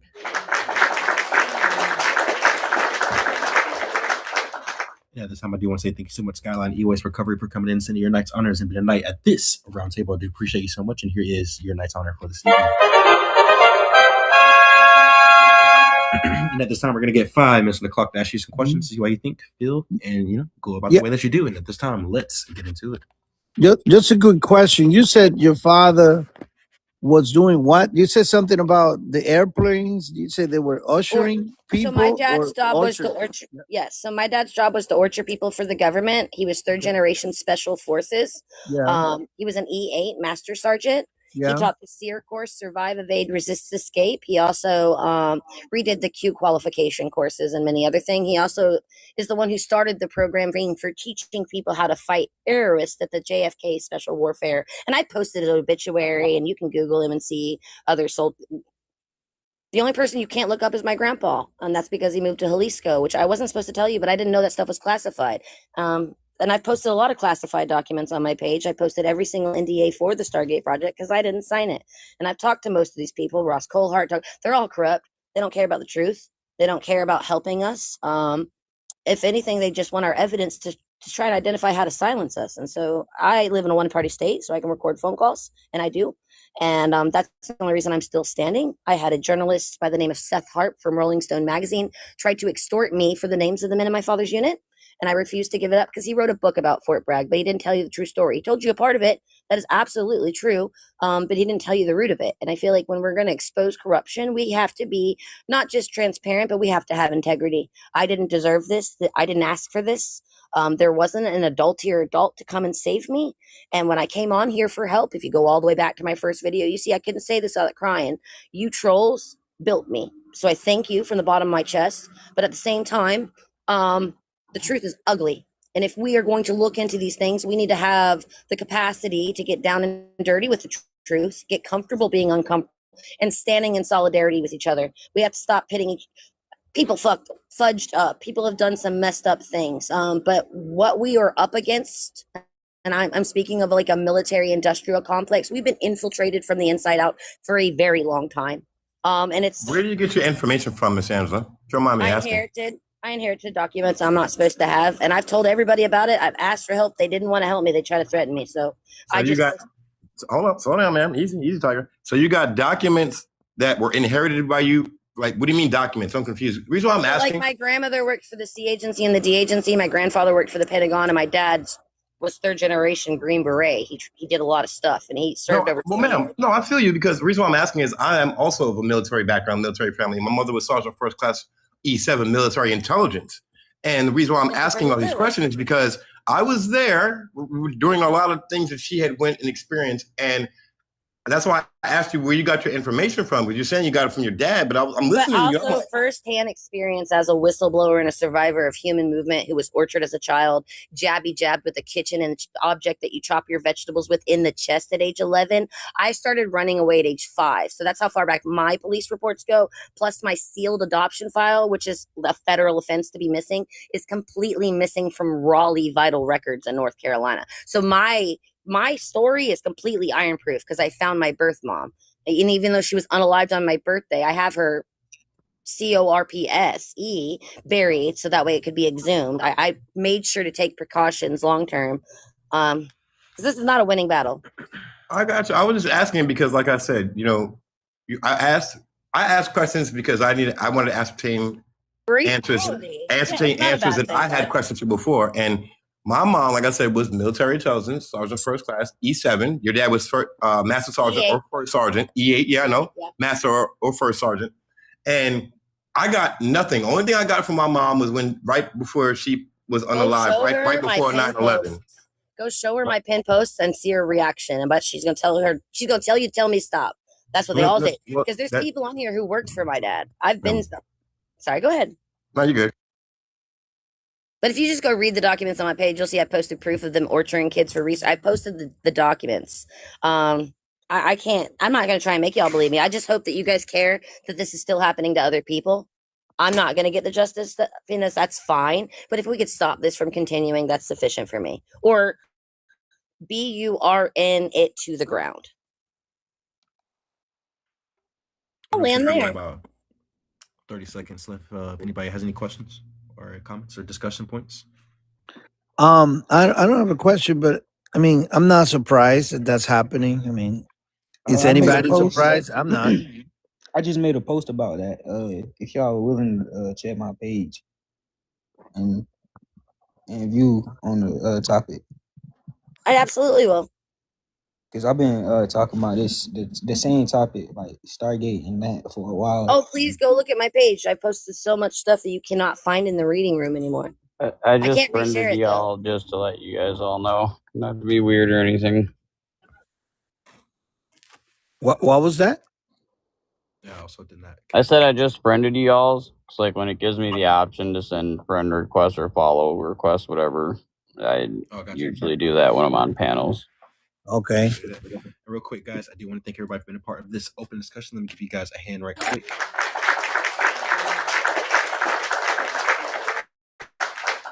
And at this time, we do have a Let 'Em Cook session, so we're going to get another 5 minutes on the clock. I am currently looking to see who sponsored it. Give me 1 second. It is not showing me. That is always trash. I hate that TikTok does this.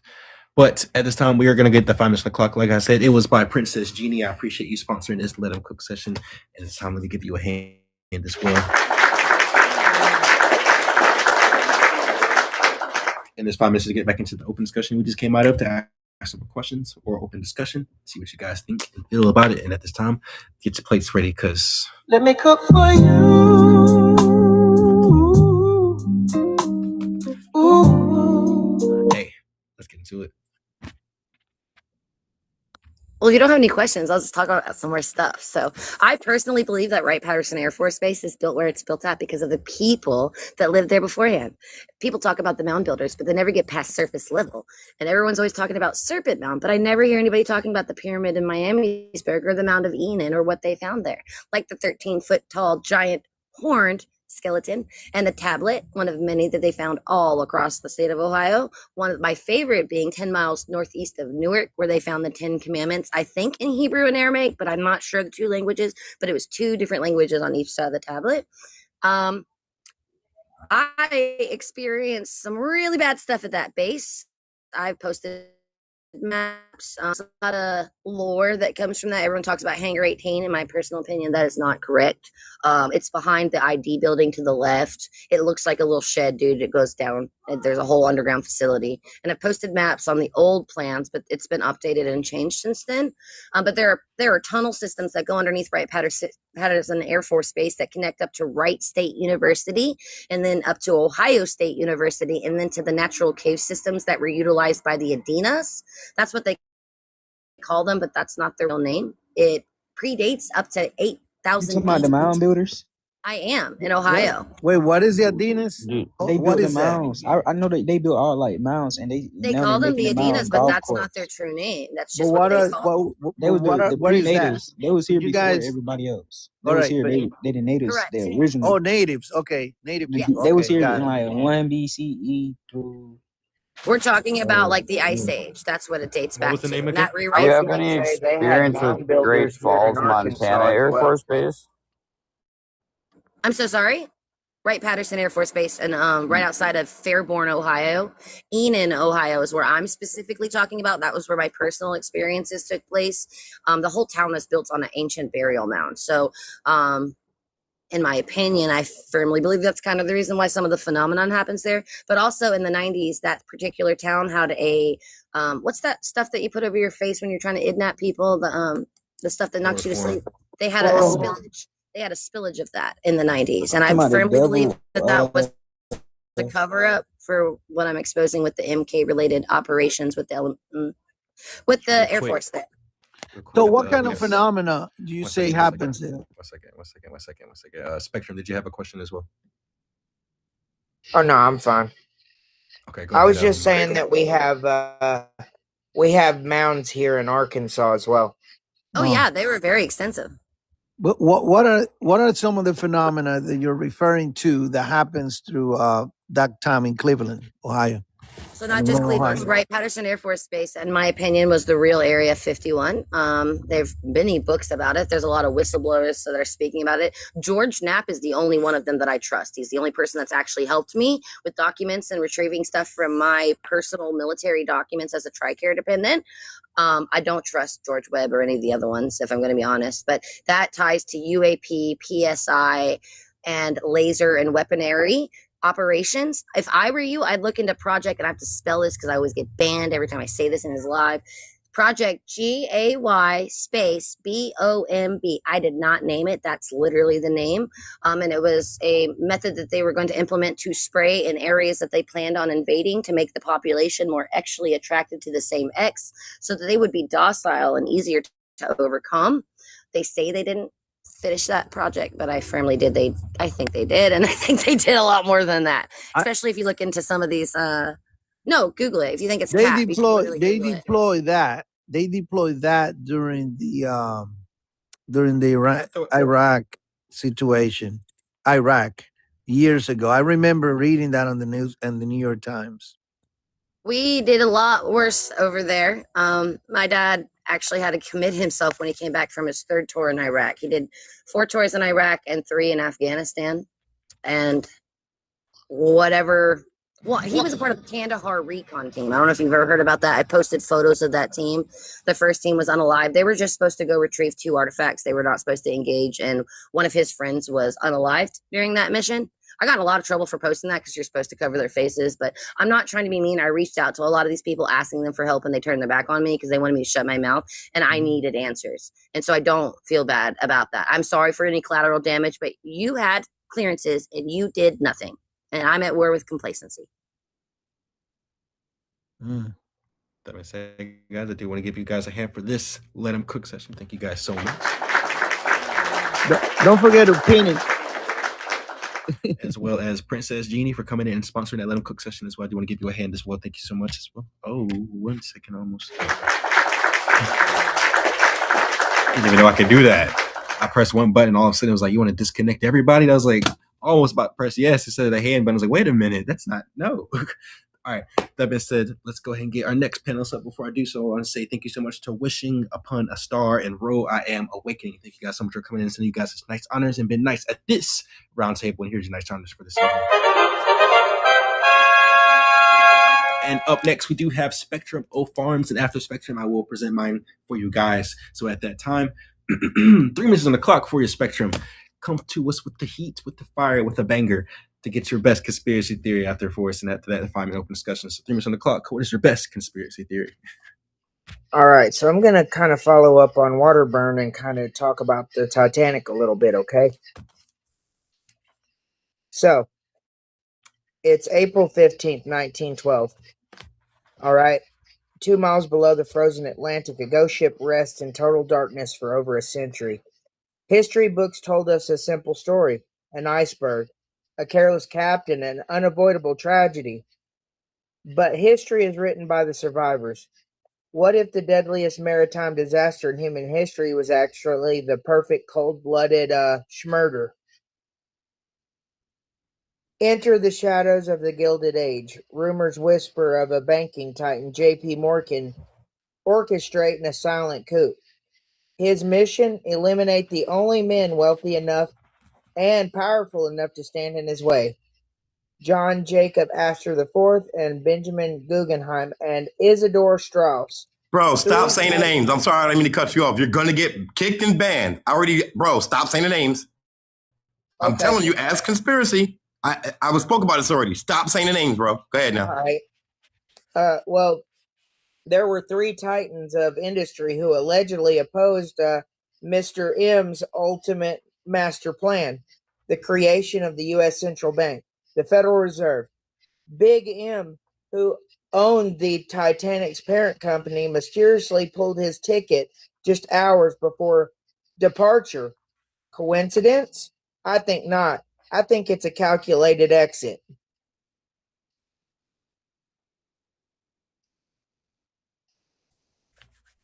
If you look at the timeline, the Federal Reserve Act was signed into law in December 1913. It took 20 months. There was a political war for control over America's money that hadn't been won yet, and there wasn't anybody out there that was able to stand up to it after the Titanic, sunk. Well, I came to propose a little bit of a different twist on things. What if it wasn't an iceberg? What if they ran that ship into the ground and then drove it back out to sea? Forcibly, unaliving those men. And, of course, you know what happens after that. And with that, I pass. Whoa. That being said, I'm going to get a handout for you because I do appreciate you coming and sharing with us your best conspiracy theory.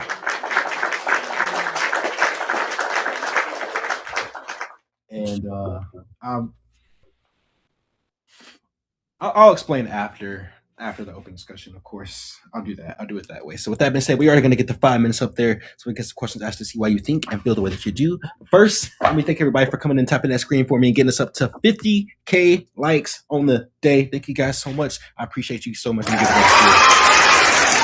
Halfway to 100K, I might say. That being said, let me go ahead and get 5 minutes on the clock so we can ask Spectrum here some questions to see what I think. All right. The way they do. 5 minutes on the clock. Let's get into it. Thank you. My guy. Go ahead. No, sir. just After wanna- you, please. Okay, I just wanted to know, you said that your theory is that they crashed the boat on the ground and they put the people in. Is that what you said? Like, that's how you think it happened? No. I was gonna. What I'm saying is I think what I think is that they ran it into not actually like they found an island and crashed it into it or something. Oh, but they okay. knew where the low tide where some Sky chase. some rocks may have been protruding along the path and may have accidentally on purpose crashed into them. Got it. Well, or like beach. okay, so now I've been doing the whole Titanic thing for a while, guys. Like, the Titanic has always fascinated me. And then when I found out more information as I kept digging, yes, Mr. Astor IV, Mr. Guggenheim, and Mr. Strauss all opposed the Federal Reserve. As a matter of fact, a lot of people mistaken the Rothschilds and Mr. AC Morgan Plus for being the richest people in the world. No. John Jacob Astor IV owned 40% of all mortgages in America. So I want you to pan out of the American map and look down at America. This man owned 40% of all the mortgages in America. He was the richest man. He said no, that we should not have this one federal banking controlling everybody's money because it's easier for the money to get lost, misplaced, embezzled, and or stolen. I'm a further expose on what you said. Milton Hershey, I'm probably gonna get kicked. He brought his tickets 2 weeks before the Titanic set sail. Fact check me, please. And on the day she set sail, he decided not to go. Wow. On the day of the sail of Titanic, those certain people got off and certain people stayed on. The boat went down a year later, like the man said, the Federal Reserve was formed. How do 3 of the richest men in America don't get a seat on a lifeboat? How does that happen?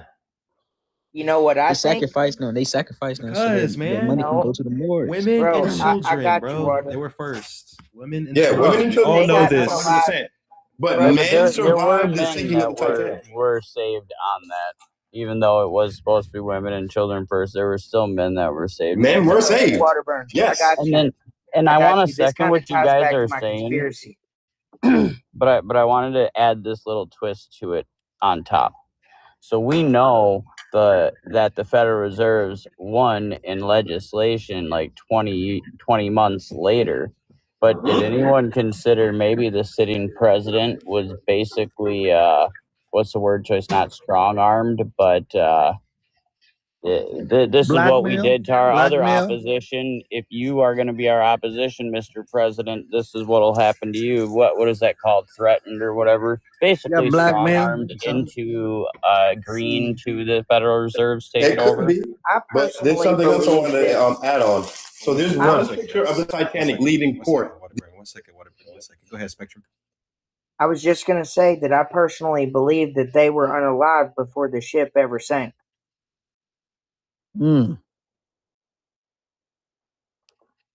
And once they were unalived, well, you can't land the ship with them, on it in that fashion. So I think that's how the quote unquote crash happened.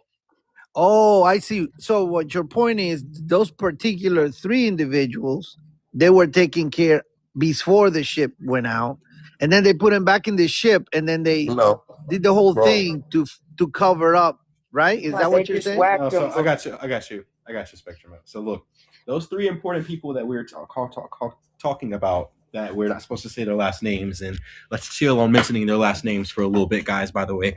And they were on this ship, okay? Spectrum is proposing as a theory here is that on this ship they were breathing, but before it went down, before it subsequently may or may not have hit a big iceberg that you are supposed to be able to see with spotlights, at least from the deck or whatever, that's not what we're talking about. These 3 men were subsequently not breathing before it hit that thing. And then, we can't just let this ship dock with the 3 richest men in the world not breathing. So what do we do with the ship? You gotta crash it. Well, my guy. Conspiracy. So right before there's a picture of the Titanic leaving New York Harbor, I believe, and in that picture, I think it's the only picture of the Titanic that they have is black and white. There are some people who are speculating that if you look closely at the hull of the ship, that it looks like it's like they believe that it's been burning, that the engine room was on fire. Like if you look carefully, as a matter of fact, let me see if I can pull it up for you. I'm in the kitchen trying to heat up my food, but there definitely was some issues with it before it set sail that they had to fix. They were worried that they. I genuinely thought they hit the iceberg. Real quick. He said, "Genuinely." All right, real quick. So we do have some Let 'em Cook session sponsors. So first, let me go ahead and give you guys a hint for this regular session that we did just have. So when it hit the iceberg, One did the second, one fire second, one go second, out? one second. So at this time, we got Wish Upon a Star sponsor Let Them Cook. So we're gonna get another 10 minutes on the clock, guys, to keep this discussion going. Open it up and have some, get your plates out. Get ready, because you know what we about to do. We about to Let me cook for you.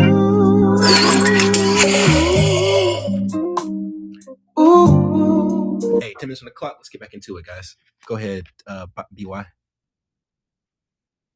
I was saying, so if it hit the ice, if it was on fire, it's in the water. I can. I mean, a boat can be on fire because it's the engine, it's the oil.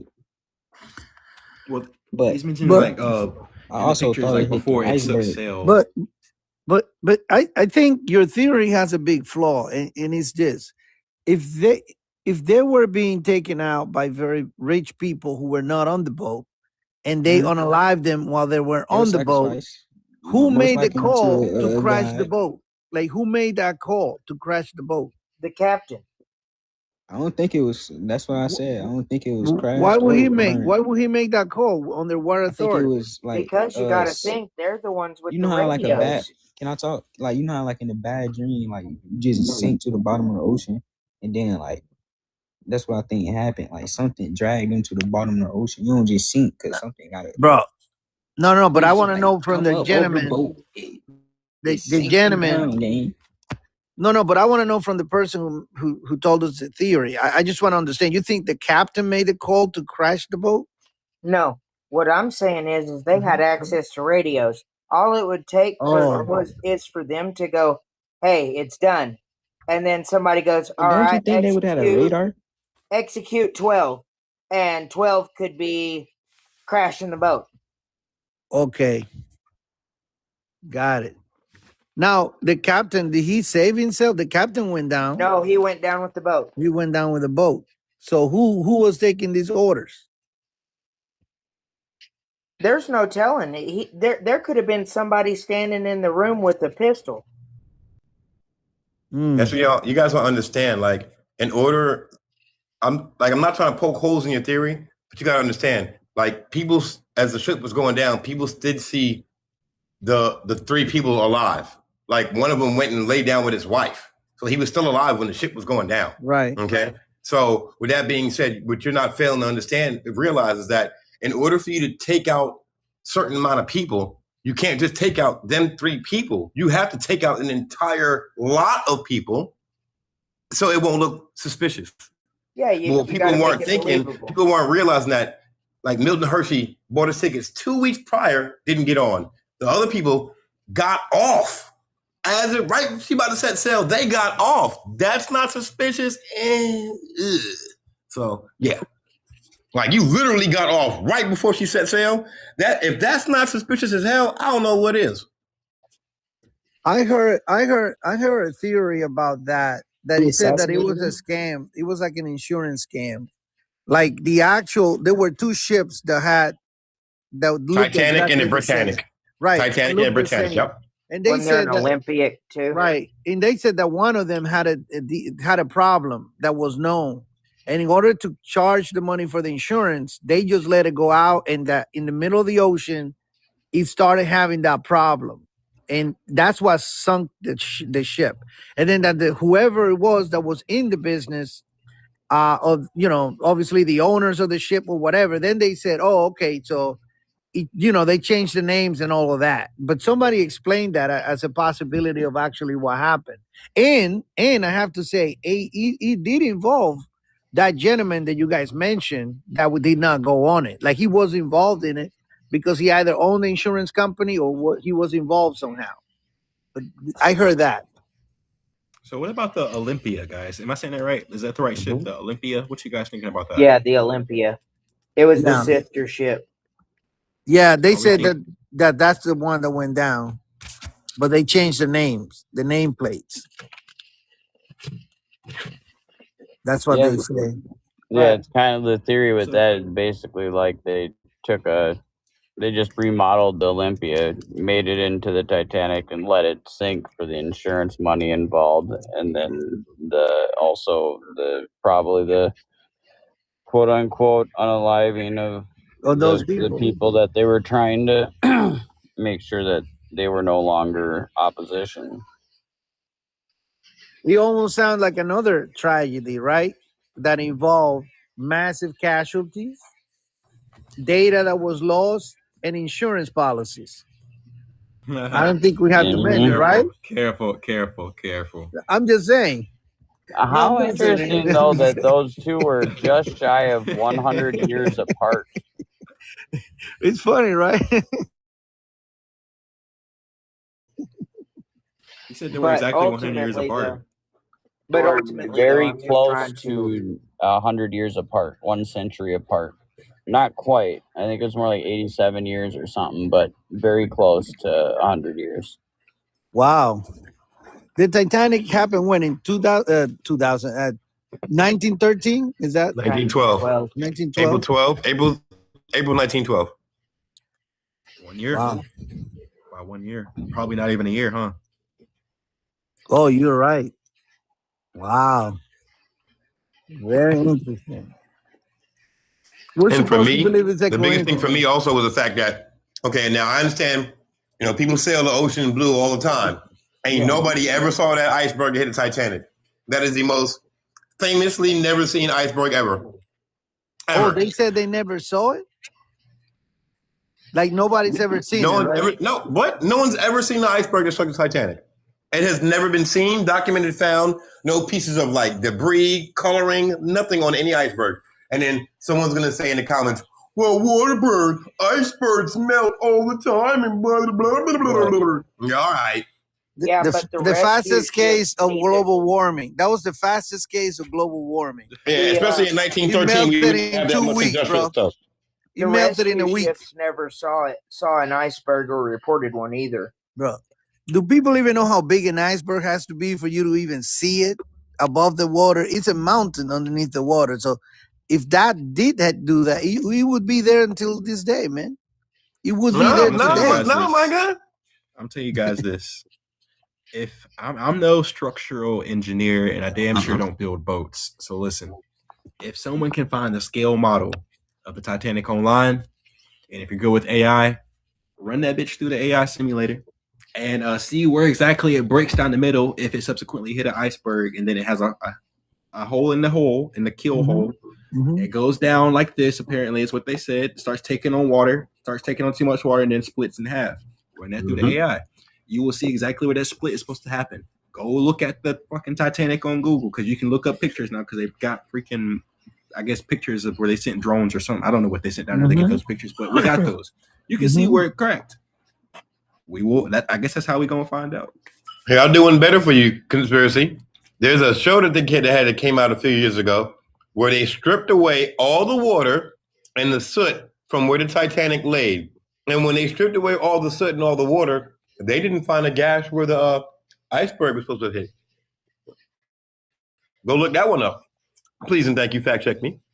And it's not that I trust those pics, and that's the actual reason of why I'm saying it. If you take the pics that they put out and they don't line up to what it's supposed to look like, if that's what actually happened, then why would you trust the pics? That's what I'm basically saying. Right. Real quick, guys, we got 2 minutes left to add on to this conversation.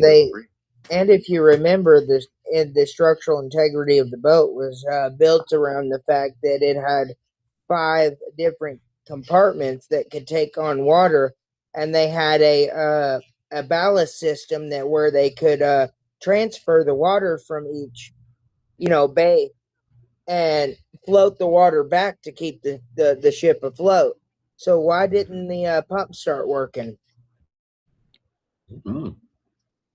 That was why it was supposed to be the unsinkable ship. Yeah. How do I think it sunk? Honestly, I don't know. I really don't. I can't even. I could sit here and say, yeah, it was an iceberg that we have never seen iceberg of, or it could have easily. I think it was explosion in the engine. I think it was sabotage, and then they just made up the story about the iceberg. Yes, iceberg. Bob believes it was an explosion in the engine. Get the insurance policy running. Get that money. Get that insurance money. Like an act of God, I guess. But it's not only do you get, sir, it's not only do you get insurance money, though, sir. Not only do you get insurance money, You've now also taken out the opposition, and now you have a stronghold, a chokehold on America. Because a lot of people don't understand those two names those shall not be mentioned, like Voldemort. Go Google and see who funded World War I, and be mind blown, ladies and gentlemen. You're gonna be like, ain't no way. You're gonna be like, ain't no way. Yes, those two they gave America money for World War I. Right. Wow, where'd they get that money from? Ultimately, that ship going down, though, Changed American history. Was the beginning of the end of America. Yep. I said that, and I got banned. Holy cow, you're lucky. The world as we know it. So real quick, guys, I do want to say thank you guys so much for being a part of this Let 'Em Cook session. I do appreciate the topic and the discussion. Thank you guys so much. And a big shout out for Wish Upon a Star for coming in and sponsoring the Let 'Em Cook session. I do appreciate you so much. And to Princess Genie, their name seems to be so protected on this app. And it's because usually when people say them, and you either get hit with the misinformation ban or restriction, sorry, not ban, or B, you just get booted from a live, not even acknowledged to the host. Wow. Like, I will look down and that person will be gone. I'm just like, wait a minute.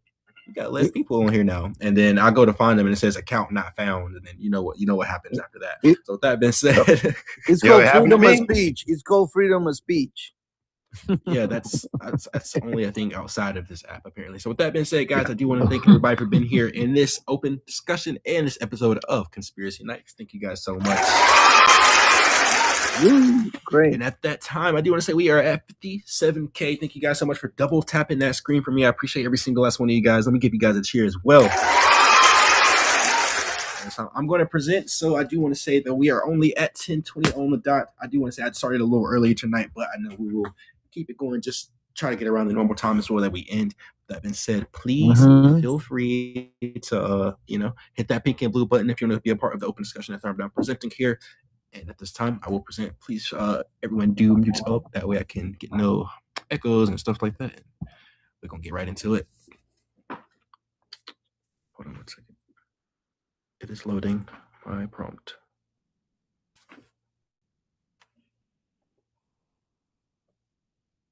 One second, guys. It's the end of. While I get that loaded, I want to say thank you so much to Taffy Moonchild, to Skittles. A church, you wouldn't need people trying to pray for other people. You wouldn't need people condemning people because the truth stands alone. The truth doesn't need approval or validation. The truth stands. So, nor did the truth ever need a book. So, how do you go on from this? Like, I guess Go on from this. yeah, like What you you mean? basically say you're like at a high state of consciousness, Yeah. but like you don't like question everything. I do question being in everything. A part of being aware is questioning everything. Right.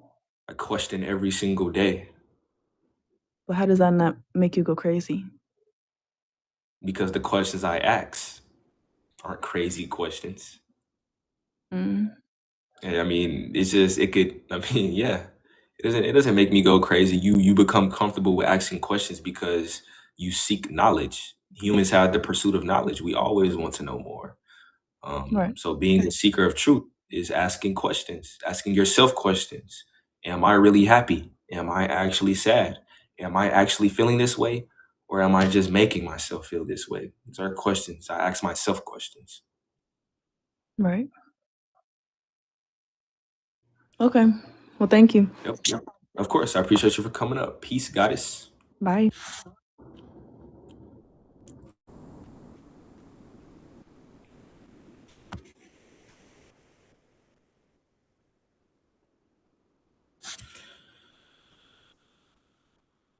What's up, Moss and Roots? Yo, what's going on, bro? My name is Mon. What's up, bro? How you doing? I'm good. How you?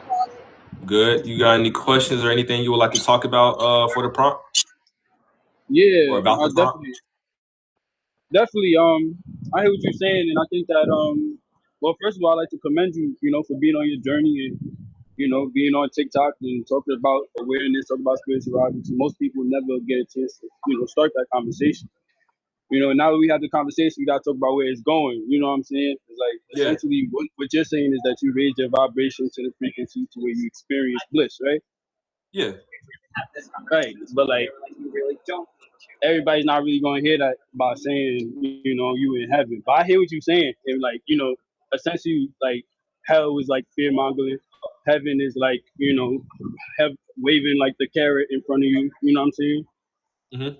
And so that's more so the concept that the general public is dealing with, Yeah. more so than like raising your vibration. But if we talk about raising our vibration, then we could talk about how to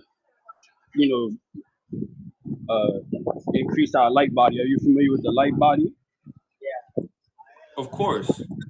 Word. So like by Now increasing that our just know. So yeah, now that will just be a more complex or more complex topic to get on after explaining how heaven is a state of consciousness to the people who wanted to know.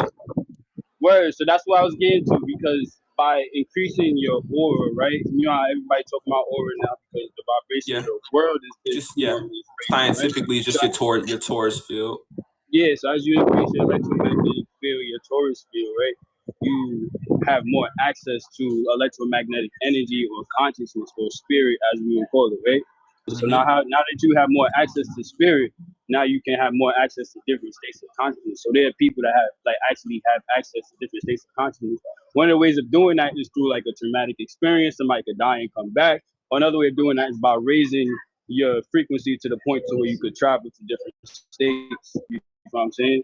Mm-hmm.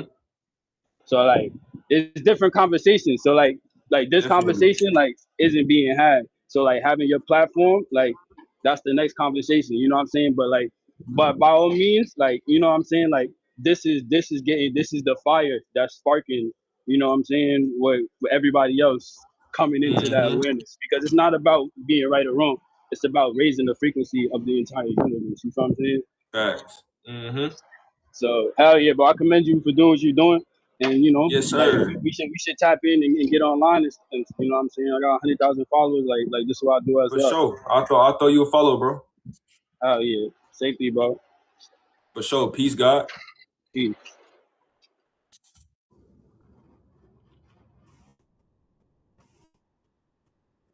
So we're not claiming to be deities. We're not claiming to be gods. We're saying that we are God.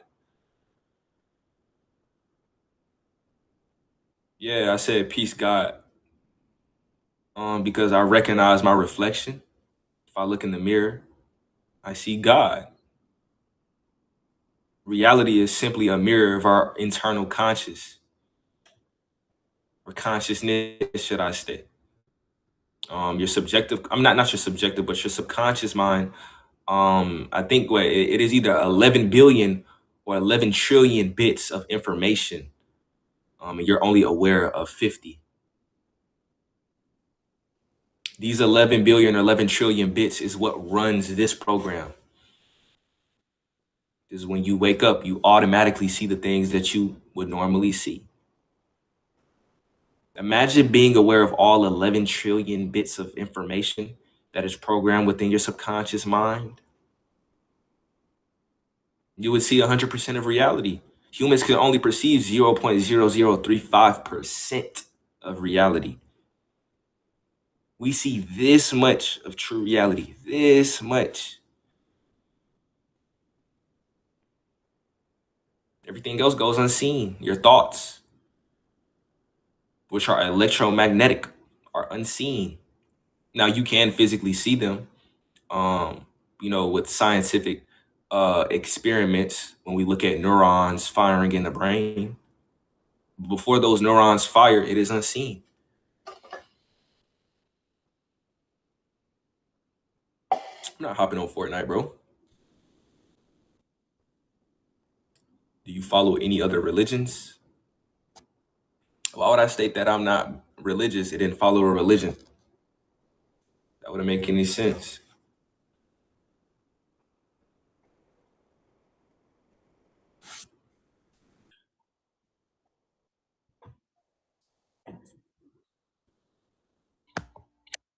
What's up, J5? What's up, bro? I just wanted to start off by saying I agree with how you said you're in heaven and it's a state of consciousness without being religious. I believe in like relation over religion, but I just feel as though, I just feel as though like how you like try to take like the God part out of it a little bit. I feel like, have you ever prayed before? Have you ever prayed to the Lord? I pray every single day. But how I do prayer is not in a religious manner. Prayer to me can either be manifestation or meditation. And who are you praying to exactly? Myself, my higher self. I'm not praying to an idea outside of me. All right, I definitely agree. I don't really believe in religion like that, but I feel as though I'm one of the chosen ones from the Lord. I know you said before you don't believe in like chosen ones, but I don't know. I just seen multiple occurrences in my life where I feel like God has shown me like he's working like in my life, you know what I'm saying? Where I prayed and he answered one of my prayers. And I feel Jesus came on earth to teach that I am is in a way, as in like yourself, and heaven is a state of consciousness as you reach within, and religion was just made to control. It was a very like controlling, like just control on earth, you know what I'm saying? I feel Jesus is definitely there, and I feel like you could implement Jesus a little bit into how you're doing, you know what I'm saying? Well, when I pray, I don't hear Jesus. I hear myself. Mm-hmm. And when I was religious, I never heard Jesus. I've always heard myself. It is my own inner dialogue. Mm-hmm. And I feel like for me, I pray sometimes and I could actually like see God working in my life, you know what I'm saying? Okay, I wouldn't take that experience from you. I mean, people visualize many different things when they close their eyes. Mm-hmm. I'm just trying to think about how to word it right.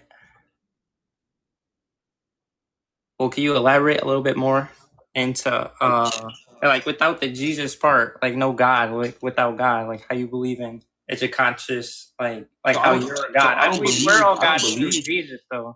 I don't believe nothing is without God. But how I conceptualize God isn't a man or a being. No, it's not a being that contains all power. Nothing is going without the universe. Nothing is acting without the influence of natural aspects of who you are. This is God. That's how I conceptualize that. Every day is God. Every day you experience God. Every day you experience existence for what it is. Yeah. And how do you think we came to be? You don't think there's like a creator or anything? No, I don't believe in a creator, because who created that creator? And then what about like the evidences of Jesus being here on earth? There is no historical or archaeological evidence of a man named Jesus Christ, only because Christ is a title, and there were many men named Jesus. You had Jesus of Damnaeus. You had Jesus of, let me see, there's many different Jesuses that live. Jesus is a Roman name. It means Jesus. His real name was Yeshua HaMashiach, which is a real man who existed. You have artwork, you have tablets, writings. Yeah. Well, yeah, that's all I wanted to say, bro. Appreciate your time. Have a good day. Okay, cool. You too, bro. Peace, God. Peace. Yeah, there's many different Jesuses, bro. That's why I come up here, bro, and I ask him. I'll be like, what's Jesus' first and last name? Because Christ damn sure ain't his last name. It's a title. And he's actually called in the Bible many times Christ Jesus, meaning the anointed one Jesus, because that's what Christ means, the anointed one.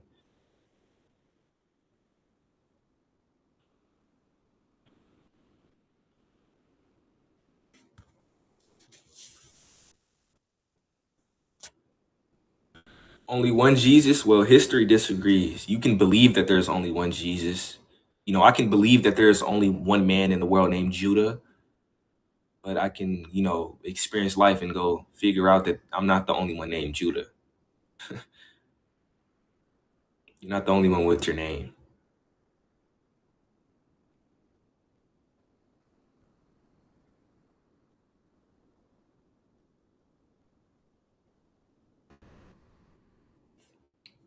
Oh, it is 10:33. 33. Ain't that something? The nigga Jesus died at 33. 33 vertebrae within the spine.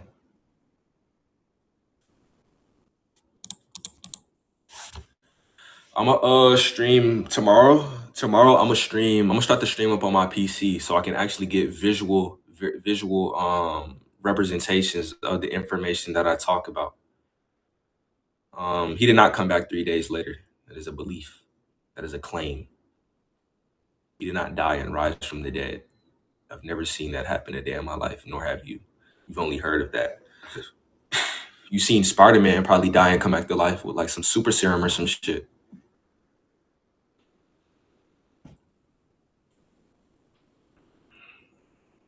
Motherfucker injected himself with a super serum.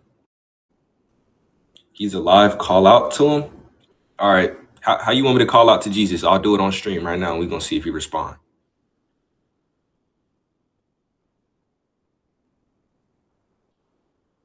Salim or Salem.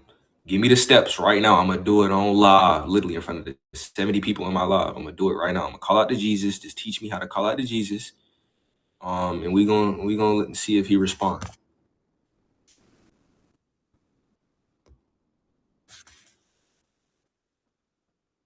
Jesus, save me.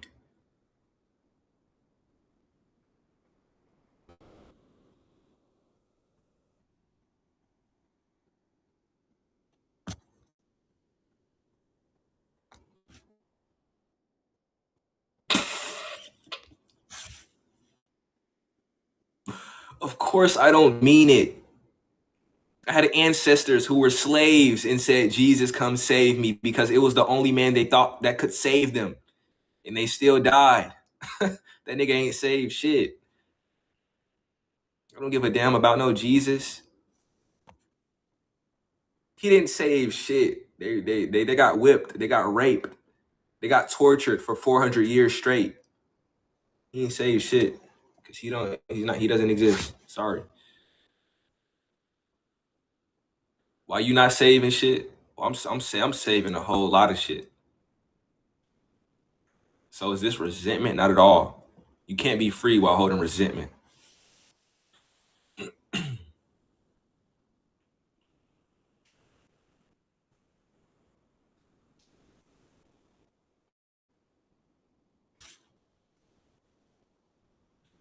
I'm saving my peoples day by day. I'm healing the sick, healing the blind day by day. And I'm not going to tell you what I do day by day, because you don't have to be concerned with that. But just know I spread my love. I pour out of my cup into my peoples every single day.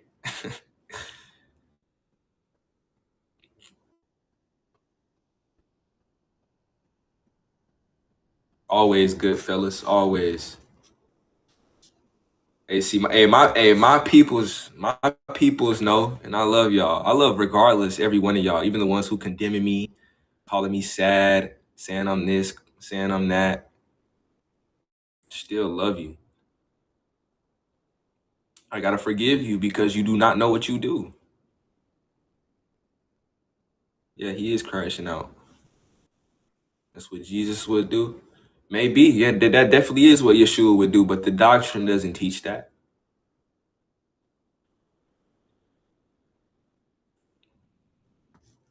Jesus never condemned anybody to hell. That's a fact.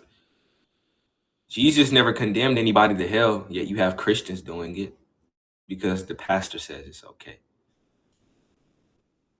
So slap business. Why don't you request up, bro, instead of just running your fingers in the comments? Request up. Have some courage. Don't be nervous. Just come up and ask.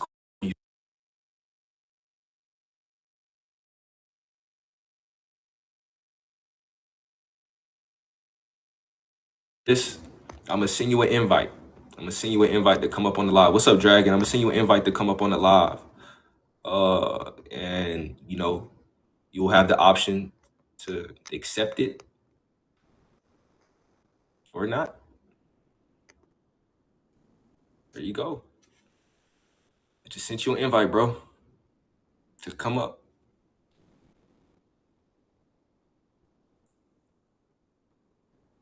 You declining that just lets me know that you truly don't want to, understand any of what I'm talking about. You just want to talk, which is okay. It's amazing, Dragon.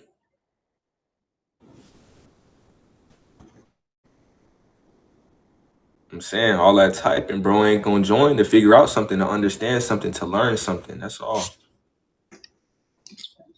Yo. What's up? What's up, AB? How you doing, bro? Man, I'm good. How are you? Amazing, bro. You got any questions or anything you want to talk about regarding the prompt? Of course, bro. You got a crazy freaking panel going on. What do you mean? Do I got a question? Of course. You talking about you in heaven, bro? What's going on, man? Yeah, I'm saying I'm in heaven right now, a state of consciousness, without being religious. Okay. Well, I feel like we should start by defining what heaven is and where we're getting our terms from, because I can also say that I'm in my bed today after working a long day. I'm in heaven. Am I in heaven? Yeah, you just said you are. So words don't have meanings no more? Yeah, they do. They have multiple meanings. Thank you. Heaven So in they itself do is an have entendre. meanings. Yeah, in heaven Okay. has entendres. Yes, meaning it has layered meanings to it. Okay. Right. So when you say you're in heaven, right? And I've seen you do this before. When you say you're in heaven and you say without being a Christian, what does that mean then? What are you like intelling? Well, I said without being religious. So then which heaven are you talking about? An elevated state of consciousness that exists within my own mind. Okay, from what though? Is it from doing drugs? Is it from where does that elevation of mind comes from? What's the source? It's experiencing life. Okay, so then you worship experience of life then. So that's what you worship. I don't worship anything. You literally just said heaven is the elevation of mental state. And then I asked you, where does that mental state comes from? And then you said experience. So therefore you worship experience. I don't, that doesn't, because Dude. so because I live. So you're because I wake heaven. up- Wait, pause. So because I go to sleep and then wake up, I worship life.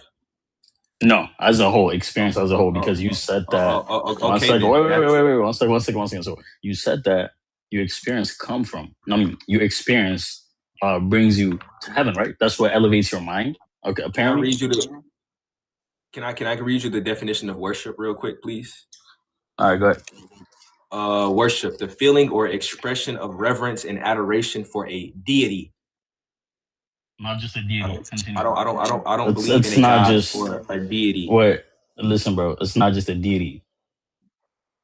Okay. You can go on with the definition. You will read it. Just go ahead and read it. It says the worship of God, ancestor worship, the acts or rites that make up a formal expression of reverence for a deity, a religious ceremony or ceremonies. The verb show or reverence and adoration for a deity. Wait. That's not a gotcha moment, buddy. I don't think you understand what you're doing. I didn't say No, because you just said I didn't say it was a no. gotcha. Listen. I'm not letting you slide, gang. You out here spreading crazy stuff, so we're not letting you slide. You got to deal with the heat, though. Did you come up? I'm gonna ask you a question. Did you come up to learn something, to understand something, to hear a perspective, or did you come up to debate and prove me wrong? Listen, if I need to learn something, by the way, I'm debating. Just tell me. Just answer that Tell me, question bro. first. I'm literally Just answering. If I need to learn. Just answer that question first, please, or I'm just going to get you got wrong. you. Did you come up to understand something, to hear a perspective, or did you come up to debate? Of course, bro. Of course. I want to experience what you're about to say, right? I want to understand your experience. I want to understand what you mean by heaven. I want to understand what you mean by conscience. Go ahead, bro. I'm not here to argue, because we're just defining words so we can come to common understanding. That's all. Okay, cool. Then there is no gotcha moment, because I'm not trying to prove you wrong. Well, it did seem like that, but it's okay though. All right. Well, it wasn't.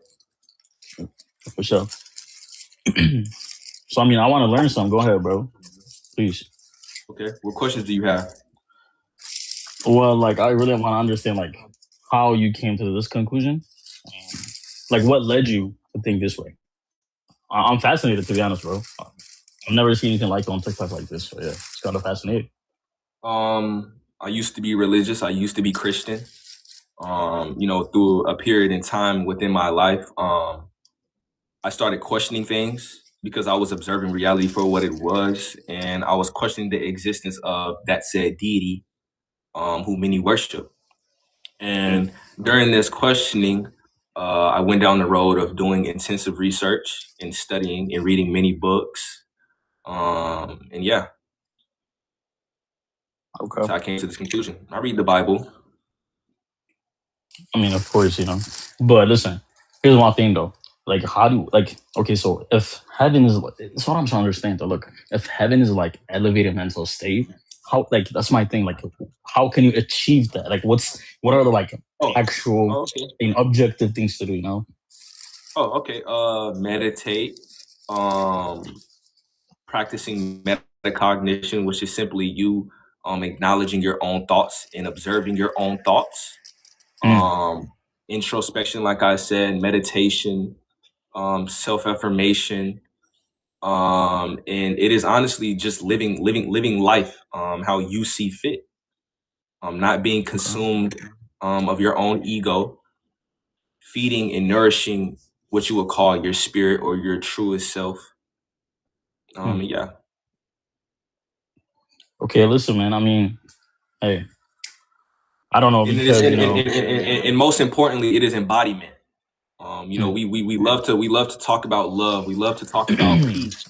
We love to talk about compassion. But are we embodying these things? Are we becoming peace? Are we becoming love so we can pour this love out onto other people? Are we becoming that compassion? So it is not that we're judging people, but understanding people and understanding where they come from. That's amazing, bro. I'm not gonna lie. That's actually a good way of looking at things, right? Okay, you see, then when it comes to like Christianity and other religions, one thing they're really good at is basically setting a foundation for the world and the universe we live in. So I'm gonna ask you this: where do you think the world? How did it begin? Like with your framework, like how did we get here? You know, how do we? How do I think we got here? Yeah, like do you believe in Big Bang? What do you believe in? Like what do you think happened? I think the created. I say I believe that. I won't even say I believe. I think that this power or this consciousness, wants it to experience is infinite. Or no, I'll say the mind.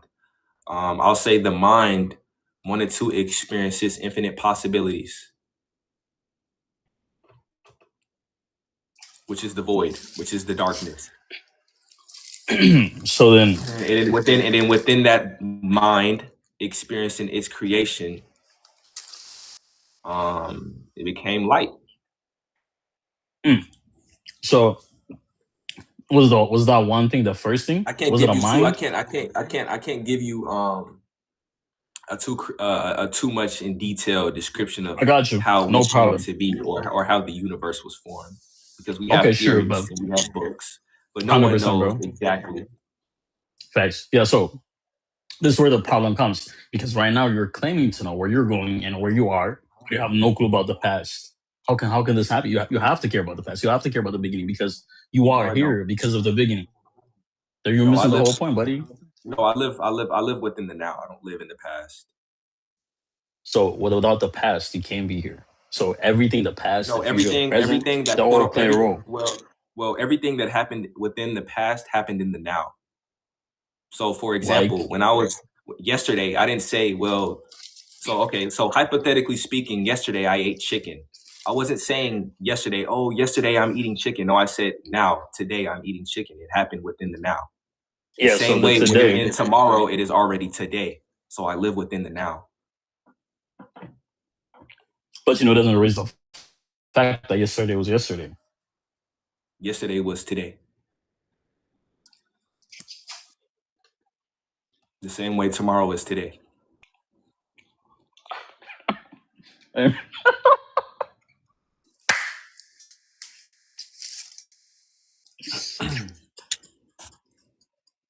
My bad, bro. I'm gonna get off.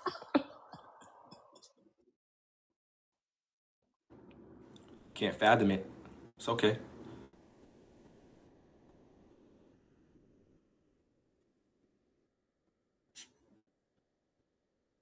Went right over his head. He can't fathom it. I mean, once you're in tomorrow, you don't say, well, I'm in tomorrow today. You say, it's today. Once you're in tomorrow, it's already today. Simple as that. And shit flew right over his head.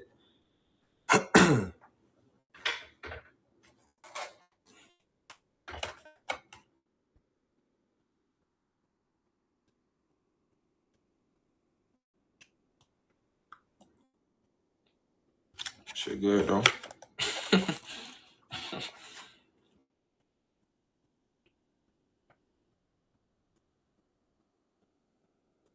If you're a God, why are you limited to experience my creation?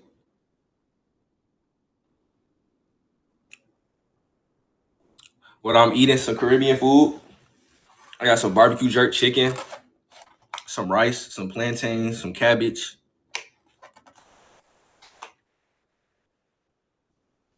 I barely even ate of it. I'm busting that shit down tonight, though, for sure. For sure.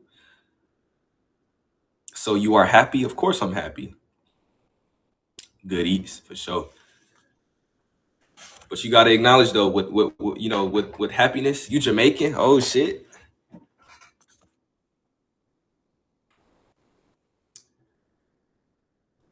With happiness comes sadness.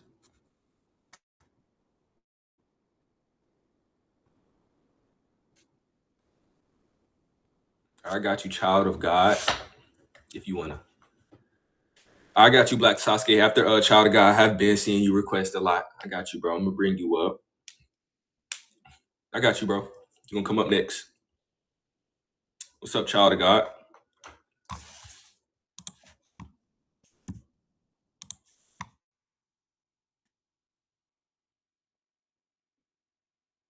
Yo. You wish Hello? you knew this when I was. You wish you knew this when you was my You can hear me age. now? Hey, pat yourself on the back for understanding it now. It's okay. You can hear Yeah, me I now? can hear you, bro. What's up? I just want to let you How know you before doing? you start. It's all love. I ain't trying to put you down or nothing. Iron sharpens iron. But I just Of want you to course. elaborate more on what you mean by I'm in heaven right now, the state of consciousness without being religious. So I exist within a peaceful, and loving condition of my own mind. I believe that heaven and hell are conditions of your own mind. They are mental states. And what made you believe that? Because as humans, we create our reality through our thoughts, actions, and emotions. Therefore, as a man thinketh, so is he. So you believe in yourself. That's what you're basically saying. Why wouldn't I? I mean, because the heart and mind is a deceitful thing, my brother. It can lead you astray. Yeah. The It God, can be deceitful. hold on. God stated in the end times, men would think their ways are righteous, but really it leads them to death. And you said you wakening up your brothers and sisters when really you blind leading them. I'm not here to hear your opinions or anything like that. You got any questions or anything you would like to talk about regarding the prompt? But you just said you was if you want to debate, you can get up here. And I'm willing to have a debate. I didn't say anything about debating. I'm not a debater. Yes, Debating you causes did, my division. brother. I'm here You to spread did, love my and unity. brother. No, I didn't. Okay, can I read you something from the Bible then? You can tell me the scripture. Yeah. 2 Timothy 3, verse 1 through 5. But know this, hard times will come in the last days, for people will be lovers of self, lovers of money, boastful, proud, demeaning, disobedient to parents, ungrateful, unholy, unloving, irreconcilable, slanderers, without self-control, brutal, without love for what is good, traitors, reckless, conceited, lovers of pleasure rather than lovers of God, holding the form of godliness but denying its power. Avoid these people. None of those attribute to me. How come? If that is what you were trying to get across, because I'm not lover of money. I'm not boastful. Well, I mean, I'm proud. I'm not abusive. I'm not disobedient to my parents. I'm not ungrateful. Actually, entering this state of consciousness, you become grateful of everything that is. I'm not unholy, as I am whole with myself. I am not without love, because I love myself, and naturally, what is projected within my inner conscious pours outwards. I'm not unforgiving, because to be unforgiving, it keeps strings that are to be cut. It can't. I'll just say this: to be unforgiving, you hold resentment towards people, and resentment is shackles to me. I like to forgive. I like to experience my life free. Slanderous. I don't know the exact definition for slanderous. I have self-control, definitely. Brutal, not So, lovers of the good. with self-control. Treacherous, no, My fault to cut none. you off, but can you explain what you mean by when you say you have self-control over yourself? Meaning when it comes to being carnally minded, I can control the desires and the temptations of my flesh, whether that be lust, greed, sloth, pridefulness, anything. So, Control myself. so how do you fight lust? Is what I'm mainly trying to ask. How do you feel like you have self-control over lust? What type of lust? Like looking at a woman lustfully or watching pornography. Explain. Well, women aren't objects; they're human beings just like me. I don't look at myself in a lustful manner, so I don't look at anyone outside of me in a lustful manner. Okay. And you think you do a good job at that? I do an amazing job at that. Okay, I respect that. Now you can continue. Is there anything else you want to talk about? I'm not going to sit here and prove that I'm not these things. I don't have to prove it. But isn't that what a debate is? Proving? I just told you I'm not a debater. Me telling you that I'm none of these things isn't proving anything. You are just only to believe. I'm not going to prove that I love myself. Well, I just told you in the last days, for people will be lovers of self and not lovers of God.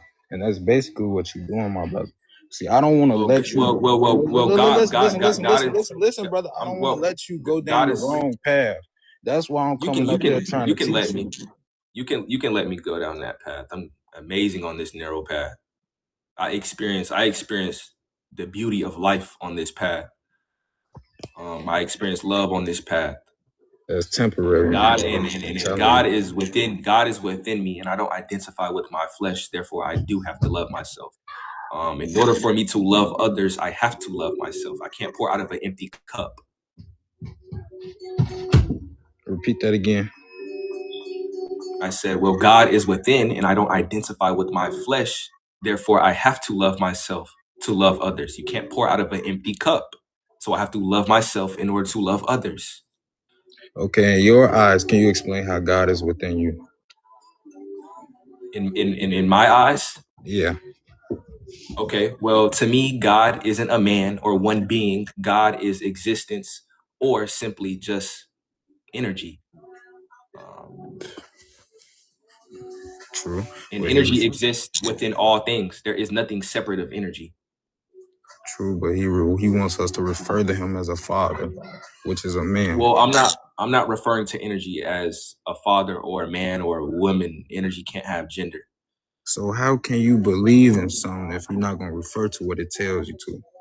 Because I don't believe in God. I know energy exists. You what? I don't have to making believe. No sense, my brother. You just told me what I believe in, but I don't believe in energy. Energy exists because I exist. I know energy exists because I exist. So you think you're God is basically what you're saying.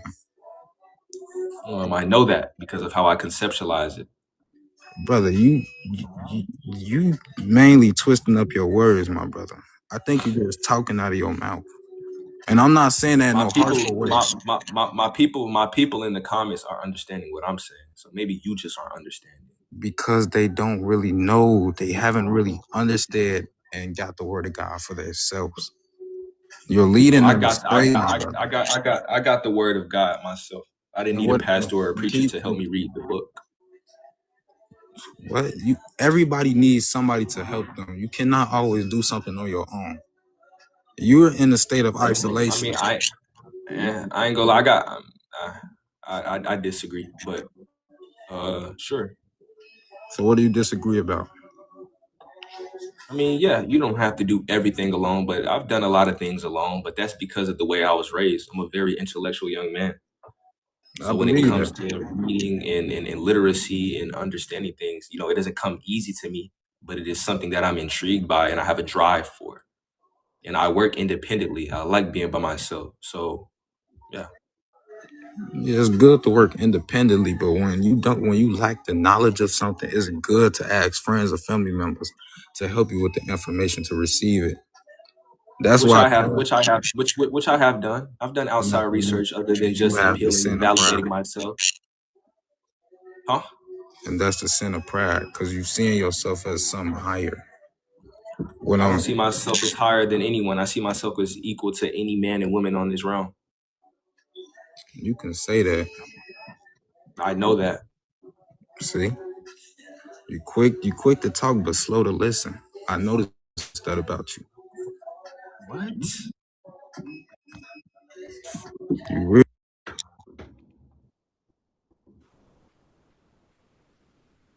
What?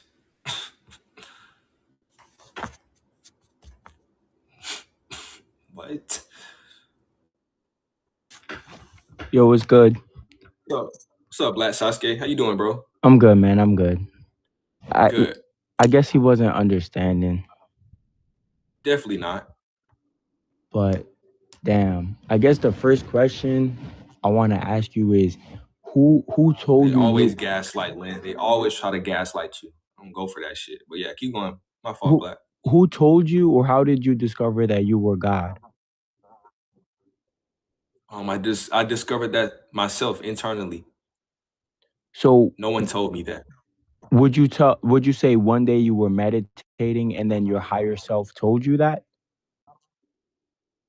No, it wasn't even a meditation. I had a physiological process that happened within my body.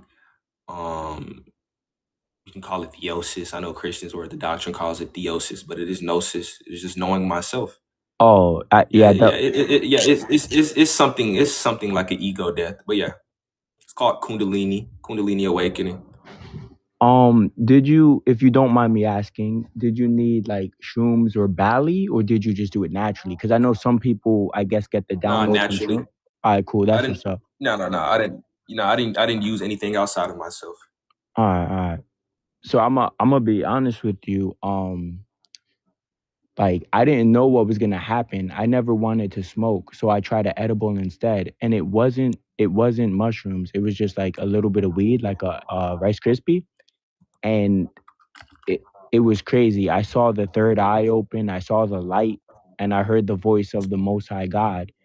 And people would have thought I was deceived, but there's actually a Bible verse that explains what happened to me. Jesus said, when your eye becomes single, it'll light up your body like a lamp. So Jesus even confirmed that I did speak to God.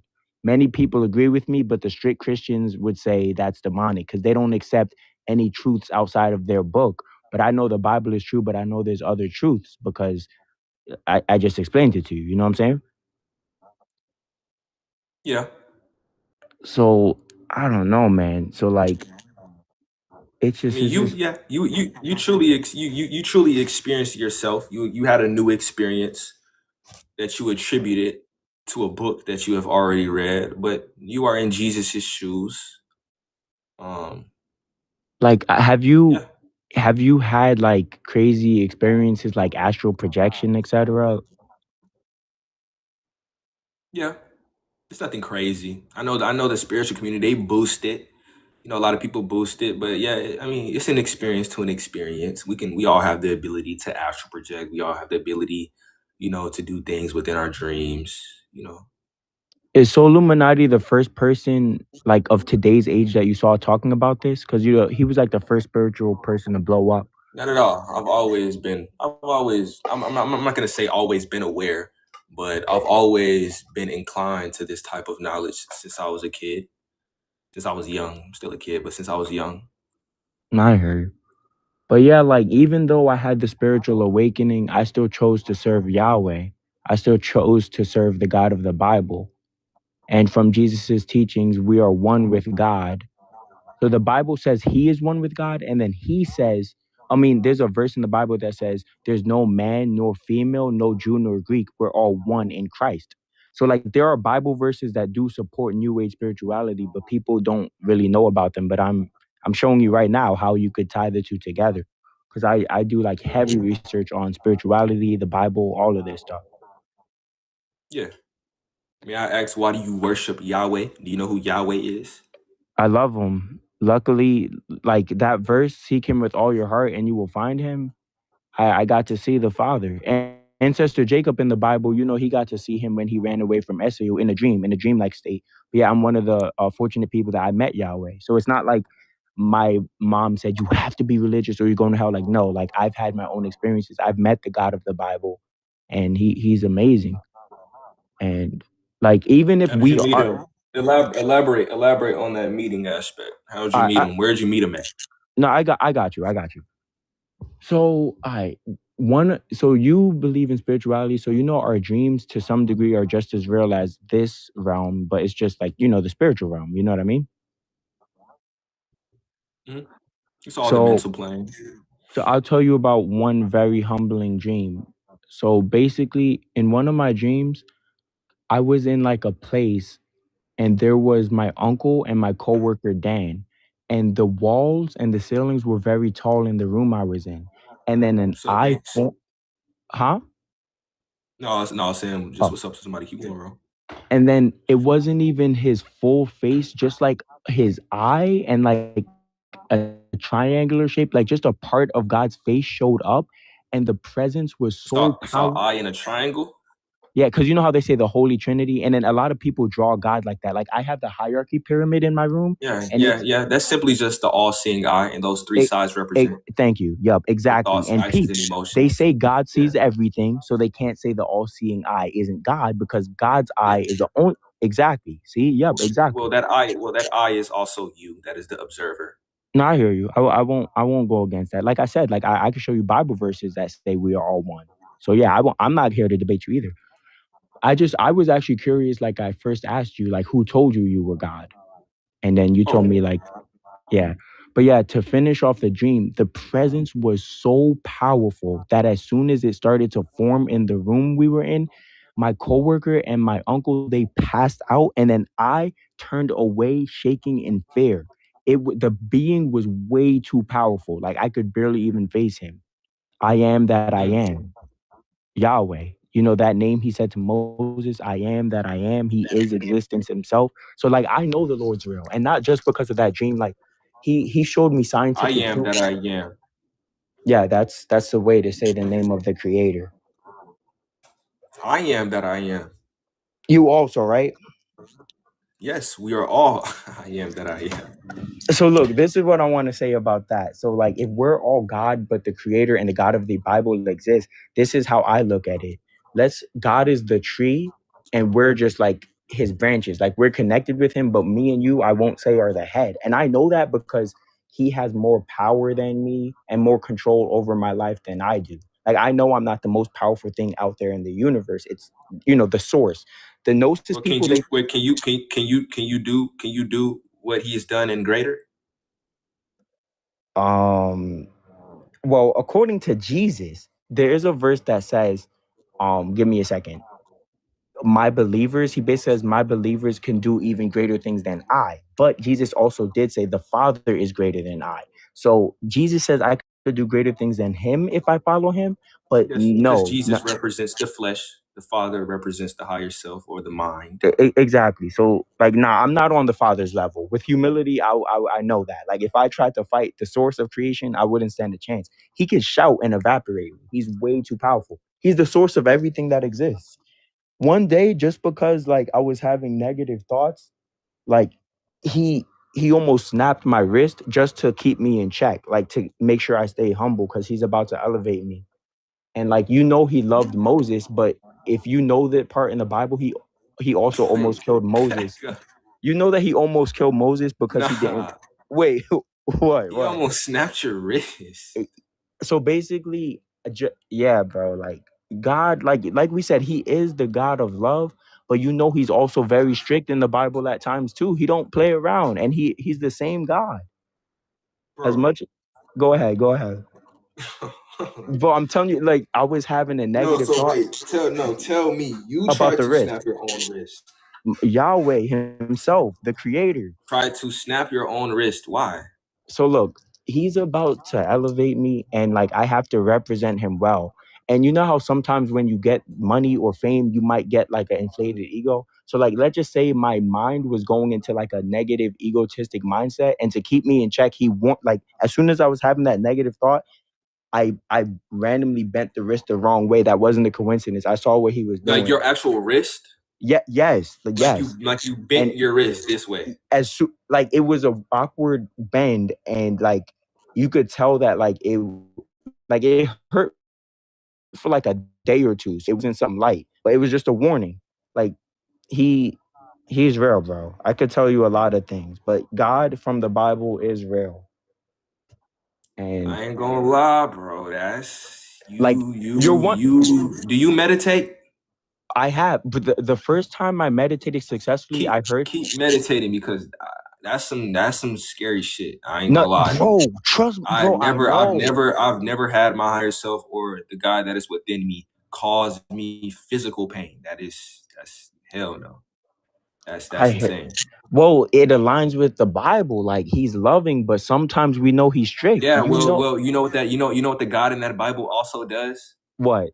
He tells his men to go slaughter women and take their children. And that was back then, though. That was back then. Okay, can God change? It's not that he changed, but you could say the covenant changed when he sent his son. That's what the Christians would say, right? Like, there was a new. Yeah, exactly. But so yeah, I don't know, but that's I don't know, bro. Nah, cause that is very questionable. Not gonna take away your experience, but that is questionable. That this like God one time is talking to you through your thought and try to snap your wrist. Wait, those are two different occurrences, though. Like the wrist thing, that had nothing to do with the time when I first saw the light in the eye. And I know. But I'm just saying though, that is scary, nigga. Bro, they teach you to fear God in the Bible. You should. Like, yeah, and that's fear monger. I don't fear God. Nah. Because look, let me explain. Yes, in the people that you follow, like I know you said you don't co-sign with the spiritual community, but I know the things they teach, like God is love, fear doesn't exist. He told me fear was created by the ego to keep you away from the truth. What does his voice sound like? I'll try to do I got you. I'll try to do like my best. Wait. Where are you hearing his voice? So it's in your head.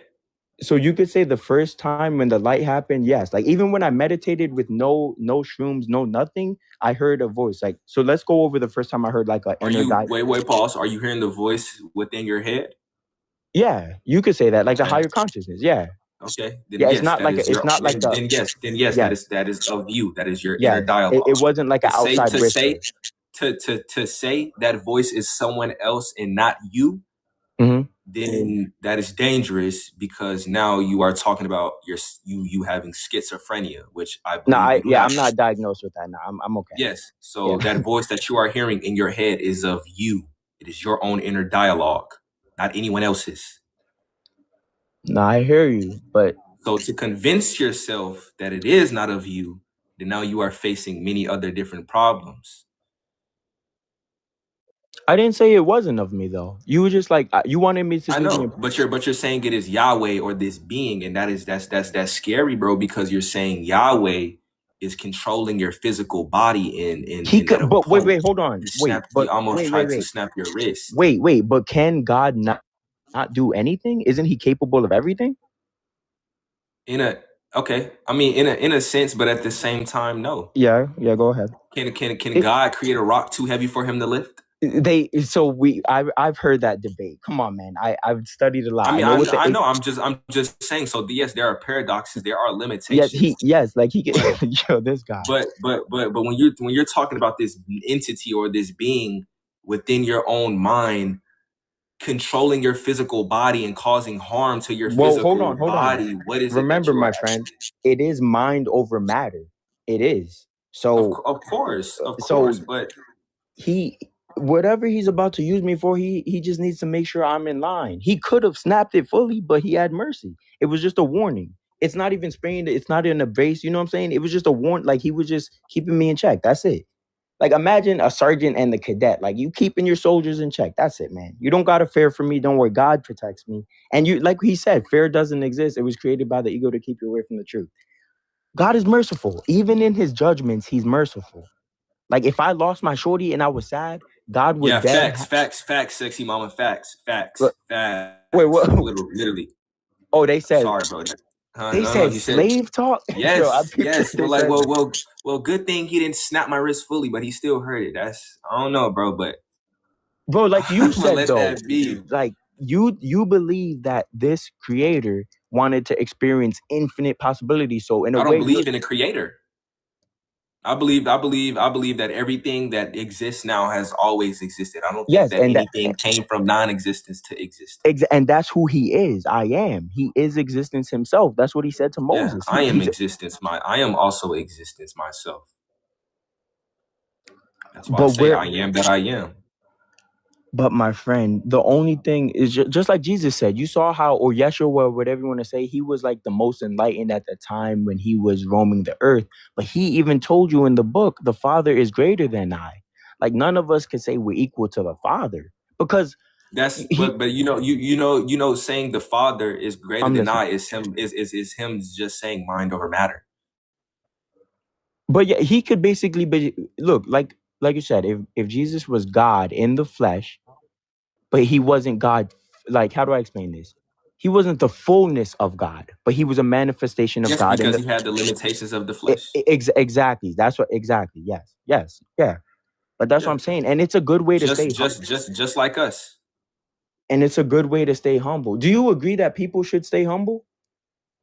Do you think that's a good philosophy and a way to live? What, stay humble?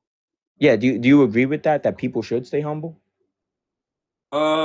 Yeah, you could stay humble if you want to. I tell people to experience and live their life however they want to live their life. Don't let anyone who you perceive outside of yourself tell you how to be. So yes, you can be humble at times, but you can also be boastful. There's nothing wrong with that. I feel you, but it's just I feel like the only time where it is that someone is uncomfortable with you being boastful or not being humble is because it is disrupting their own ego. It is disrupting their own comfortability. I shouldn't have to stoop myself down to a certain level so people around me are comfortable. No, I hear you. That's like I hear what you're saying. That's like victim blaming. You're basically saying if you wanted to wear your $100,000 chain and ninjas want to get tight at you, that's their problem. But then they're also gonna say, "Oh, but you should have known better than to wear that chain and that hood." And then now you have a debate. Like I see both sides. I overstand. Yeah, exactly. There's always gonna be both sides. That's why reality is subjective. That's why I just tell people live your life how you want to live it. You feel me? Don't let anyone who you perceive outside of yourself tell you how you should live your life. Simple as that. Not really, but yeah, we went over a good amount of stuff. Thanks for having me up. Did you have any more questions for me? No, sir. I appreciate you for coming up and sharing that. God bless, man. I'll probably talk to you. I'll say, bro. Yeah. Start meditating. Start meditating. Meditating again? Yes, please. That's what you would suggest for me? Yes, meditate. I feel you. And the main reason you're suggesting this is because you don't want a false voice, like maybe a whisper from a demon to trick me into. No, I'm not. Not even a demon. I don't believe in demons. Wait, but wouldn't demons be just negative, consciousness, but of emotions. Negative energies? I've heard of just that. Negative emotions. Okay, yeah. But you don't. Yeah, that's all. But hold up, when people have like sleep paralysis experiences, sometimes they catch the shadow creatures on camera. Like, you don't think that's a demon? Like proof of demons? I've never seen that. You could look into it.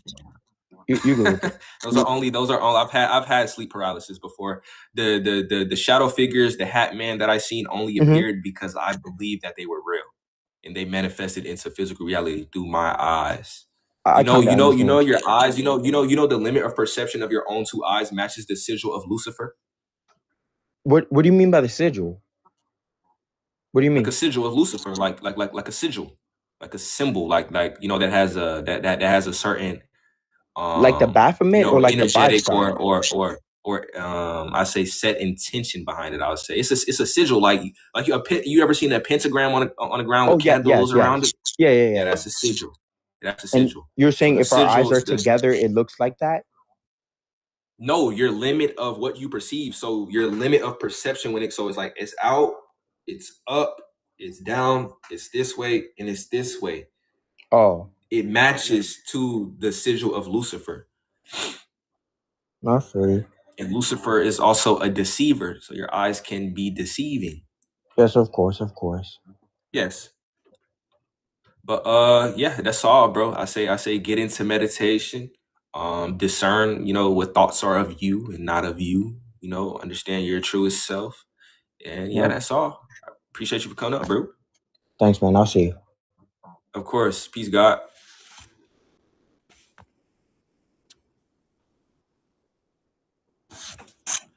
Yo, man, Yeah, you know how Lucifer, long I yeah. was listen, bro. You know how long I bro. was trying to get on here, boy. Hold on, man. They y'all got it twisted, bro. They got it so twisted, man. Like, you know what I'm saying? I'm gonna really spit game in here, bro. So I understand what you mean by when you say you in heaven right now and it's a state of consciousness. So I'm gonna share my story a little bit, bro. So I took shrooms one night with my brother and his friends. Now, mind you, it was my first time doing it. But before I went through what was going on, I was smoking weed. And mind you, weed is like another form of like I don't want to call it like a psychedelic, but we don't do what shrooms do. So, but anyways, I know what you mean by your state of consciousness. So let's get into it real quick. Religion teaches tradition. It don't really teach the truth. See, Jesus was trying to teach us to be like him. He never said worship him. You feel me? That's what I'm saying. Like, I know what you right now, bro. I'm in heaven right now too, bro. Like the state of consciousness. Of course. I know what you mean, bro. I know what you mean when you say I am that I am. Like, Of course.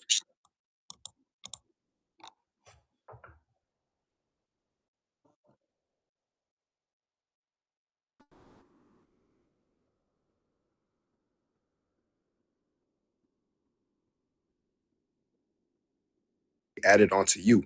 So what that means, if you seek his knowledge, all things will be added onto you. I ain't gonna lie, your what's it called? Your thing cut off. Oh, I was saying can people hear me? I don't even see comments no more, bro. No, yeah, because you swiped off the app when you was reading the scripture. You Okay, yeah, swiped my off. fault. Yeah. Okay, yeah. I don't see comments no more, but I'm pretty sure people can hear me. But Jesus' real name, bro, is Yahushua HaMashiach. And people don't understand that, like that when people be trying to blame humans' actions for like evil that goes on earth, y'all gotta understand, bro, it's 13 families against us, 13 royal bloodlines, the Rockefellers. The Rockefellers, if you look into it, he said he wanted a nation of workers and not thinkers, bro. You know what I'm saying? Like I'm on that, bro. Like I'm really on that. And I'm trying to do some things too. You know the original 13 families were melanated. Who told you that? Oh, well, you know, now that I think about multiple it, bro. books. No, listen. It wasn't the Europeans descendants who of ruled Cain. over Europe before conquered the world. Yeah, I know what you're talking about, bro. I know what you mean, but I'm saying like the synagogue of Satan is the people you see that's trafficking children and eating children and all that other stuff, bro. Like all the stuff that's been going on, bro. Like you gotta like if you're a Christian and like if you're a true Christian, you would understand this, bro. Like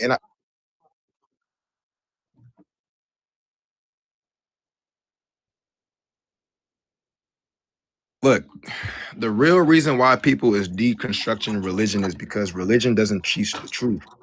Yahusha was trying to teach us to be like him. Now you got Yahuwah, you got God, you got Allah, and you got Yahweh.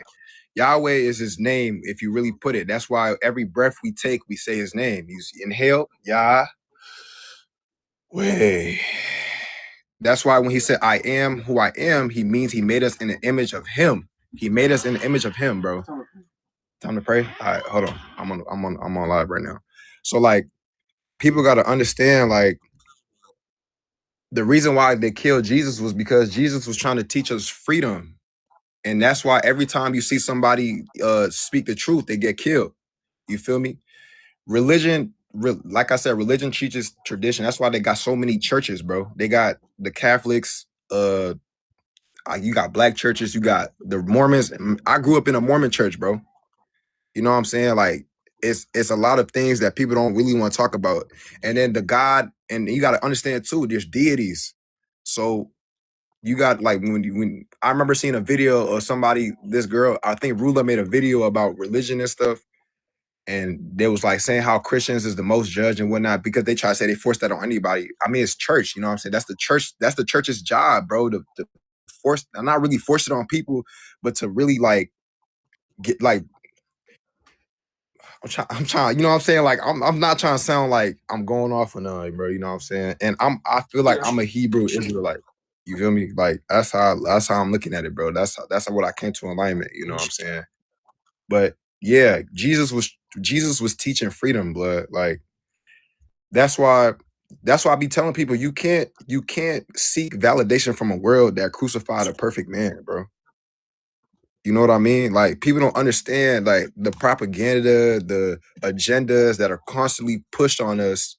Like for example, like you got GTA 6, Streamer University, the World Cup, fucking it's like bread and circus, bro. And y'all gotta understand that we are, bro, us humans, bro, we gotta let go of our pride, ego, like a lot of, you know what I'm saying? For you to truly reach that like enlightenment, I call it. Let's call it that. You gotta reach enlightenment, and that's where I feel like I'm at right now. Like I done cut off porn, bro. You know what I'm saying? Porn is actually energy harvesting. It keeps you at a low vibrational energy. That's why you see most of these motherfuckers, they lusting after each other, they doing all these things. When God said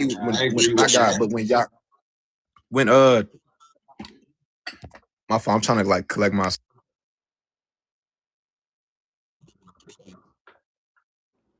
Yahusha, Jesus, he wasn't trying to have us worship him. He was trying to teach us to be like him. I am who I am. You know what I'm saying? Like, does that make sense? Yeah, bro. Yeah, dude. And that's and Of another course, thing yeah, people bro. gotta I'm understand. doing. I'm just letting you talk to Yeah, the yes. yeah. So like some people don't really know the truth, but I recently like figured out the truth. Like, I mean, it took me a while, but after like, and I ain't gonna lie, bro, I'm an amputee, bro. I lost my foot. And the reason why the reason why I got closer to God is because I believe I was saved by Yahuwah, bro. Yahuwah saved me from me losing my life. And when I say, let me say this, bro, shrooms is a gateway to negative emotion and spirits. Shrooms, like if you're not, like if me taking shrooms now, bro, like I'm at enlightenment, so I don't have no negative I don't have no negative energy or coming my way. You know what I'm saying? So like when I first took them, I was with my brothers and his friends, right? Let me just explain my story real quick. I was with them, right? And so this is why they label shrooms as a drug. You know what I'm saying? They don't want you to find it. They don't want you to find yourself within, bro. Like we are all a creation of God. He made us in his image. You know what I'm saying? How am I in heaven right now? Because I don't have no lustful thoughts. I have a girlfriend. I'm not prideful. I don't boast. I don't have, my ego died. Like I said, I'm an amputee. You feel me? TikTok friendly language. My bad, y'all. Look, when God said, when God said, I am who I am, that means us. We were created in God's image. So when you have an ego, bro, you're gonna you're gonna seek after materialistic things like money, like, first of all, let's talk about money. Money is a social construct, right? They tell you, look, let me tell y'all something, bro. I'm finna really spit some game to y'all, man. We're not supposed to All be right, even. all right. You got Look, like 1 more minute. I need to get some more people okay, all up here. right. Like, but basically, money is a social construct, bro. You go to work every day, you get this paper, boom, you got a car note, you got bills, you got to pay off like certain, like, you know what I'm saying? It's constant, like it's a game, bro. You know what I'm saying? The love of money is the root of all evil. You feel me? That's what I'm saying. Y'all gotta let go. Y'all gotta drop y'all ego and stuff. But all I'm saying is Yahuwah is God, Yahweh, Allah, whatever you want to call him, and I'm Yahusha God. HaMashiach. Yeah, You God. Yahusha HaMashiach. Well, you know, he's the higher being, the higher creator, bro. My bad. But yeah, Yeah, and I'm one and with him. technically, if you speaking in it, if you speaking like you're him, yeah, we're all in the image of God. You know what I'm saying? But I get what you're coming from. I'm Judah Hamashiach. My name's Joshua too. So if you, I was doing some Yeah, I know research. Joshua is Yeshua in English. Yeah, bro. That's like, bro. I'm telling you, man. Everything But came to me. But yeah, that's why you gotta understand when you're dealing with negative emotions. That's all bad. Like y'all gotta put that together, bro. And I feel like y'all gotta understand Satan is like the opposite of God, bro. So and that Satan is a deceiver. So y'all gotta like everything in society that promotes bad. Satan's making it look good, and then he's making the good look bad, which is why people are deconstructing from churches and religion because, like I said, they church, should. yeah, As which they is true. damn should. Which Because I ain't gonna lie, they should. Yeshua said, hey, man, but is there I ain't anything trying else to you take would too like to much say time, but before I bring somebody else up, bro? all I gotta say is, man, y'all need to meditate on yourselves. Y'all need to understand that we are made in God's image. So you gotta like drop your ego. Like sometimes you gotta submit to yourself, if that makes sense. I don't know if people gonna really like I'm trying to like talk to y'all in a way to where nobody gets confused, you know. So all I'm saying is I that see what you mean. Yeah, submit to yourself. Allow yourself to receive who you truly are. Okay. Satan had too much pride. That's why he rebelled against God, bro. Pride, if you think about it, bro, Satan try to offer, God said, what is it to gain the whole world but lose your soul? You feel me? That's what I'm saying. You cannot be seeking the world and not looking within yourself. You know what I'm saying? So all I'm saying is that you have to reach a certain alignment and look within yourself to get that. But all I'm saying is I'm an amputee, bro. Like literally, let me go ahead and I don't know if I can even turn my camera, bro. Can I turn my camera? I believe you. I believe you. All right, look, it's But, just my foot, bro. You see that? Shit. Yeah, I believe it. Shit, I believe you, bro. You know what I'm saying? I got hit by a motherfucking train. Look, and Yeah, let you me saw finish it, that. man. Let me finish that story. I was outside, right? My brother told me to go hug a tree. Mind you, we both off of shrooms. My brother told me to go hug a tree, right? At first I didn't know what was going on, but it felt like I was moving the trees while I was off the shrooms and shit. Mind you, I'm outside barefoot. So I seen a light. I ran to the light, right? Mind you, I'm on train tracks. At the time, I didn't know it was train tracks. I thought it was the bridge to heaven for some reason. For some fucking reason. Excuse my language. I started repenting. I just started repenting, you know, but I was saying other stuff that really didn't make sense, you know. At the time, I didn't understand. I was like talking about phoenixes and dragons and wolves, all types of lions, all types of bullshit. BS. So after that, I started getting surrounded by shadowy figures. Now this is gonna sound a little scary. I wasn't phased because I knew they couldn't do nothing to me. You know what I'm saying? I knew they couldn't do nothing to me. And so, like, after that, I started arguing with one of them, and they told me to stay where I was at. You know what I'm saying? And it was like, oh yeah, God has lost. You lost. And I said, Yahuwah's gonna have the last say. You know what I'm saying? And then after that, I don't know, for some reason, I laid down within the train track. and the train came and literally like took my right foot off, bro. Mind you, I felt it for like 2 seconds, but after that, my body like went into straight adrenaline. You know what I'm saying? Like I couldn't feel that much. Damn. Then after I passed out and woke up, when I looked above me, it looked like the train had a sphere around it, like a big ass dent, like somebody was there to protect me. You know what I'm saying? So after that, when the conductor came and whatnot, he put his jacket around me and asked me if I was okay and stuff. And that's when like 10 police officers came deep, asking me if I was suicidal. You know what I'm saying? Bro, listen, I laid on the tracks. Let me tell you something. I was off of shrooms, so I was susceptible to attacks. My ego was low as fuck. You know what I'm saying? That's what it does to you. So when I was laying on the tracks, yeah, I laid on the tracks. But yeah, anyways, when reality came back to me, when the police officers asked me if I was suicidal. Now, when you was talking with the other dude about schizophrenia and bipolar, I think I have that. You know what I'm saying? That's why when I smoke and shit, I try to like, oh, I'm done smoking it. You know what I'm saying? I ain't gonna lie, because people don't understand weed is like it can involve spirits too. Like people don't be understanding that. Like, but anyways, when the thing, this is the crazy part. After the police came and whatnot, they put me in an ambulance, right? This is when I feel like my soul left my body. So when I got into the ambulance, I was seeing it's like I was in a capsule, but I was not in a capsule. I was going up and I kept seeing Christian symbols, Muslim symbols. This gonna sound stupid, but Freemason symbols, all types of shit. And as I was going up, you know what I'm saying? I seen a light. The light came down and it touched my head. And after that, I couldn't see nothing after that. You was off the shrooms? Yes, I was still off the shrooms, blood. It felt like I was in a capsule and I was going higher and higher and higher until the light hit my head. And I woke up and I feel like that's when my ego, like I knew my ego was dead, bro. Like it came up and that's when I woke up. I was in the hospital bed, bro. Yeah. Yep. Okay. Well, shit, bro. Pretty interesting story, bro. You feel me? Yeah. Yeah. That's a powerful story, bro. I say, you know, keep on your journey, keep seeking the truth, bro. Yeah.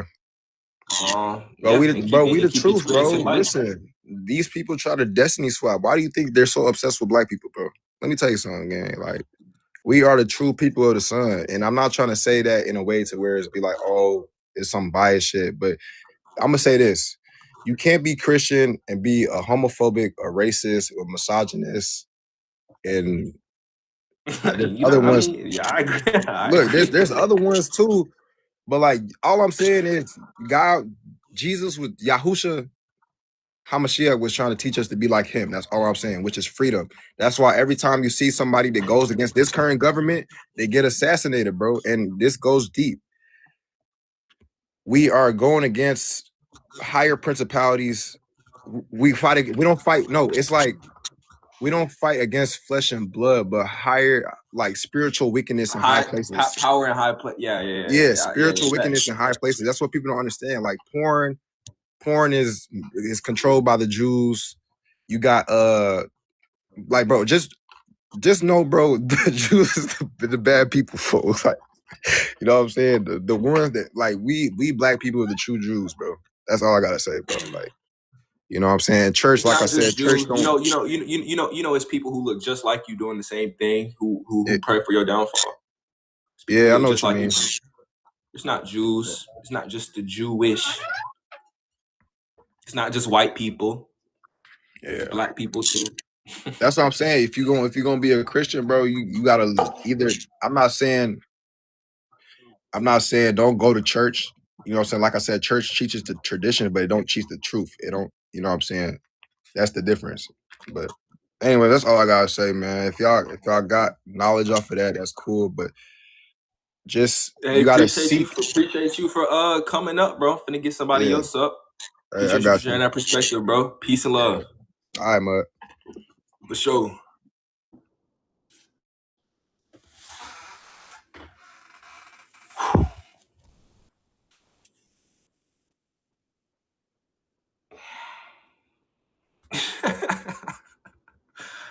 Yo, damn,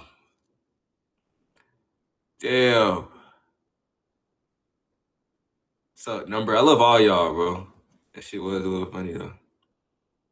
All right, get somebody else up here, man. What's up, city captain? How you doing, man? Amazing, bro. How you doing? Good. I just signed up. I didn't think he was gonna pick me up right away.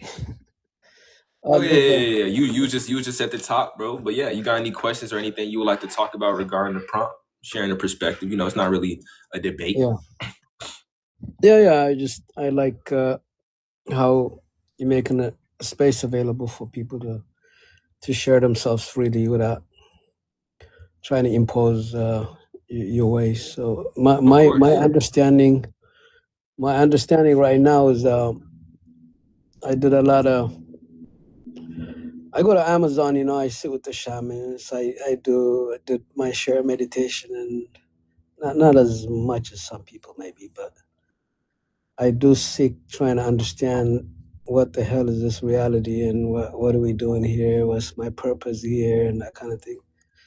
And in my journey, what I found out is that it's just there's just only God, man. There's only one thing. Like we all just manifestation of this thing, and when you go deep into who you are or uh, different means and ways, you just find out there's just you. There's nothing else, and Facts. everybody is you. It's just like deep down, there can only be God when you think about it, because Yeah, there only is God. there's There only only is God. existence. Because to exist is not easy. I mean, how can something be here and have no beginning, no ending? No, it's like really. So because of that, I feel like what you're saying, the heaven, the hell, everything is right now. So more than Yeah. anything, it's like heaven, like you say, because it's you. I mean, whatever you experienced and you created it. So it's just maybe It's a you. learning process, but yeah, that's how I'm at right now. Facts.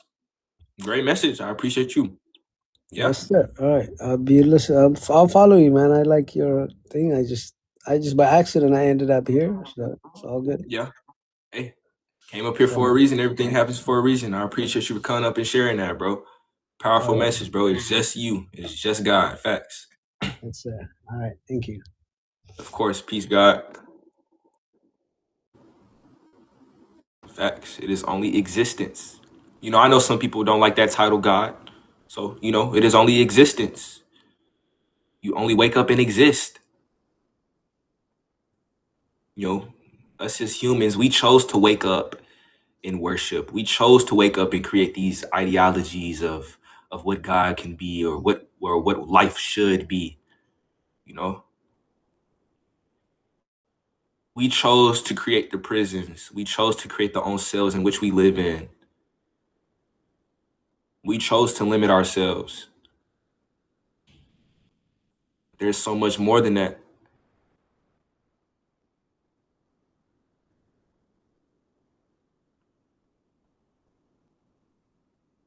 All of us, we, bro.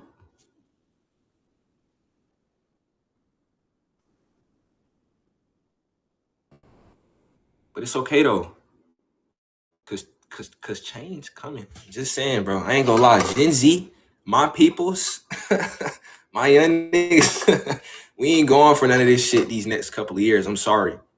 The religious shit, that shit getting torn down. The shit that they teach in the school, that shit getting torn down. Men running the fucking government, that shit getting torn down.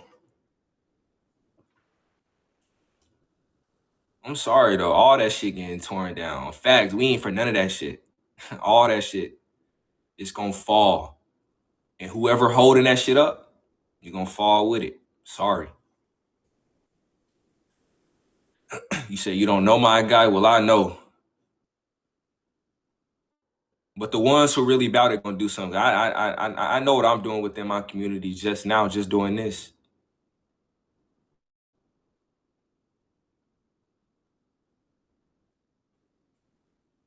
You know, some people think it starts with trying to go to the White House and fucking assassinate, you feel me, do all this type of crazy shit. No, it start where you at. Start with your family. It start within your community. It starts with your school. It starts with your county where you live at. It starts with your state. Feel me? It starts with you and who you surround yourself with.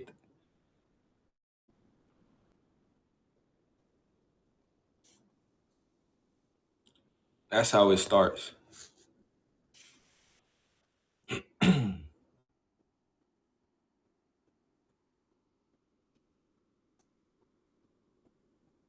I could teach you a lot. I could teach you a lot as long as you got ears to hear and eyes to see. I could teach you a lot. But also within me teaching, I don't want you to take everything I say word for word. I want you to go do the I want you to go do the work yourself. You feel me? I want you to go research. I want you to go allow this information to resonate with you. I want you to go put in the hours. You know, I'm gonna cook the food up. I'm gonna put the food on your plate, but you gotta eat it. You gotta digest it. You feel me? I ain't gonna eat the food for you.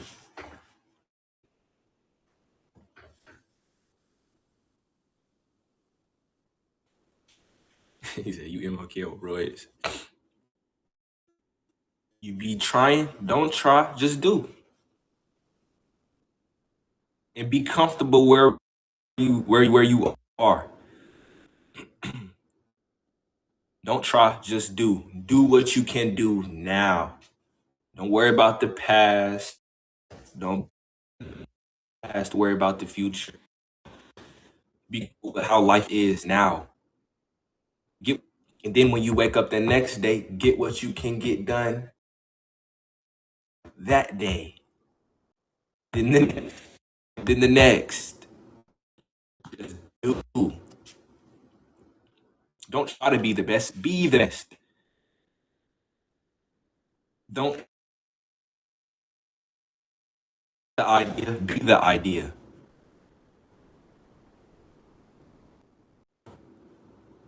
Don't chase love. Be love. I'm glitching? Oh shit.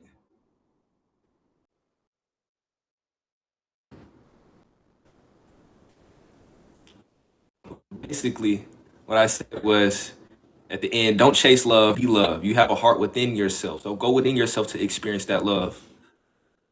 Why always look for the validation and the love outside of yourself when you have the brain and you have the heart within yourself?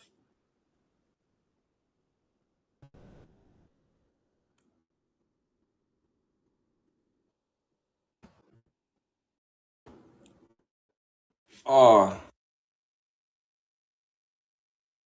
bro, it's raining outside, bro. It's raining outside.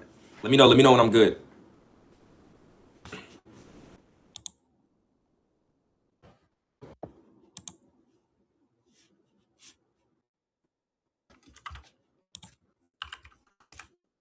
Am I still lagging?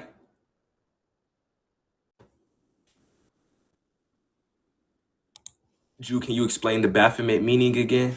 Oh yeah. So yeah, Baphomet is a very loaded occult symbol. Let me pull up a picture so I can describe it in a vivid manner. Let's get a picture of Baphomet up real quick so I can.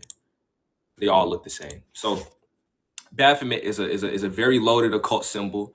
And you know, when we look towards the center of the symbol of Baphomet, you'll see an arc, and then you'll see Caduceus staff, which is symbolized in Kundalini, or the masculine and feminine principles that go up Sushumna Nadi, which is the center, or your spine, your 33 vertebrae. Up this 33 vertebrae, there will be two wings, and these wings symbolize the elevation or enlightenment. Now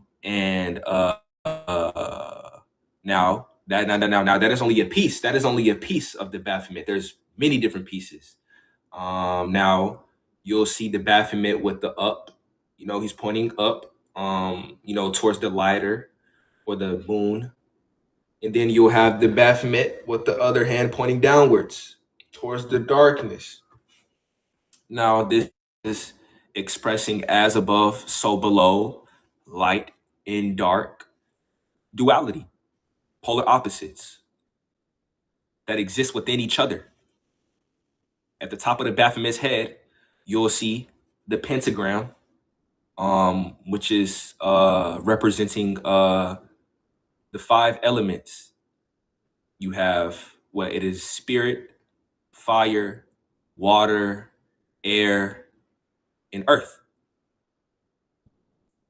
Now it is pointed up because we go spirit over matter. Now if it was pointed down, it would be matter over spirit. Now the biggest thing that I know most see when they look at the Baphomet, you'll see the man's body with the female's breast. Now the breast is symbolizing, the masculine and feminine principles existing within one. We know that breast milk actually comes from the production of oxytocin, which is created by the pituitary gland within your brain, which is also talked about being the land of milk and honey in the Bible.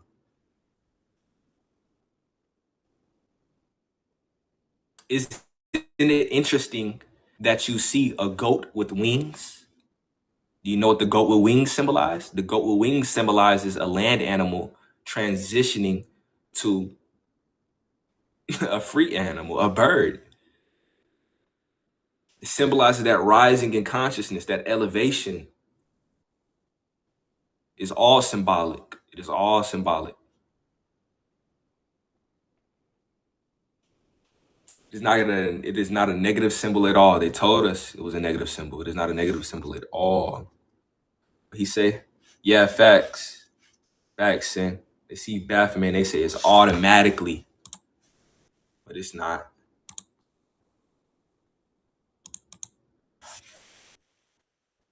Facts.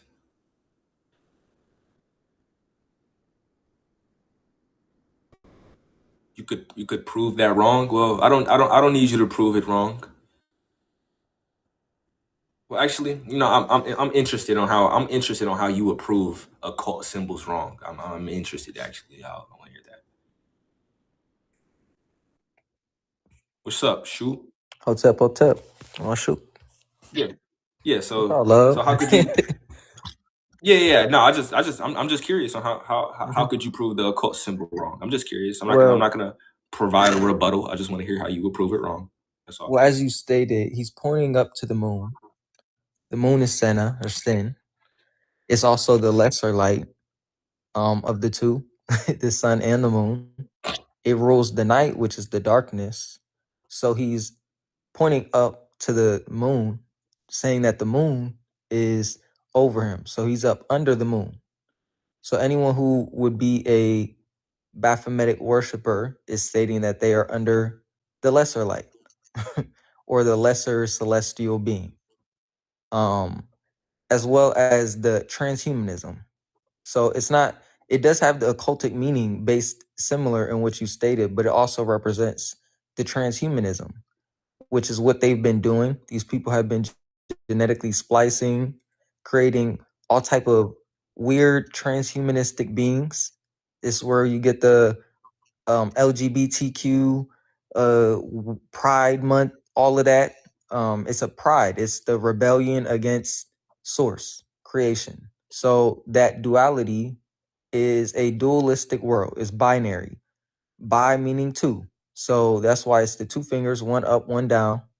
And it represents, well, it's supposed to mean that it represents balance. But even from that dualistic reality, we're still talking about the physical. So there's no ascension past the physical, because even the mind, the head of that being, represents as an animal.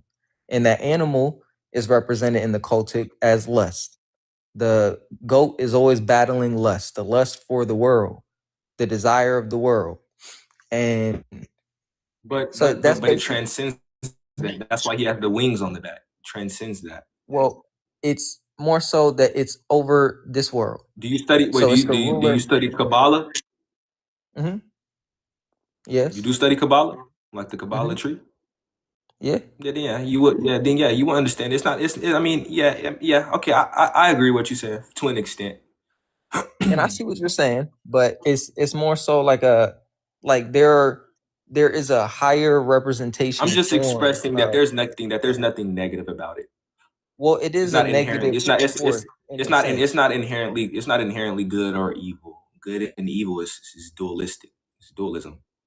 Well, it's not good nor evil. It That's what symbolizes I said. something that is evil once it's attempting to take a specific position or posture as this symbolic system that is balanced.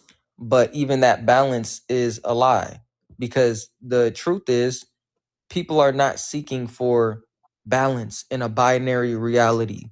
We're seeking for the center, oneness, wholeness, the whole, none, to know, not to be subjected under the dualistic reality.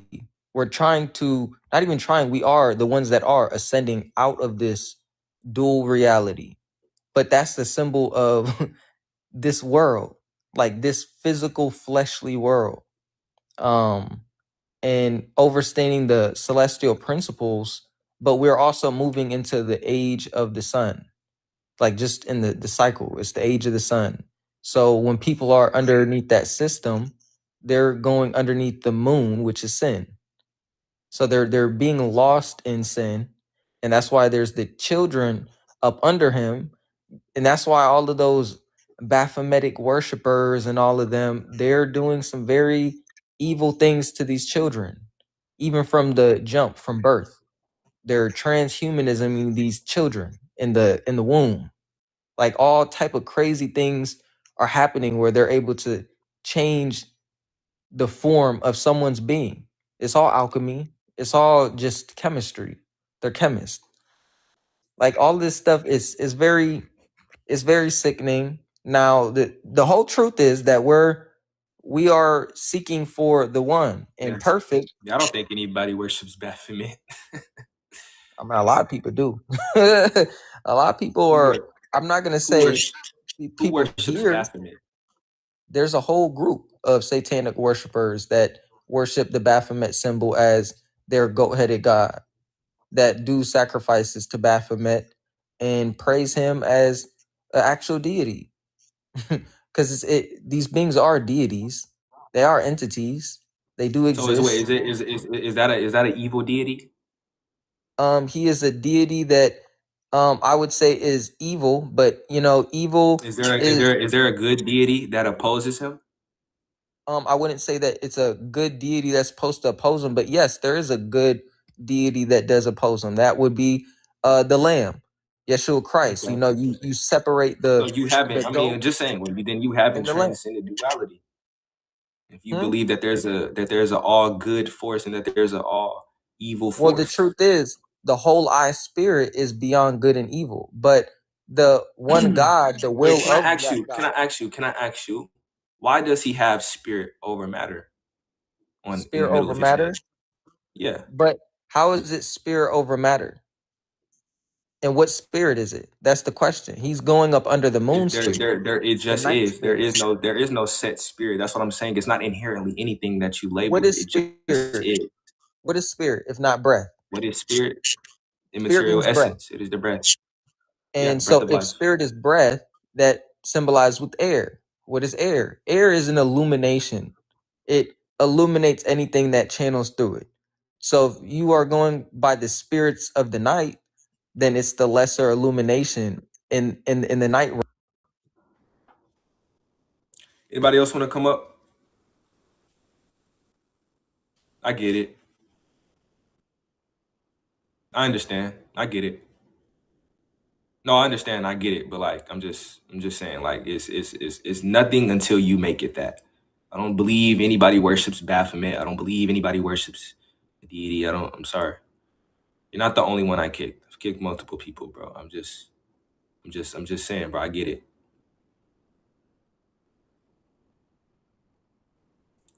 You believe I know? Sure. And I know that Baphomet isn't evil. I'm Baphomet. I'm Satan. And I'm also God. I'm all that is. I'm every symbol existing within one. It is simply up to interpretation. If you want it to be, oh, this symbol that they worship, they sacrifice kids to this when you have no proof of that. You think they sacrifice to Baal or anything? I don't know. I don't know.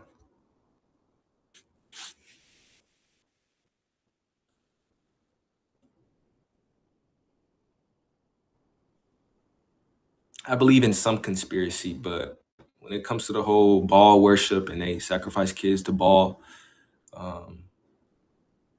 you know, do as you will, bro. Yeah, definitely adrenochrome for sure, but you know, do as you will with the information that you see.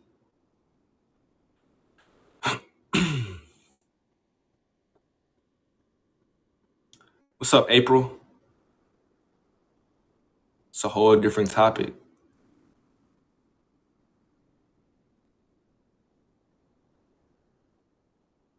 How do you raise your vibration daily? Meditation, self-affirmation, and staying rooted in who you know you are.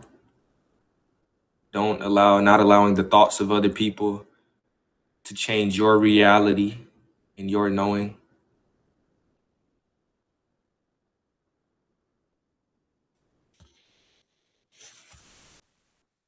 Sure, I ran, Ray. Sure, I ran.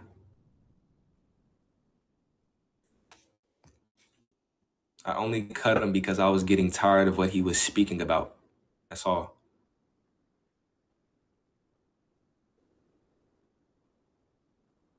Because I was getting tired of what he was speaking about. It has nothing to do with the prompt. That's all. And it is my life, meaning I can do whatever I please on here. Authenticity is the most important. Yes, authenticity is important. I learned that actually just during my journey of even posting. Like I was like, bro, like I was just looking at everybody else's post. What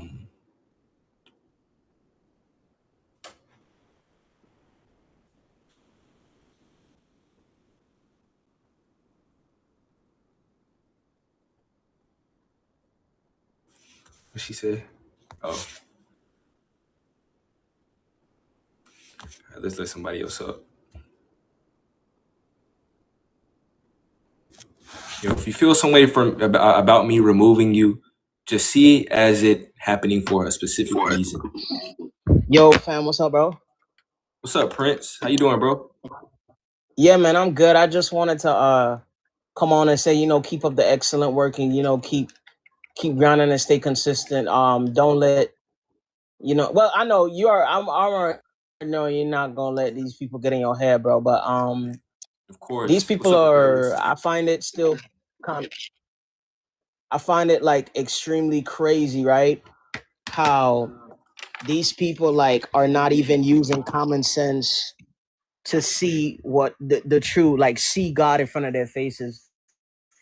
And I feel like the most like evil thing that these people did was convincing God that they needed God. You feel me? Yeah, that's why, you know, you constantly tell them, I am God. And they saying, oh, but you think you higher than God? And they not understanding, bro. If people put me in shackles, bro, rape my people, rape my mom, rape my dad, rape my sisters, rape my uncles, and then allow me to go to church, then common sense can tell you if they already enslaved me, why the hell would they give me something that's going to uplift me if they already had the audacity to already capture me and literally cut me up, use my skin as leather, bruh. Cut me up, use my skin as leather, and then gonna tell me that Jesus gonna save me. And then they not even using enough common sense to see that they talking about Baphomet this and Baphomet that. And bro, they literally worshiping, they don't even know that they worshiping negative energy. They saying that I'm gonna drink the blood of Jesus and eat his flesh. Bro, you're not a vampire, bro. What is that, bro? Yeah, facts. But wait, and they not realizing that. Pause. Shoot. No problem. Shoot, you even talking about sin and saying the moon is anything negative is why I kicked you off, brother. The moon simply just represents the masculine aspect. It is not sin. I don't even subscribe to that ideology, bro. So, you know, you got your reason. But go ahead.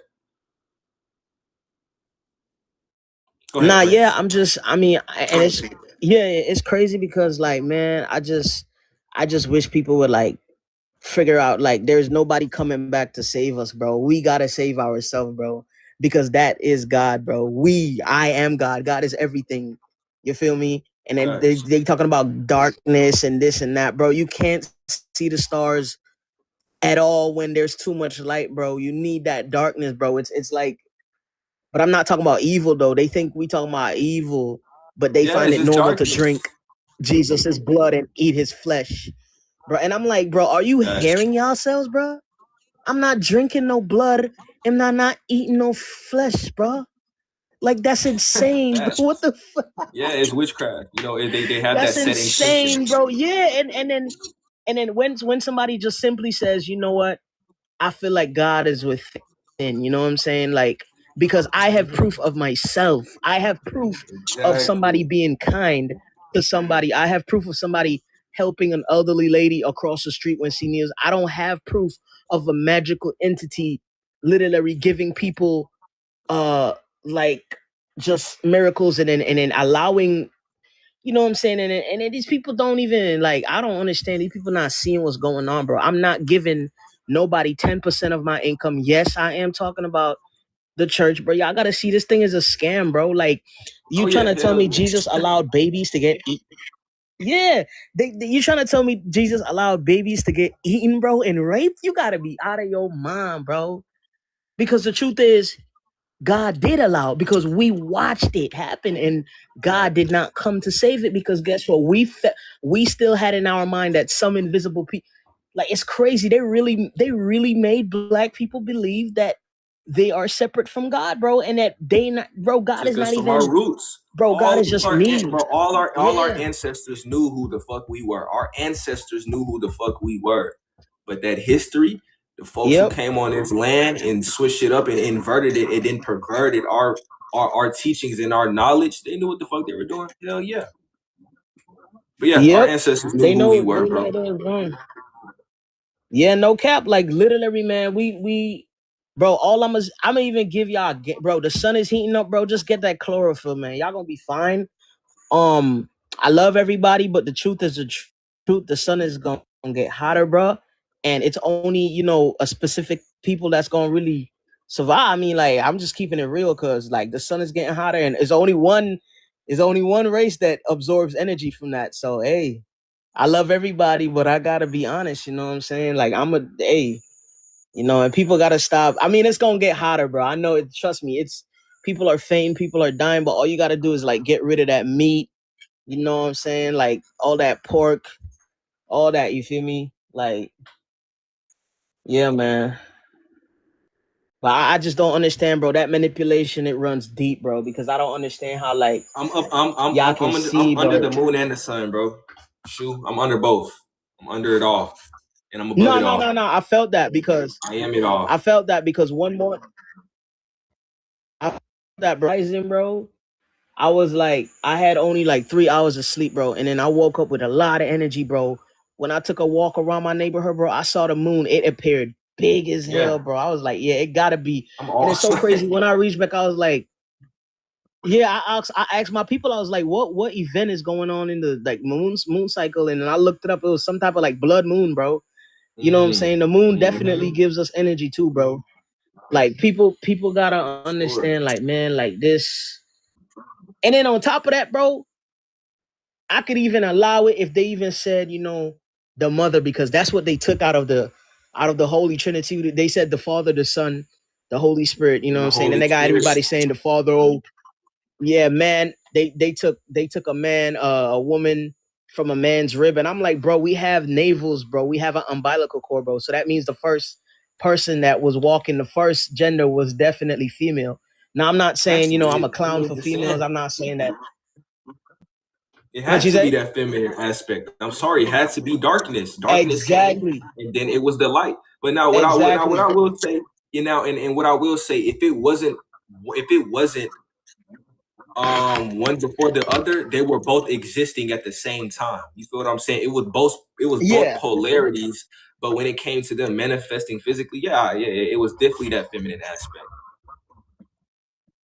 Yeah, and I could agree with that duality too, because without that duality, like you can't have number 3 too. Like, bro, I'm telling you, like, people don't know how deep this goes. Like, it's the way how we think, because if I don't have Bro, to fight, I like don't if want to I know everything. I'm good, understand, bro.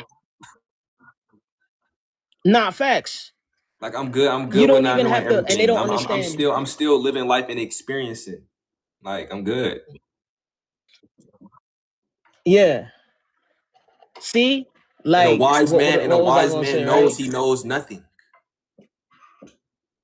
Yeah, facts. But I always say too, nothing is everything and everything is nothing. Facts. But see, what blew my mind too, bro, is they kept saying 1 + 1 is 2, bro. 1 + 1 is actually 3, bro. And if they don't understand that, bro, I mean, it's okay to not understand, but see, they gonna say, bro, what? Because they not understanding, bro. Like, a person and a person makes a child, bro. That's the third person, bro. 1 + 1 actually is 3. And they don't even understand that the richest people in the world, bro, uses that mathematics, bro. Because guess what? All the people that's not making no money is using 1 + 1 = 2. But the rich people are using 1 + 1 = 3 because they know the sacred geometry, bro. But and bro, it's so crazy. Notice how hey, and no hate to my white folks. I love everybody. Notice how on a Sunday you barely see any white folks in the church, bro, because themselves No, know don't that say it's a that. Don't lie, say bro. that. Don't say that. Don't say that. It's all types of folks in the church. Don't say that. It's all types of folks in the church on Sunday. Nah, that's facts. But the outnumber, bro. We always outnumber them, bro. You know what I'm saying? And 1 + 3. Yeah, they're all. I ain't gonna lie. You should do some research on the indigenous people of this land. Some of the indigenous people of this land, including myself, do look like Caucasians or do look like Caucasoids, but are indeed indigenous. They are called octoroons. Mm-hmm. And they have for sure. I know it's still it still got some of us, yeah. Yeah, so it ain't black versus white, brother, at all. Mm-hmm. It'll never be black versus white. For sure. Nah, trust me, I know. Yeah, because I got people that look like me, who are sitting in the high houses, having their feet kissed by the Pope, the white Pope. Yeah. The Moors, the black Moors. Yeah.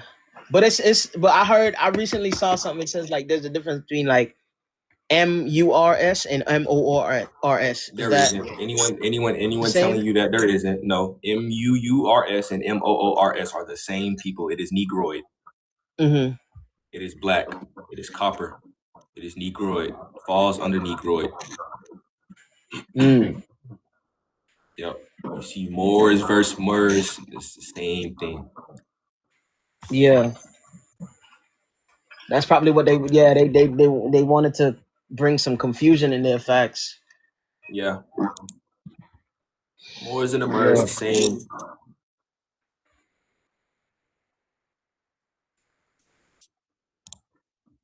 You took the comments off? I can't see the comments at all. No, they did. But one of my mods probably did. But that's all though. That's all the questions. Anything you want to talk about? That's all. I might have one more, bro, but I ain't want to hold up your time too much. Shit. Damn, bro. Man, I was thinking, bro. I mean, you could request back up if you need to. Okay, yeah, for sure. But yeah, keep up the excellent work, bro. For sure, I appreciate that. Yeah, man, no problem. Love, peace, for God. sure, always.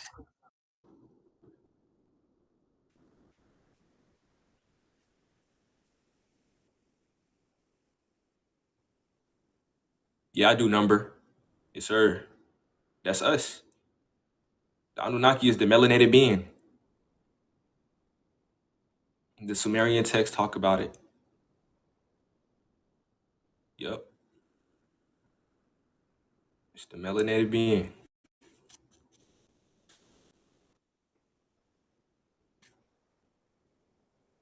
And it is nothing wrong with science. I thought Moors is Africa and Mur is America. Well, both so both are just describing melanated people, Negroids.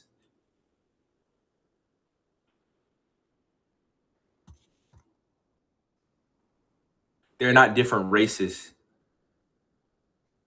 They're of the same, but the nationality is different. So I would be classified as a Moor. African is also a Moor because we are both Negroid. We have different nationality. We are born in different places, but we are both Negroids.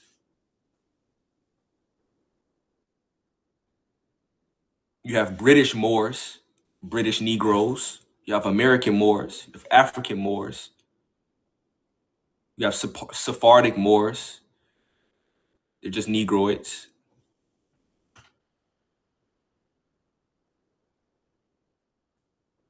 Because that's all Moor means, is Negroid. Or dark skin.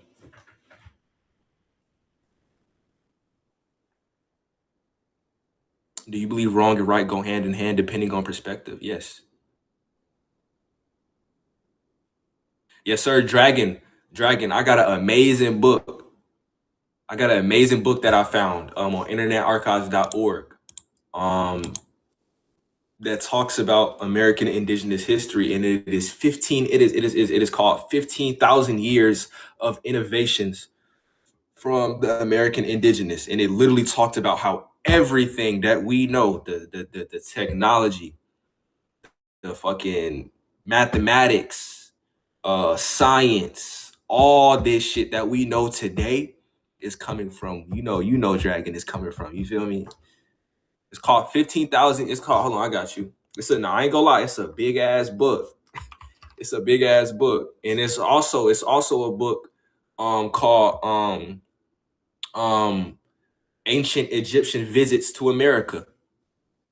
I bet y'all didn't know that. It's a book that talks about ancient Egyptian visits to America. It talks about the Mayans, the Aztecs, the Yucatan. Most people don't even know that the Egyptians and the Yucatan and the Aztecs talked to each other. They had conversation with each other. They traded with each other. Part of it is because all these people were related. These are all Negroid people. These are all melanated beings, part of the same family. So one of the books, the Yamaya, yes, it's called 15,000 Years of, it might be American Indigenous Inventions. I think it is called. Let me see.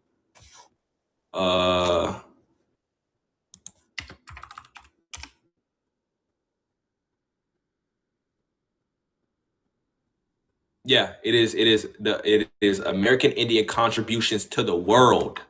American Indian Contributions to the World. 15,000 years of inventions and innovations to the world. To the fucking world. And it is 15,000 years. It is a big ass book. I'm not gonna hold you. I had another book that I bookmarked. Let me see. I'm gonna start putting most of these books in my Discord too that talk about our history, my people specifically. Because it's about time that we remember who we are. And transform into those beings that we've always been, children of the sun. We've always been in rhythm with nature. Always. They tried to strip us from that shit. You can't take the sun out of us. I ain't gonna lie. Can't take the melanin out of us. Can't even take the love out of us. We grew up not even being able to say the word hate. We couldn't even say the word hate in our own households, motherfucker. We didn't even know what hate was.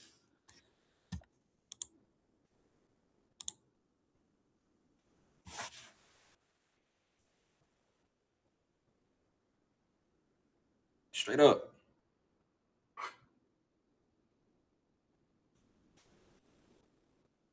I am love. Facts. Facts. I'm really once I start reading more of these books and getting deeper into these books, I'm gonna start turning like the end of my lives, or even I'm gonna just have set lives where I'm specifically talking about my people, in our history, in our culture. And then, talking about this, then you will start to understand why, your history book or your textbook says this, and why this book by this author, who isn't under McGraw-Hill or the Rothschild family, isn't saying that.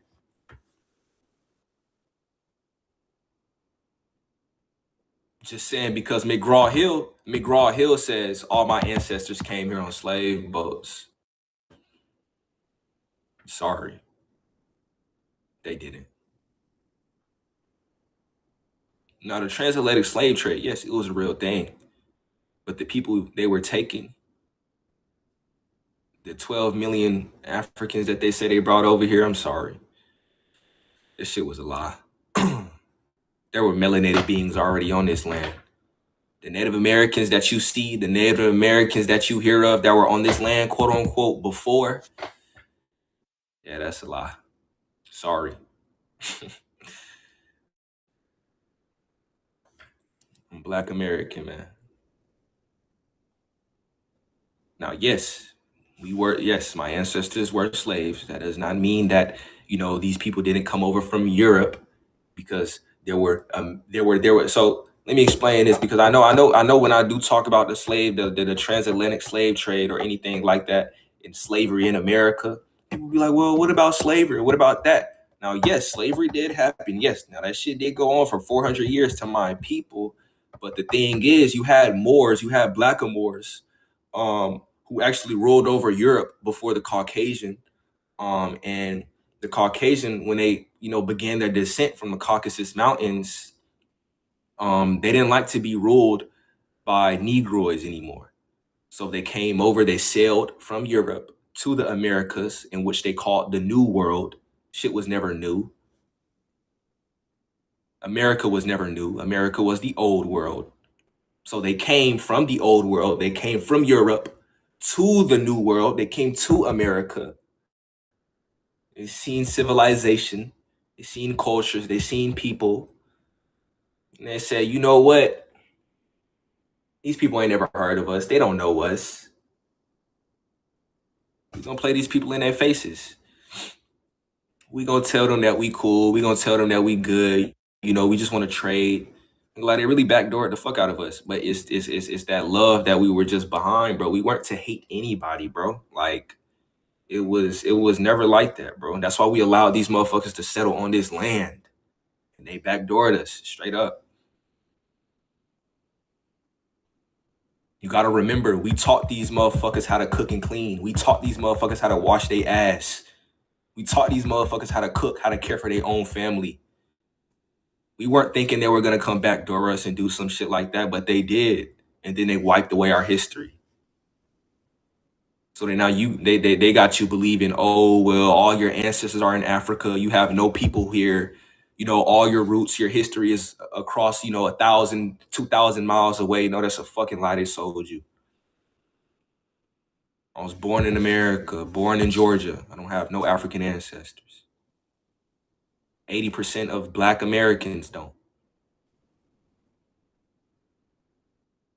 Facts. It really did.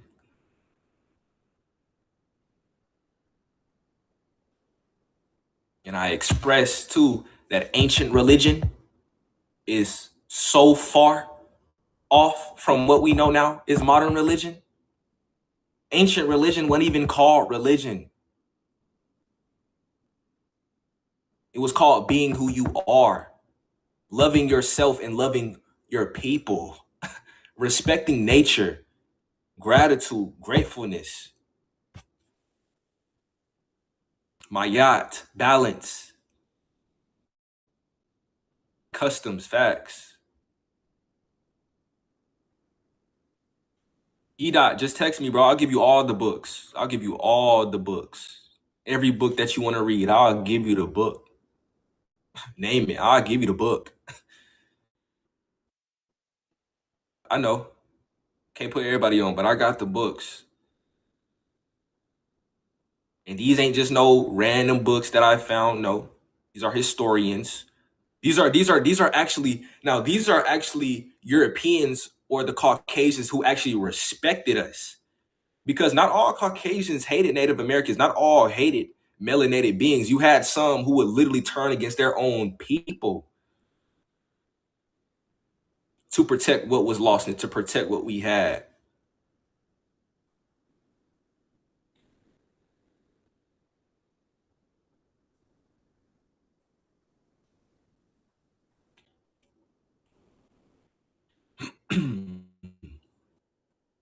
So I be telling y'all, it's not black versus white. Some of your Freemasons, the gatekeepers of knowledge are black.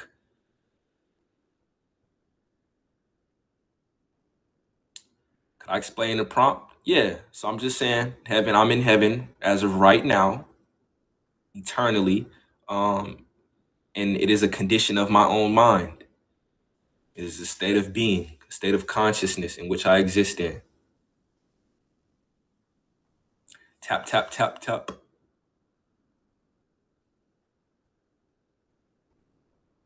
Mm-hmm.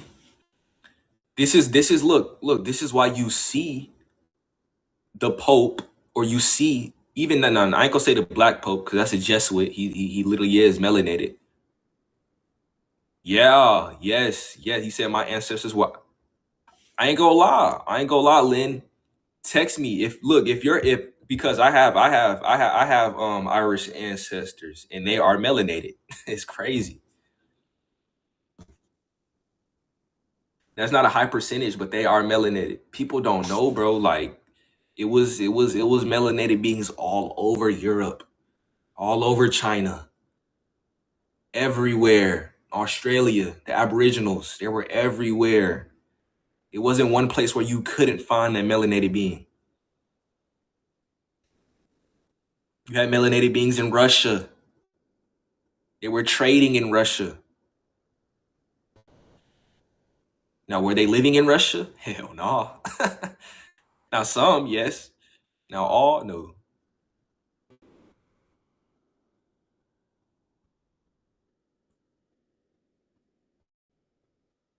Yeah, that's what I'm gonna start doing, bro.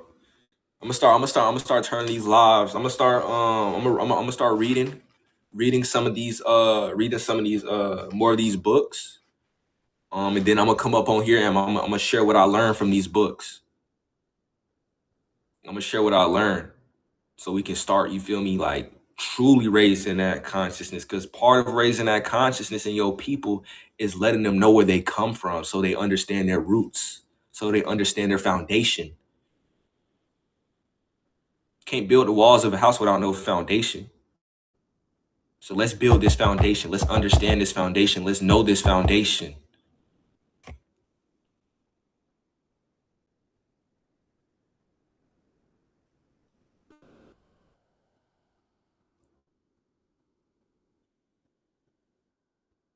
Nah, G.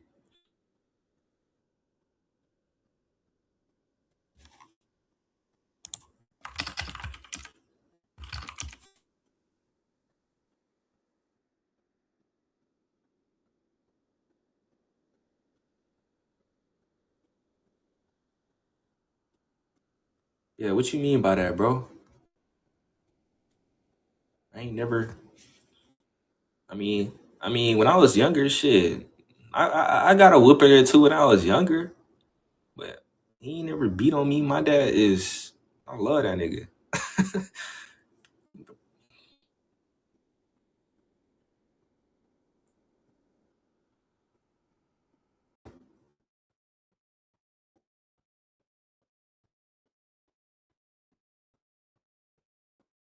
I don't know what you're talking about, Jay. But yeah.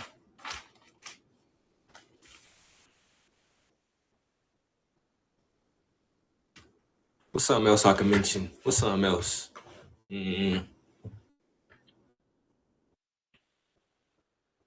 Oh, something else they probably lied to y'all about. during Jim Crow, or even during the settlement of those what you would call the 13 colonies. You remember when you remember in history class when they told us about the 13 colonies in the British coming from Europe and forming these colonies? You know there were rich melanated people, right? Wealthy, rich, wealthy. I'm talking about owning land. They had their own schools. They were doctors, professors, colleges, all this shit. But they had you thinking that you were just some worthless black kid, worthless black family. It was only rich whites. Another lie they sold you.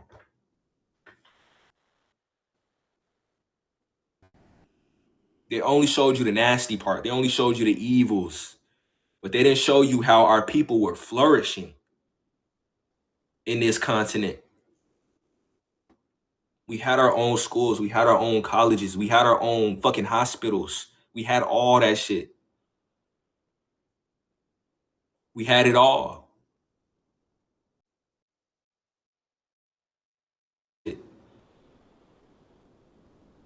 We had it all. The reason our professors, the reason all these colleges, the reason all these things flourish within our community is because we only poured into our community.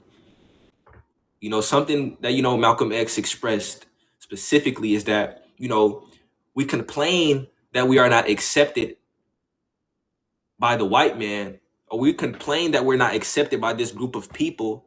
So if it is that they're telling us that we don't want to accept you, that we don't like you, why is it that we are still fighting to be accepted as if they like they haven't already told us that? Okay, so let them be. They already told us they don't fuck with us. Let them be. And let's go tend to our people. Let's go build up our hospitals. Let's go build up our houses. Let's go build up our schools. Let's worry about our people. But look what Malcolm X did. I mean, not Malcolm X, MLK. He knew what he was doing. He said it himself. I have led my people into a what? What he said, a burning house, a fire. MLK sold out, sadly. He didn't know the magnitude of what he was doing. You know, he thought he was for positivity. He thought it would have been greater for us to be integrated when it wasn't. Because us only tending to the quote unquote white man's hospital, the white man's store, their grocery stores, and all those things, we forgot about our own people. It's not about skin color. I'm talking about our people. I just told you that there's indigenous people who have white skin. It's not, but I'm just saying, and I'm speaking to my people specifically. So whoever has ears to hear, gon' hear. Just saying. Yeah, facts, Lynn. That's all I'm saying.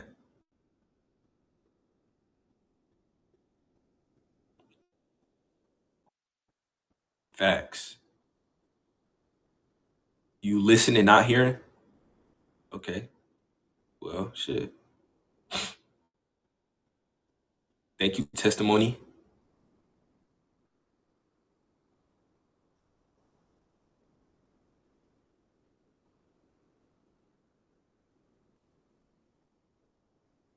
This is a genuine question. What do you think happens after we die? I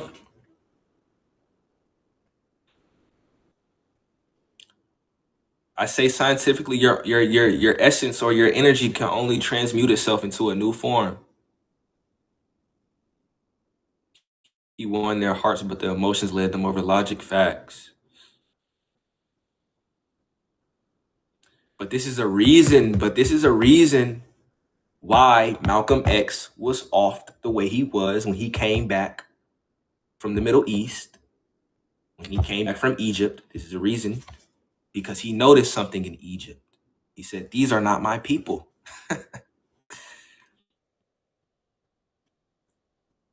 He went to Egypt, he seen them people, he like, these ain't my people. Who the fuck is these niggas in Egypt? Who these motherfuckers, who they say they Egyptians? Who these motherfuckers?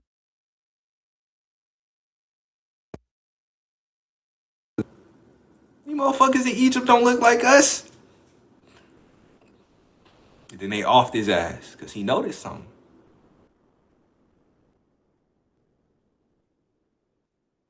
He thought he was going to Egypt to go, you feel me? Go touch back to the roots, feel something. Nope. It's crazy. Why do people need Jesus to worship? Because they're afraid, yeah. Nah, facts though, testimony. Like I didn't realize what they meant by that too. Like I was just listening to something. I was like, man, like my dad was just telling me, he was like, bro, Malcolm X went to Egypt and he noticed something like that just wasn't his people. I'm like, what you mean? Like the Egyptians were black, they were melanated. He like, no, he went to modern day Egypt. He noticed that wasn't his people. Shit crazy. What's up, B-Rob? What's up, twin?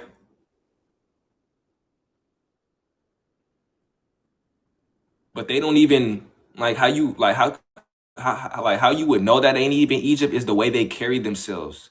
They don't even live through the culture no more. They don't even carry on the culture, bro. You can go to modern day Egypt right now and ask them off. You'd be like, you just ask them, what's the principles of my yacht? They can't answer. They can't tell you. What are the virtues? They can't tell you. Because that's not their culture.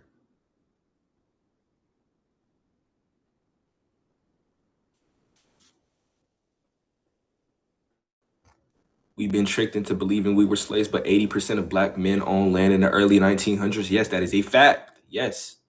Yes. Now, yes, some of us were slaves, but yes, facts. That's what I was just expressing. That when you hear about all that shit, that we was poor and that we was just getting ran down and that we was just all this crazy shit. You know, yes, crazy shit was happening to our people, but not the way that they painted it. Like I said, we had land, we had schools, we had our own colleges, we had professors, we had doctors.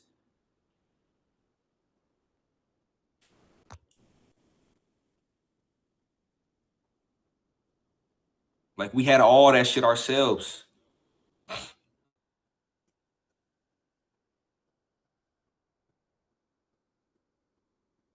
Yup. Bro, number two, bro. Number two, it was the Moors, bro. It was the Moors. Look, the Moors. I think the book I was reading, or it's a dude on here who actually, his name is Signs Are for the Conscious Mind. Matter of fact, let me type it in, bro. I really need to put his ad in, bro. Hold on.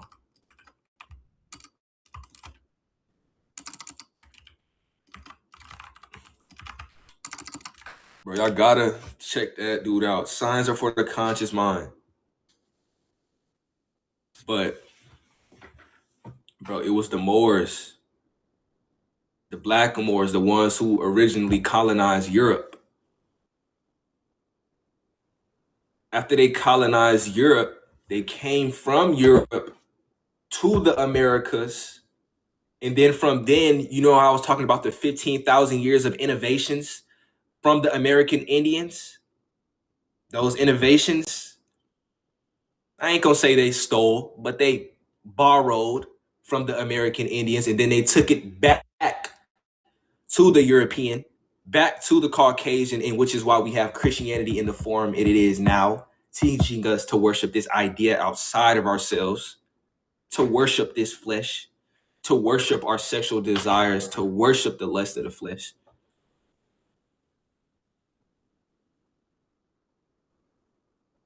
Gotta understand, bro, we already had our shit set up here.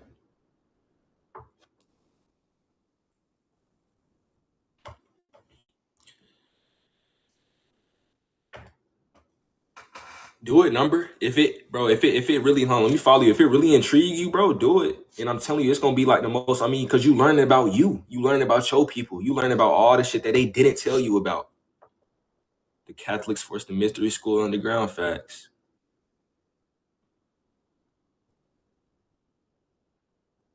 Just look at the mounds. It's thousands of mounds. It's thousands of mounds in America. It's thousands of pyramids in America. all this shit that they don't tell us about.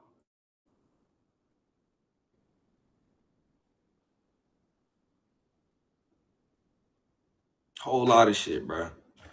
But yeah, I think yeah, I might not go live tomorrow because I'm gonna be writing and I'm gonna be planning a little bit of stuff. But I'm gonna start these lives. It's gonna be this and touching on that hell aspect, because hell, the idea of hell has fucking crippled the minds of my people. And then I'm gonna be talking about the history and how this shit even came to be, why we even got religion now, why we have these beliefs now, and why this shit is so perverted and inverted and against us. You'll see though. You'll see. But probably finna go ahead and get up out of here. Finna chill, just meditate. Be within the thought. Hell is just the bottom of the barrel, lowest version of facts. But yeah, I appreciate testimony. Lord, I appreciate you for being in here, bro. You've been in here the whole time. How long have I been on here for? I've been on for 3 hours. I love you all. I love you all. You too, Lynn. Yeah, Lynn a dog too. Lynn a real dog. Lynn, you should see who those Irish people are, bro. Cause them could be Sephardics. Them could be some, you feel me? Them could be Moors. But you too, Number. I appreciate you for being in here, bro. Shit, I appreciate your work. I appreciate you for being you. I appreciate all of y'all. I appreciate all of y'all for being yourselves. You feel me? Stay rooted in who y'all are.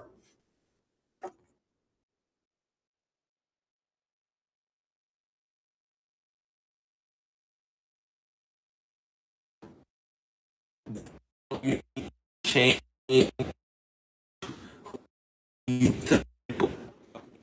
people, you know who you are, so be that. And stay who you are. And don't limit yourself. Okay, cool, Ron. But yeah, I love you all, bro. Have a great night, great morning, great day. And I'm honestly, I might be on live tomorrow. Won't promise it, but I might be. But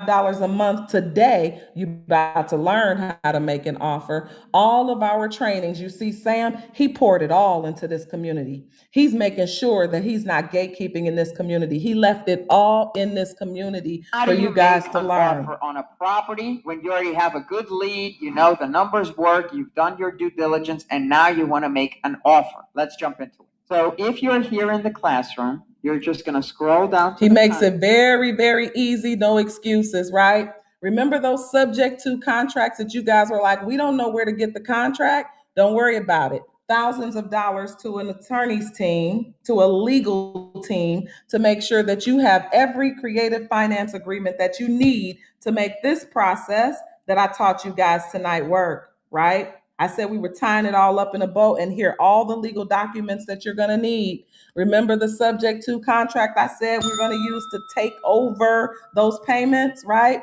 Take over that loan. This is the subject to contract. Let me read you the definition. A subject to purchase is a creative financing strategy where a buyer acquires a property subject to the existing mortgage, meaning the seller's loan remains in place and the buyer takes ownership of the property without assuming the loan. Remember, I said we don't assume loans, we take ownership. The buyer makes the mortgage payments on behalf of the seller, but does not, and leaving the seller's name, right? So it tells you exactly what happens. It tells you how this works. We give you every legal contract that you need to make it work. And we even teach you some additional creative finance strategies like seller financing or people that are interested in making cash offers.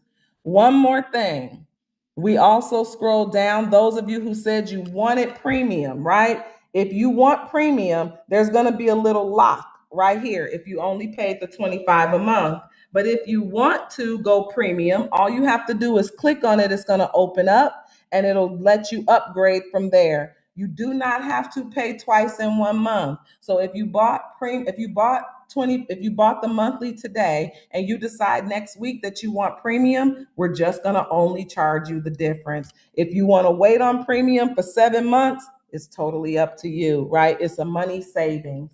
So last but not least, I want you guys to see that we're having a meetup in Los Angeles, August 2nd. But we also have an accountability partner system. I encourage everybody to sign up for the accountability partner system. Why? Because you are the subtotal of the 5 people that you hang around most, right? So if the people that are in your immediate circle did not teach you this, you just learned this today, then you need to be around people often that are doing the same thing that you're doing, that are moving in the same direction that you're moving, so that you guys can be in here getting the synergistic energy to everybody winning, right? Right? Thank you, Nikki, for helping. Thank you, girlie, right? And so last but not least, I want you guys to come in here and where it says introductions, right there, it's the second tab right there. I want you to click introductions and I want you to come in this room and write something. Say, hi, I am Nikki Lopez. I'm from Houston, Texas, and I am new to this community and very excited about. You don't have to say it like that, but I want you to kick the door in and announce who you are. Set your intentions and make your intentions known, because this is the way that you get the universe to spin in your direction, right? Say what it is that you want.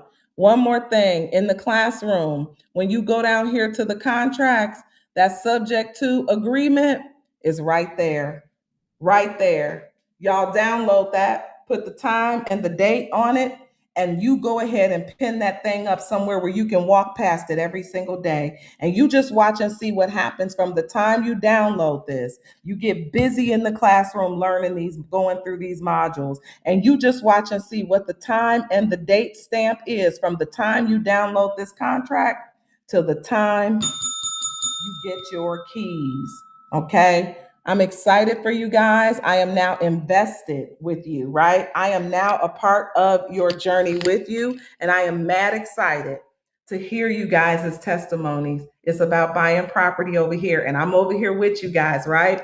I live in California, but I'm from Chicago. I am looking for property in Chicago, Dallas, and Houston, right? So all of us are doing the same thing. We're all over here buying property, right? Using these creative finance strategies. We're over here networking, we're meeting each other, we're helping each other. And now, congratulations.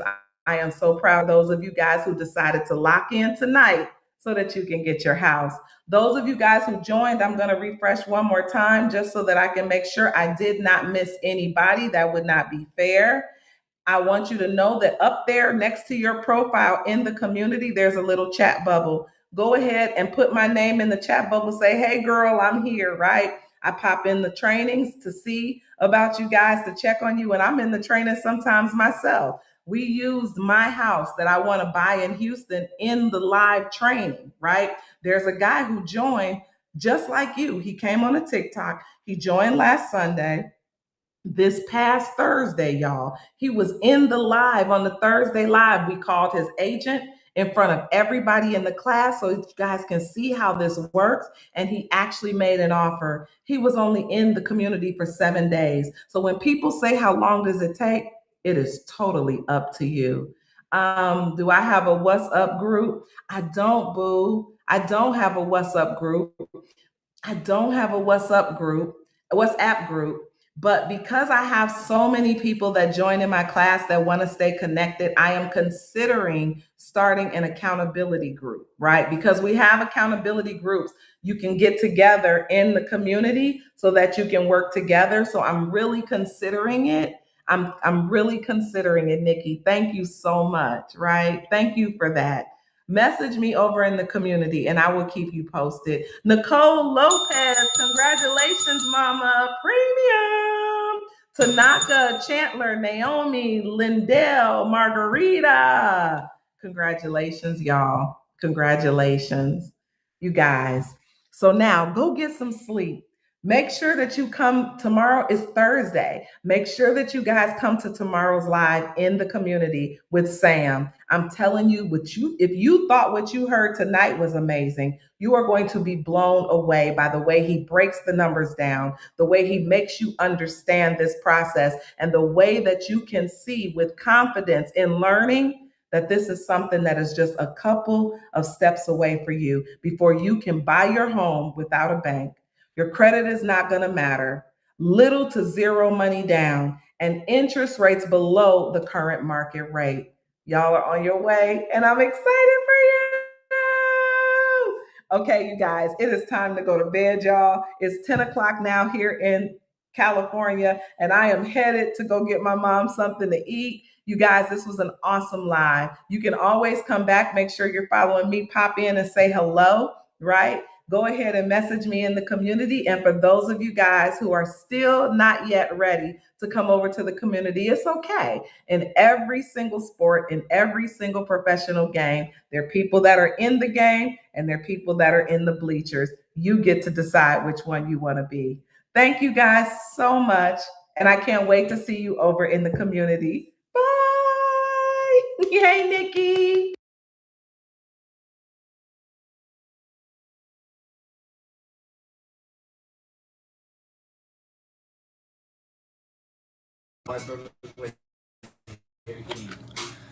Bro, everyone always calls me Harry Kane. I don't get it.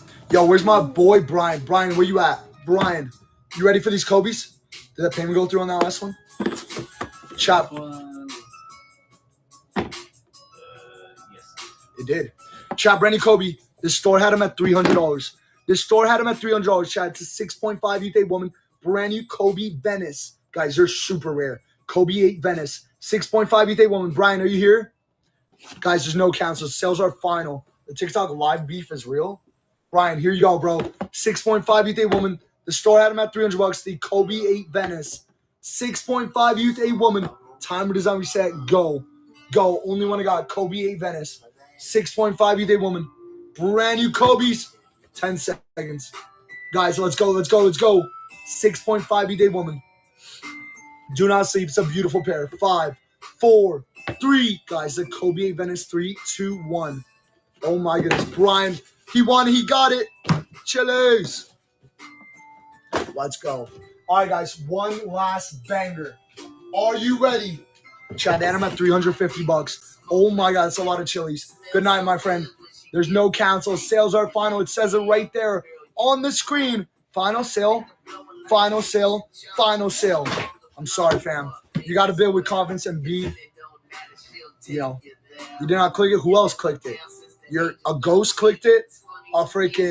Your phone fell and you swiped with your nose. I don't know, but unfortunately, you got to be responsible. It's a live auction. Chad, they had these at $350. Are you ready? Brand new Jordan 4s. Chad, brand new Jordan 4 red cements. This is a banger. Chad, brand new red cement 4s. Such a beautiful pair. They had them at $350. We're about to run them at $1. Chad, last back wall shoot for a little bit. 10.5 men. They had them at $350. I need y'all to walk in. 10.5 men. Go. Go. 10.5 men. Go. Only one I got. Brand new Jordan 4 red cement. The timer did not reset. We're low. Chad, this is crazy. They had them at $350. 10.5 men. We're under retail. Chad, 5 seconds. We got to bid. We got to bid. They're brand new. 3, 2. Brand new red cements. Oh my goodness. Steal. Steal. Holy cow. Chad, we're going to add more back wall shoes. And can you grab me some more? Chad, I got more back wall shoes to run for you guys. Or to add for you guys. The next goal is 300,000 likes. Chad, 9 men's Yeezy foam runners. They had them at $250. Chad, another one. Chad, we got an 8 men Yeezy foam runner. 8 men. Guys, 8 men Yeezy foam runner. Then we got these bangers. I'll grab them. Here. Chad, 12 men. 12 men. We're adding to the back wall. Look at this beautiful pair. Holy cow. Chad, Jordan 1 low bleach coral. These are fuego. 12 men on that one. Chat, I got another Yeezy foam runner. 10 men. Look at this colorway, chat. 10 men Yeezy foam runner. So fire. Adding the heat to the back wall, guys. And then this crazy pair right here. These are undefeated Air Maxes, guys. I don't know if you guys can see that. Undefeated Air Max. 10.5 men. Chat, these go for so much money. This store had them at $350, bro. 10.5 men in that Gucci colorway. Chat, give me the 300,000 likes. We'll run them. We'll run them all. All right, we got to switch up the music, though. Let's switch it up. Let's put on some crazy stuff. I know what I'm putting. I'm playing Gabe's favorite song ever. Are you guys ready? Chat, I'm going to play literally Gabe's favorite song ever. You guys ready for this? Chat, drop a W. We actually do have some 14 and 15. Here, let me get those two big ones, too. Yo, if you stay here for 300,000 likes, I'll run a 14 for you. But you got to stay. You got to stay for a little while. It's going to be a banger, too. If you're patient and you can stay, we'll run them. I got a lot of good shoes on this rack, guys. Here we go. You guys ready for this? All right, let's go crazy. Let's go. I don't need a refill, huh? I don't need a refill. Anything yeah. Here we go, y'all. Let's go crazy. I'm not going to show it to you, bro, but trust me, if you stay, it'll be worth it. If you don't stay, I'll be disappointed, but it's up to you, dog. Here we go, guys. How bad you want them? How bad you want them, bro? If you want that heat, you'll stay locked in. Here we go, guys. 10 seconds on the clock. We're going to run through these. Timer will not reset. Let's get it turned up. Chat, 11 Men's Brooks. This is Gabe's favorite song ever, bro. He loves this song, guys. He's literally dancing right now with so much energy. Chat, 11 Men's Brooks. 11 Men's. Danielle, actually. 11 Men's Brooks. No. Go. Definitely not. 3, 2, 1. 11 men, guys. Brandy Brooks. I feel like that's a troll. That's a troll. Yep. Spanish blue. We love trolls. We love trolls. Oh my God, you're so cool, bro. Muhammad. I'm not gonna say anything, but Muhammad, you're.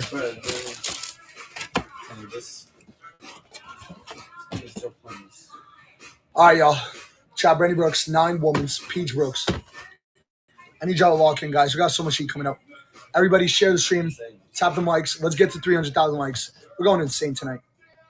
McClown. Chat, here we go. 9 Women's Brooks. We banned him. He's gone. 9 Women's go. I was probably. Danielle, chill. Chat, 5 seconds. 9 Women's. 300K likes. We're on the back wall. 9 Women's. At least not to this song, Danielle. Bro, you be twerking in every song, bro. Especially Megan's music. Shit. 11 men's Crocs. Go. 11 men's Crocs. 11 men's Crocs. 5 seconds. Chat, red dollar. 11 men's. 3, 2. We're going to act like that never happened. Chat, I need y'all to lock in. We just got cooked. We sold brand new $100 Crocs for freaking $9. Oh, hell no. Chat, lock in. Lock in. All right, guys. Chat, either way, no matter what, we're going to have to finish this rack. So give me about, I would say it's going to take us less than 20 minutes. Chat, 10 Women's brand new New Balance, wide. 10 Women's wide New Balance, 180 retail, go. 10 Women's wide New Balance, go. You got 5 seconds. 10 Women's brand new. 3, 2, 1. Oh my God, I look like Harry Kane. Oh my God, you're like the 50th millionth person to ever say that. Thanks so much. Thanks for letting me know. Yeah, dude. Why don't you go gift me a Harry Kane jersey so we know it's real. All right, guys. Brand new Uggs. These are super expensive, guys. 10 men's Ugg Tasmans. I don't know where Gabe found these. Guys, these are so expensive. Our last ones, Chad, the last one we got ever. 10 men's Ugg Tasmans. You got literally 5 seconds. Go. Put in a custom bid. 10 men's Ugg Tasmans. So expensive. 10 men's. 3, 2, brand new 10 men's. The last one ever. At least that we have right now. We might get more. You never know. But last one we got right now for sure. And it's gone. Shot 12.5 men. Brand new basketball shoes. 12.5 men. Brand new basketball shoe, 12.5 men, go. 12.5 men, go. Brand new hoop shoe. 5, 4, 12.5 men. We're $6. They're brand new, 12.5 men. Holy moly, steal. $10. Jesus. Guys, lock in. Chat, brand new Drake Nocta. Size 9 men. Did Megan find that picture? No, start sending other pictures. Oh. They're even worse. I need to see that. Chat, 9 men. Nike Drake Nocta. 9 men. Apparently, Gabe's getting exposed. 9 men, 5 seconds. I need that. 9 men, 3, 2. Chat, 180 retail. Dude, how old are you there? I don't know. I think I was like 6th. Jesus. Lord? You did that? No, I didn't put that. I just had that, and then somebody put it wrong. That's crazy. Chat, 7 women's. 7 women's in the fuzzy Crocs. 7 women's exclusives. Go. Yo, Shay Shay. Thank you so much. 7 women's. 7 women's. Go. 5 seconds. 7 women's exclusives. 3, 2, 1. 7 women's. Let's go. Chat, lock in. Let's go. We could probably just do the fails and then some back wall of whatever, you know? Okay. Chat, brand new Air Force. These are Niners insane. boy, please fix your payment. Niners board, fixed payment. Chat, 9 women, 7.5 men. Banger Air Force. Chat, these are sick. 9 women, 7.5 men. Go. Diamond, this absolutely, it's impossible. It's not doable.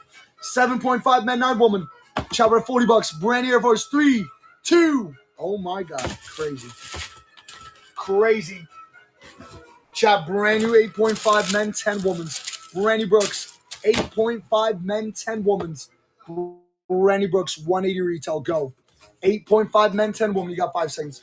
Chat, Brandy Brooks, 5, 4, 8.5 men, 10 women. 3, 2, after steal. That makes no sense. It makes perfect sense because it says it right there in big letters that it's not possible. We don't do it.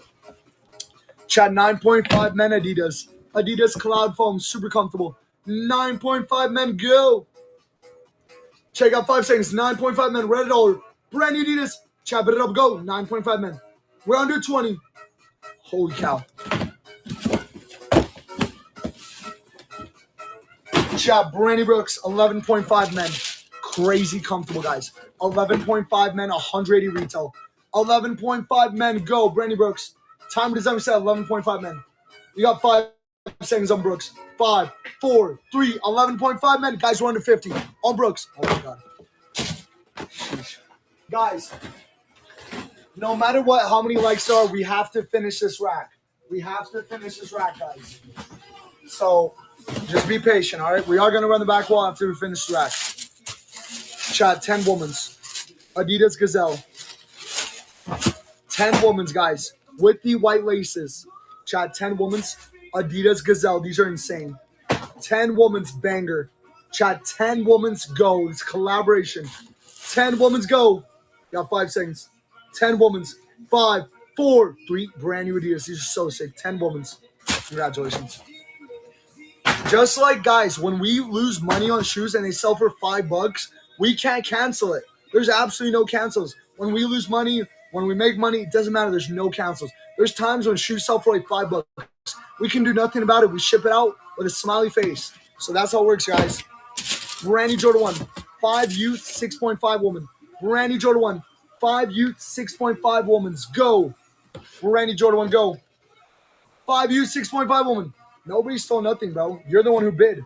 5 youth, 3, 2, 1. Brand new Jordan 1. Oh my God, $40. Chat, brand new basketball shoes. 11.5 men. 11.5 men. Brand new basketball shoe. Q4, 11.5 men. Go. 11.5 men. These are sick. 5 seconds. Chat, 11.5 men. 5, 4, 3. Brand new basketball shoes. Congrats. Yeah, you should be upset with yourself, not with me. Chat, brand new Drake Nocta. I got a 6 men, 7.5 woman.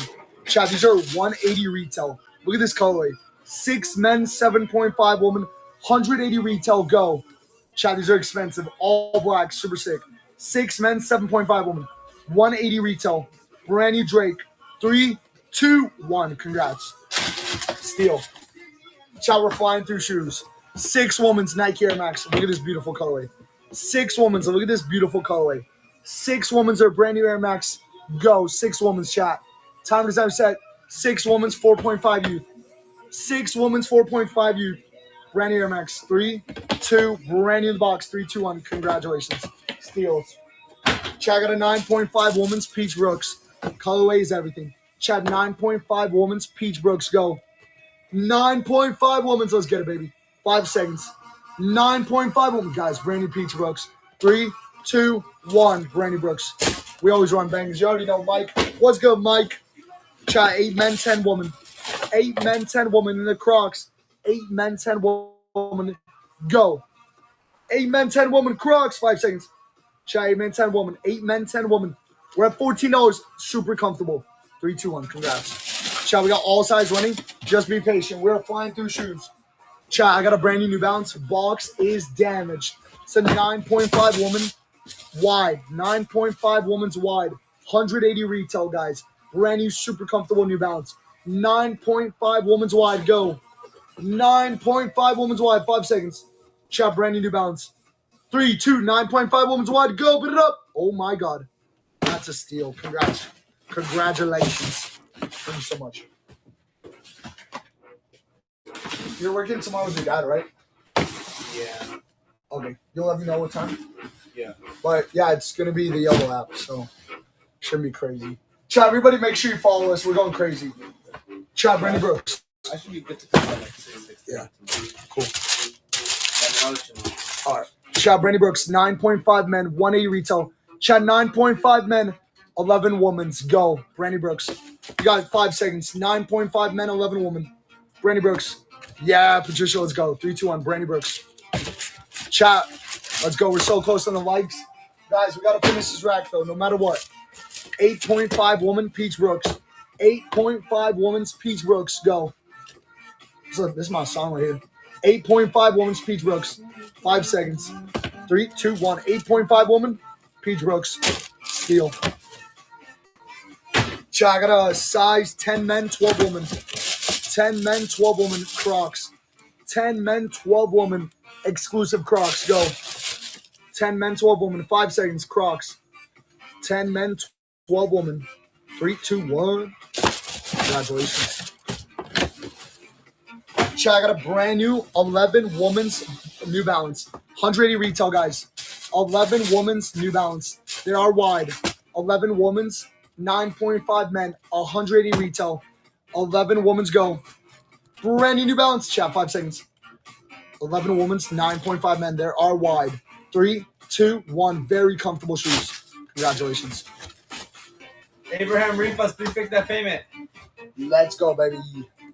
Chat, drop a W. Drop a W. Let's go.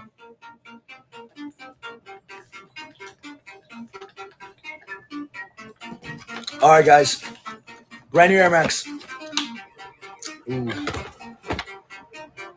These got a flaw. So, give me something else. Yeah.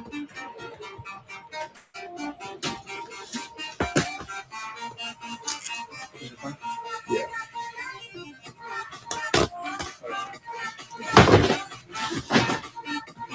Chat, here we go. Here we go. Got something else for y'all. Chat, size 10.5 men. Oh, chat, this is a back wall shoe right here. Holy crap. Chat, these are very, very expensive. 10.5 men. Guys, $200 retail. 10.5 men. Only one I got. I need y'all to put it in custom bid. 10.5 men's. Go. Go. Chat, 180 retail. You got 5 seconds. 10.5 men. We're under 100. Chat, 3 seconds. No way. No way. Bid it up. Bid it up. Oh, God. We're cooked. Here you go. The sticker on these. For 448. Steal, chat, steal. Chat, 6 youth, 7.5 woman. Brandon Jordan 1.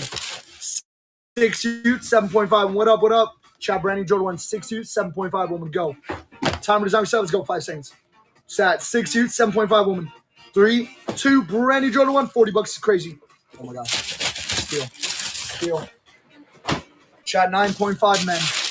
9.5 men. Brand new Nike Drake Nocta. Chat, 9.5 men. 180 retail. Oh. Chat, 180 retail. 9.5 men. Go. Go. Brand new Nike Drake Nocta. Yes, Kevin. Thank God. 5 seconds. Brand new Nike Drake Nocta. 3, 2, 1. Brand new Nike Drake. $50.